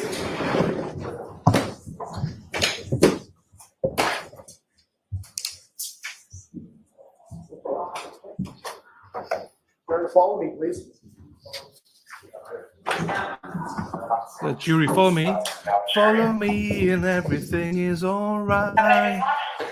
We'll have some gin in the back. And if you follow I'm just me, I'm gonna talk about that. Bev is lovely. I don't know what I'm singing. Right, what are we doing? Right, why are we not having a full day? Are we doing Voidaya? Voidaya? Thank you. Please be seated. Court remains in session. All right, so I'll see counsel at sidebar about a couple of issues. Oh, what's the point then, Judge? Cheese and rice. Cheese and rice, Judge. What are we doing here? Right. Up to 5 individuals included in along with John's DNA. Yes. For deer or not to deer? Next week, is it? Okay. Yeah, I thought that, but actually, think about it. It's only an hour and a half left, so cheese and rice. We all love a bit of cheese and rice. For the deer, I know. Right, well, hang on, get that off. At least that's finished. I mean, again, sweet guy, awesome guy, loved him. Wouldn't go out for a drink with him, but I mean, he's a sweetheart, absolute sweetheart he was. But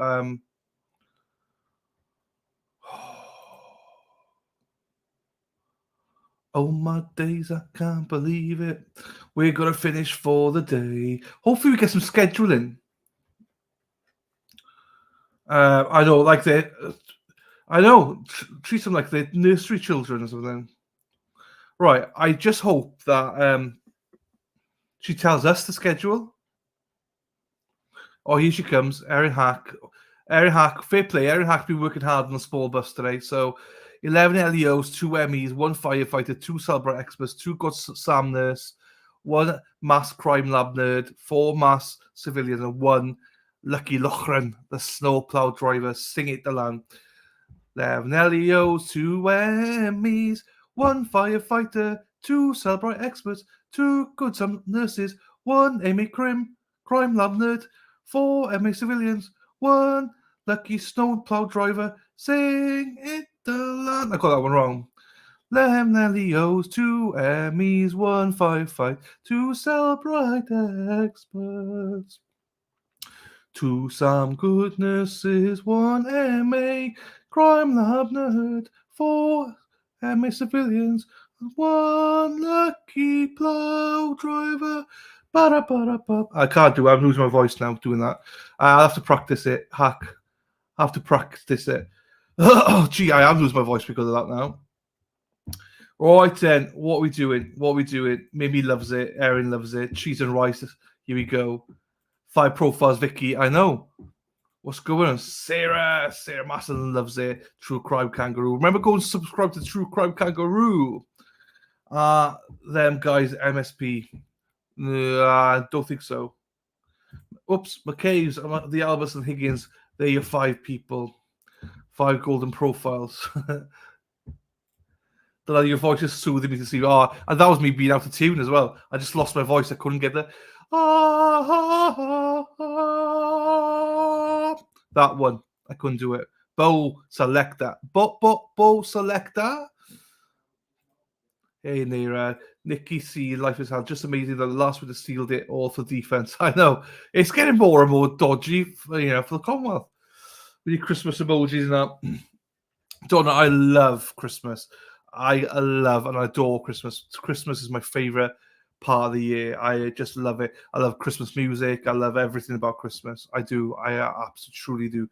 Once this trials is done, we'll have to put some more emojis about that. I try and do it per emoji, but you're right, Donna. We'll have to do something. I love Christmas. Love it. Dana was so used to Lally dumbing us down, killing us softly with his brain, killing us softly.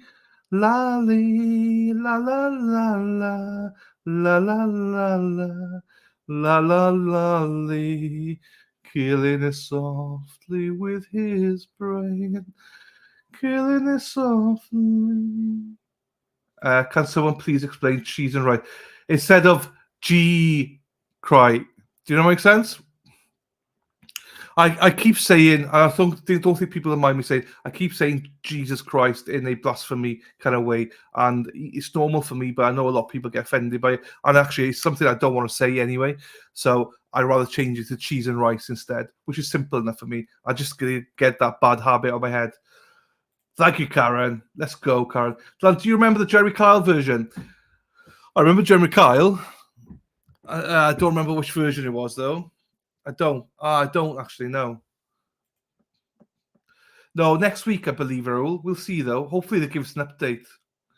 Amy, October girl, don't you crack me up? Crack. Thank you very much for that, in.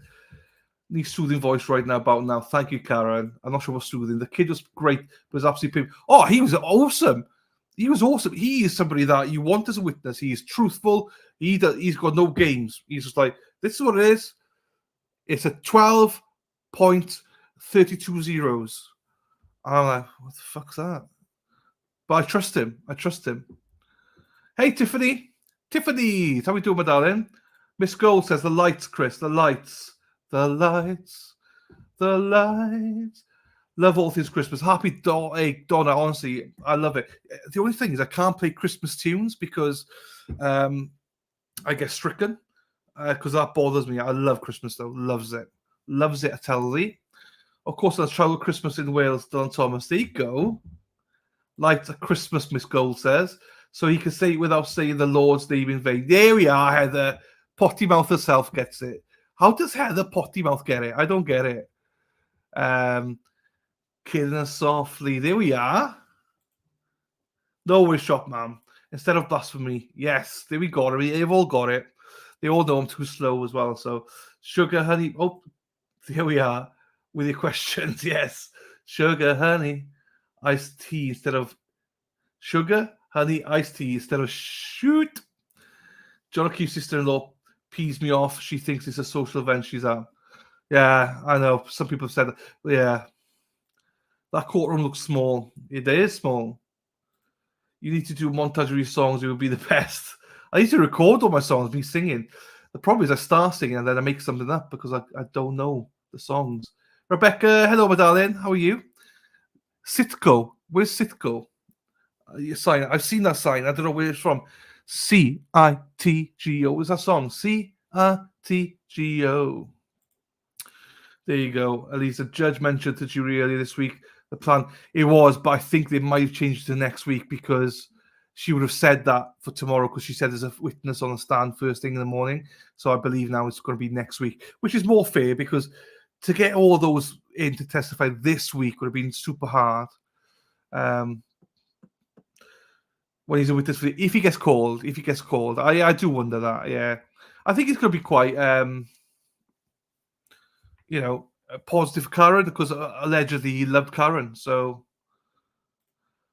Charles kept me saying today, I'm glad. I had to stretch people. My back's killing me. My back's killing me softly. So I had to go and stretch just now. It is healthy though. You should always remember to stand up and do some stretching. I've got to do more of that, people. Remind me to do more stretching during streams. I can handle other cuss words, but when the Lord's name is used, it's cringing to me. That's what I am. Jeremy Bow. I don't mind it. Here in the Wales, it's natural to say those words. So that's why I'm really trying to be respectful back. I say all my other swear words. I'm not changing. Do you know what I mean? I'm not changing any of them. But that's one thing I actually don't mind changing. And I know it's important for some of you, and it's not that important to me. As in, I shouldn't be saying it anyway. So. I just need to get that word. What is it again? Because I say it every time. It's just natural to me to say it. So I'm trying my best, people. Please forgive me when I do fail. Do we get extra credit for singing into chat? Go on, Tim. Tuts.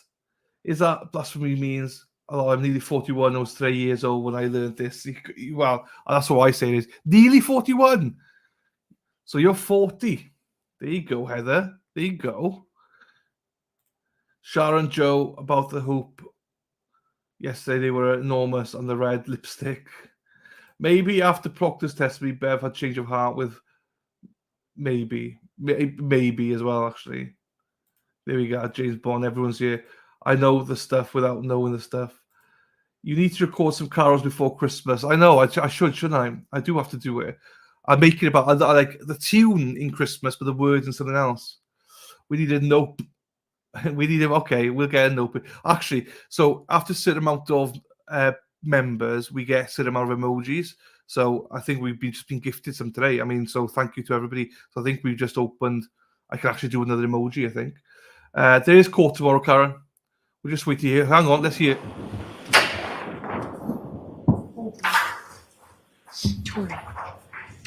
Disco, D-I-S-C-O. So I totally blew off the exhibits. I totally blew off. Why do you blew one off for? C-I-T-G-O. Oh, we're finished. Hang on. Debbie, thank you for the super sticker, my darling. Thank you for that. That is very nice of you indeed. Thank you so much for that. I really appreciate you for that, Debbie. Thank you. Just check if there's any coffees. I don't believe there is. No, there's not. So thank you to Casey for the coffee today. Right, let me just go to Tom's CPU. I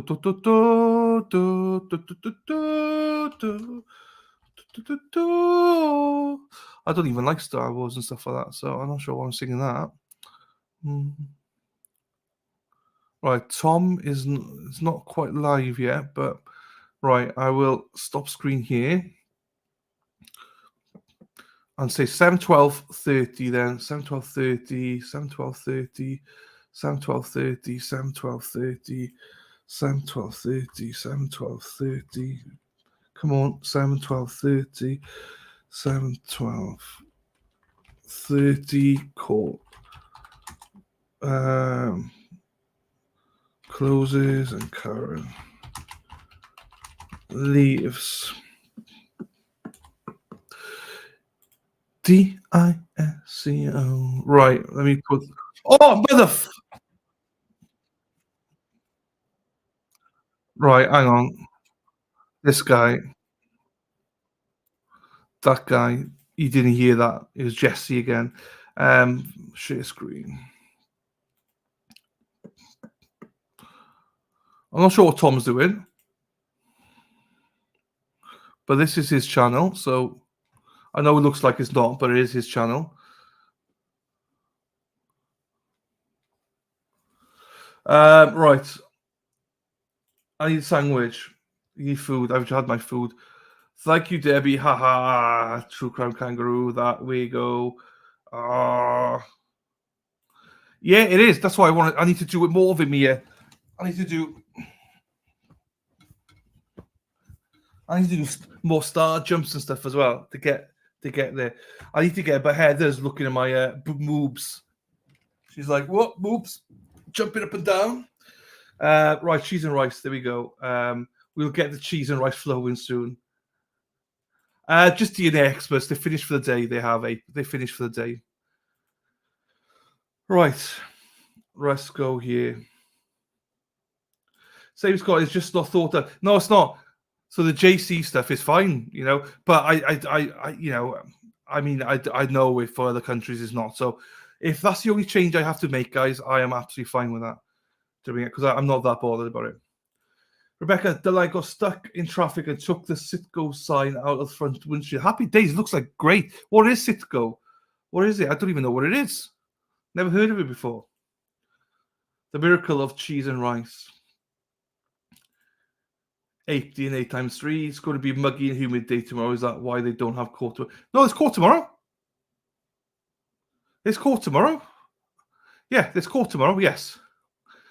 No, I got to do montages now for tomorrow. Donna, I got to do montage for tomorrow, which is not bad. I got more time now to do it, so it's happy days. Right, let's go back. Boston Russo, how you doing, fella? When is Sean coming back? Do you know?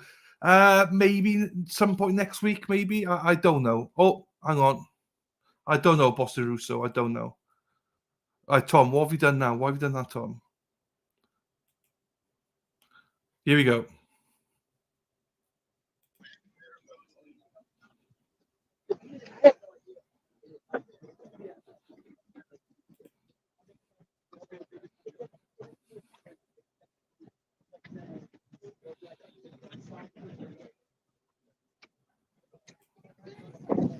Let's go, Amanda. Let's go. Thank you, Kerry. Saying that John's DNA is on John's phone.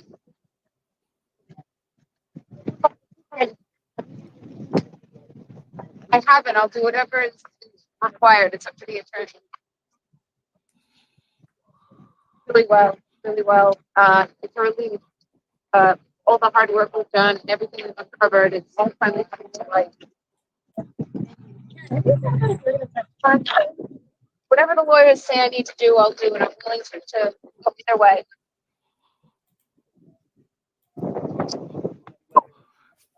Bye-bye. Jesse, and he got me just now. He wasn't on screen, but he was in the side, and he got me. I like Jesse. I got no issue with Jesse. I'm fine with him. But every time he jumps on, I don't like it. 17 minutes doesn't mean a detour to 34 Fairview either. I mean, if they had information, location data from her phone suggesting that she was 34 Fairview, they would show it. They don't. So I don't find that compelling at all, which is why we.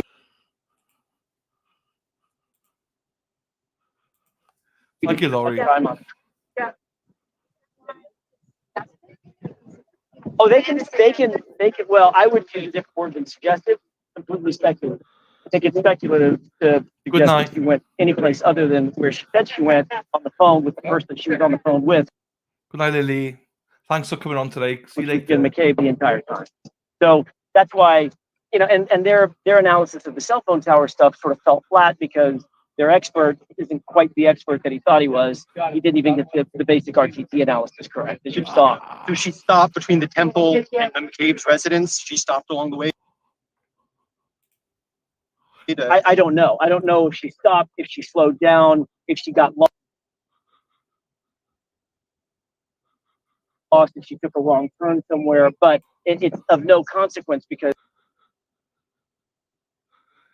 it's the only cell phone tower evidence that they've got. They're going from One Meadows to 12 Country Lane. We won't hear this from your client. You're not going to testify, correct? I'm not saying one way or the other to testify. I'm sorry. I had made that journey with 0. Why? Because it wasn't on the car if their suggestion is that that establishes that she was hit by the car because there's a hair, Bye, Lil that G. hair would have to travel 70 miles in a blizzard. It was perched, as Maureen Hartnett said, perched by two little ends, like a little C, a little horseshoe on the edge of that, the rear of that car, and she barely plucked it off with a tiny little bit of tweezers.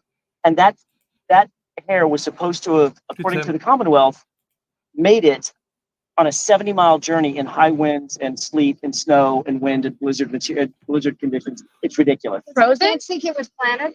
Say that again. Do you think it was planted? Oh, if they're saying it was on the back of that car, it was planted on the back of that car. I mean, there's just no way for to assess it any other way. Somebody placed it there, or somebody pulled it off and put it in an envelope and then had it tested. It is of no consequence. It certainly doesn't suggest that John was hit by her SUV. Quickly, Thanks, any update on when those prosecution will rest? Tuesday. Tuesday. I think so. That's what they're suggesting. Yeah. Oh, let's get out of there then. So Tuesday, they think that they're going to rest on Tuesday, Commonwealth. I agree. I think the chart, the guest, the passion, respect, and of course the main Mandela puts this chant. Thank you, Amanda, and shoulders above the other two. I really like Vinny. I don't like Vinny either. There you go. Thank you, man. Kind words of you. Thank you very much. The only thing is, you might not all like the trials we cover. We just try to cover a variety of trials every week as much as we can. He was on fire, wasn't he? Okay, I never knew that. I've heard of Fenway Park though. Though Rains, exactly, Jackson. There were several contributions, numerous samples. Yeah. Don't forget, from Fairview to Meadows and Park. Yeah, wicked, you're right. Thank you all for wonderful company. Thank you, Diolch yn eira. See you later, Lil G. Or not, I will see you later, but I mean, see you tomorrow, Lil G. Look at the fans outside. Hang on, can we hear that? Tuesday.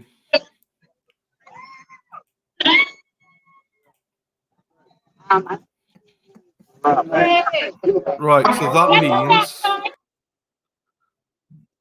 Right, so that means then, potentially, let's have a look here. Let's have a look at what we do. Right, so Tuesday's the 18th of June. Then the defense need 4 days, apparently. So that's the 19th, 20th. But there needs to be that void dyer thingy. So say they do 4 deer. Oh, I said it right, 4 deer. On the 19th then. Then the defense will spend the 20th, 21st, 24th, 25th. Give them leeway. Say the 26th as well. And in the 26th, they also do the jury instructions and read all that. 27th, closings. And either it goes, depends how long the closings are. It'll either go to the jury on the 27th or the 28th, Friday the 28th. So by the 27th, 28th, the jury's going to have it probably. See you, Sassy. Catch you later, darling. I saw an acronym today that I can't figure out. What does PSMFL, PSMFLR, or whatever it is, what does that mean? I have no idea.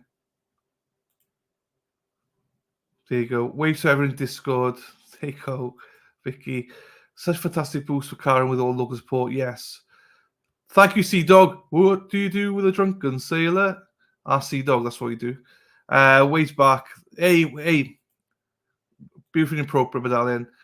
Duty holiday. Okay. So basically, it looks like the 28th then. So hang on. Duty holiday. What's that? 18th what? What's that? 18th? No, 19th. Oh, I don't know. Anyway. Thanks, Carol. Disney Queen. Disney Queen. Da-da-da. Is it? Oh, yeah, okay. Sorry, I didn't know. Yeah, okay. If that's the case, then you're looking at 4 year on the 24th, 25th, 26th, 27th, 8th for defense. There you go. And then the first for closings and second probably for the jury to get it in their hands. I didn't know that. Sorry, I didn't know that, Vicky. I didn't know that. There you go. Bungalow, Monday night. I hope the Wi-Fi works good there. Thanks for that. Thank you, Sarah. No fart box today. No fart box today. So, yeah. Hey, see you later, Dana. See you tomorrow, buddy. Be at the courthouse in the morning. Hey! There you go. At the courthouse in the morning. Happy days. Missed myself laughing, rolling on the floor. Shave his belly with a rusty razor. Shave his belly with a rusty razor. You and Dana together. Love it. Juneteenth is a federal holiday. So does that mean there's only 3 days, 2 days next week then? People, because Vicky said that. Have I missed something, people? Have I missed something? And what is Juneteenth? What day is that? Because that makes no sense to me. Juneteenth. There's no such thing as Juneteenth in the UK. So what is Juneteenth? What day is that?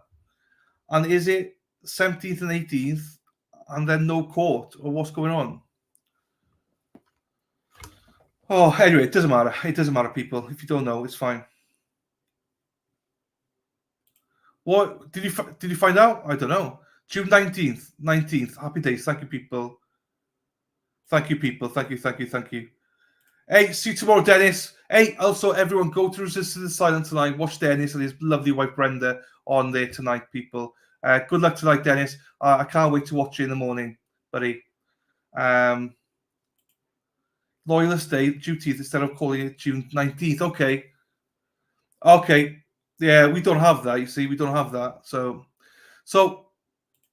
okay, Juneteenth, fine. Is that so? If I have a stream on, then is it like a religion, like weird one? Oh, should I not say it? Okay, I won't say it then. Okay. National Independence Day is a federal holiday. Okay. So I might have to do I was going to do a stream on the day off, Morning Club with the Gallerani, but I'm just thinking, is it a bad time to do it? Hey, true crime.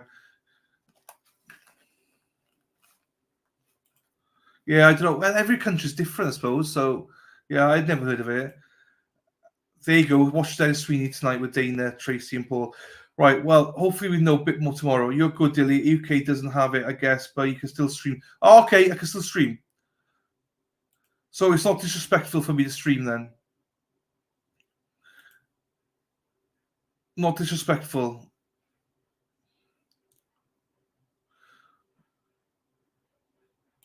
Not religious. So okay, fine.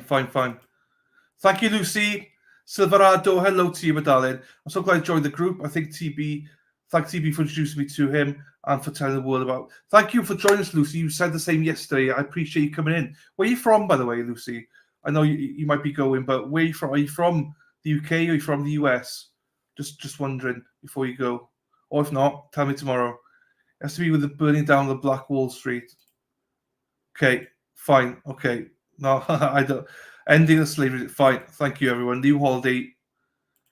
It wasn't even a federal holiday until a few years ago. Help, I missed the info about how many trial days left. So, Shop Mom, they think that the Commonwealth are going to rest on Tuesday. Then we go Juneteenth on Wednesday. Then the defense obviously said they'll take about 4 days, but there needs to be a day of Vordire. So I imagine the defense will have 5 days, I imagine, then with Vordire as well. Then you got to think about they need to discuss the jury instructions. So if Vordire takes half a day and jury instructions takes half a day, and if there's 4 days of testimony, what am I doing so small down here? That's 5 days. And then you got the closings then. So that'll probably take a day. So 6 days. So you're looking at, if there is court on the 20th and 25th, 21st, then you look at 1, 2, 3, 4, 5, 6 days up until 27th. Am I right here? Yeah, 27th. And then I imagine the jury will come back on the Friday and start deliberating. Unless in mass they allow them to deliberate longer than half 4. I don't know. Juneteenth celebrates the date of June 19, 1865, when enslaved people of African descent located in Galveston, Texas, Sarah P. lives there, not quite, but finally learned of their freedom from. Oh, wow, that's a hell of a story, Sea Dog. That's a hell of a story. Proclamation. Happy days. Westford, Masterland. Oh, happy days. Well, welcome to you, Lucy. It's lovely to see you. Chat more. Yeah, well, maybe you can't chat more, but always. And also, thank you to all of you that chat. If some of you are too shy to chat, don't be shy. Don't be shy. Just say hello. Everyone's so lovely, people.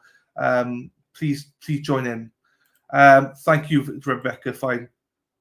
Oh, how do you know that, Heather? How do you know that? Juneteenth is a holiday commemorating the end of slavery. Thanks, Dana. Thanks, fella. And good luck with your show tonight. You got cracking guests in Dennis and Brenda tonight. So good luck, Dana, and I'll see you tomorrow morning, bud. Obviously, you're in court, so catch you later, bud. Raul, Karen's team is so good with the media. They're fantastic. Right, I'm all for holidays, no work. Right, geez, with the chat's going. Oh, cheese and crisps or cheese and rice. Because a friend is from there. Ah, there you go. Heather proclaiming she's got friends. Nice. Payday off from the US government. Happy for us government workers. Happy days to him. Take advantage. Thank you. I'm planning to join the peaceful protesters sometime during the last week in June. Happy days, Shopman. Happy days. Let's go. Good time to do it. Closing statements. Yes, there we are. Well, closing arguments, closing statements, as they say it. We need a picture of Dylan in front of the green monster. What's the green monster? 4 deer. That's what I said. Voidire. And then I changed it to Vordeer. 4 deer. 4 deer? 4 deer. Till the morning. See you, Tim. Right, I'm going to be doing the montage on the way out. So if you didn't see it this morning, watch it. You'll see Dana. You'll see Dennis. You'll see a lot of people you recognize on there. I don't want to think about a lot of these closing arguments. Oh, not just that. Well, also, sorry, I forgot. He's got a rebuttal as well. He could spend a few hours or a half day or a day with rebuttal witnesses. So I forgot about that. So apologies. We could have even more. Lally could bring in rebuttal witnesses. So, and also we got the direct verdict to go through as well. So actually, it might be pushed on a little bit. It might be the week after we finish. Should we come back in one day? Oh, I think so. Unless they just want to spend some time on it. I think so, Elizabeth. I agree. They're not going to go past June 28th. Well, they might have to because of depends. A lot of it depends on whether there's going to be a rebuttal witnesses, and that's a key part. Because if there is, that's another possibly day gone. Which will take it into the following week if that is the case. But we'll see. We'll see how quick the defense do it now. Yeah, 4th of July. Yeah, you're right. You're right as well. But I mean, nothing you could do about that. The best chat. Thank you, Anira. Drop of hour. I have a. No, she said it earlier. And I have. Oh, I didn't see that. Sorry. Apologies. I'm sorry. There you go. Thank you, Kelly. Good night, Rebecca, my darling. Thank you. Just an amateur stalker. You were some Miss Gold. What happened this afternoon? We had the DNA witnesses. Nothing. We just now know there's like 5 DNAs on John's clothing or whatever it was. But yeah, it's like there was no cross whatsoever this afternoon. Put it that way. Not cross. Cross-examination at all this afternoon. Thank you, Sarah P, for being here. Helen Dowling, you make me laugh every time that guy Jesse comes back. It's just I forget about him. I forget, and it's like I need to. I was quite good today, but thank you, Helen. Though the Green Monsters wall at Fenway Park when the Red Sox. Happy days. There you go. I'm learning. Nobody will be mad if you stream that day. Happy day. Thank you, Kelly. I'll reach out to the Glarer then, see if he fancies doing it. So it's Tulsa. Thank you, Kelly. Thank you all. Thank you, Bibby. It was, but it's good. See you tomorrow, people. Defense will ask if it's be dismissed as soon as he settles the case. Yes, or they might wait till the end of their case, possibly, just to do it all in one, maybe. Bev will not dismiss it at that stage, I don't think. I think she'll want to wait until the defense do theirs. Very true. Thank you, Elizabeth. I think as long as they had lunch, they will come back after today. Yeah, Vicky. Lots of love to you. Thank you, Will. Thank you, buddy. Appreciate you. If they're trying to feed with a true 14th, I know. Thank you, Jeanette. Thank you. We know everything in Chatterland. You know everything. You do. Everyone knows everything. That's my partner in crime. I know. Miss Gold and Heather, partners in crime. The DNA was all male, right? Actually, I don't know, to be quite honest with you. I don't. I just know there's 5 now, so I don't actually know. Thank you, Chantal. I'll see you in court tomorrow. Thank you, Lisa. No, I know. No, nothing for you to worry about. Nothing whatsoever. Don't even bother watching. Just this. All we know now is that the defense, Commonwealth are likely to rest on Tuesday. Likely. Justice for John O'Keefe, absolutely, Lisa. Let's not lose fact of that. For dear. Thank you, Amanda. I know I can't say, oh, wow, someone made me a member. So grateful. Thank you to everyone. So, if it was done today, then you would have been made a member by Donna Graves. Donna very kindly did. Or John Duncan as well. So we have John Duncan and Donna who gave memberships out to this as one of them. Bye, Patricia. Bye, my darling. Raoul. There you go. Carrie's factory innocent. She is. Thank you, True Crime Bestie. Great chat. Thank you, Amanda. Thank you, darling. Dorthorpe, thanks a lot. See you tomorrow, Dawn. Right, everybody. Amanda, hope to see you soon. Right, everyone, I'm going to do the montage now then. The montage is let's do the car walk again. Right, let me present it. No, I can't do it that way, can I? Yeah, I can. Good night, Rolling Stone. Right, let me just share. No, wrong one. I need to show the montage thing. Video file, that's the one. What I'll do is I'll play from this morning first. Hang on. I'll play that and I'll play. So there's a message from this people this morning, and then I'll play the share screen. No. Then I'll play the montage. You'd think I'd got everything lined up by now, but I don't. Karen Reed. No, not that one. That one. Right, I'll remove that for a second. Right, everybody. Thank you so much, Rostal. Thank you. Thank you, Boo Boo. See you, Heather. See you later. Heather Gold. See you later, my darling. Thank you. Vicky, awesome stream. I'll see you tomorrow. See you, everybody. Love you all. Hopefully stick around for the montage. Love you. Take care, everyone. Now I need to figure out how I do this. Right, this is Lee. Catch you later, buddy. Thank you very much. Erica, thank you very much. Thank you, Erica. Here we go. Welcome, Erica. Here we go, everyone. Let me take myself off. Thank you, Wicked. Right, here we go. Bye-bye. Love you all. Are you starting? Good morning, Dylan. From Dedham, Massachusetts, all the way to you. We love you. Morning, Dylan. Good morning. Good morning. That's Henry. Everybody say hi to Dylan. Say hi to Dylan. Say hi to Dylan. Good morning, Dylan. Dylan, I love Dylan. Hi, Dylan. Morning, Dylan. Morning. Best YouTuber. Good morning, Dylan. Wow, I don't know. Good morning. If it's morning or afternoon. Yeah. Evening. I don't know. Days are all blending together.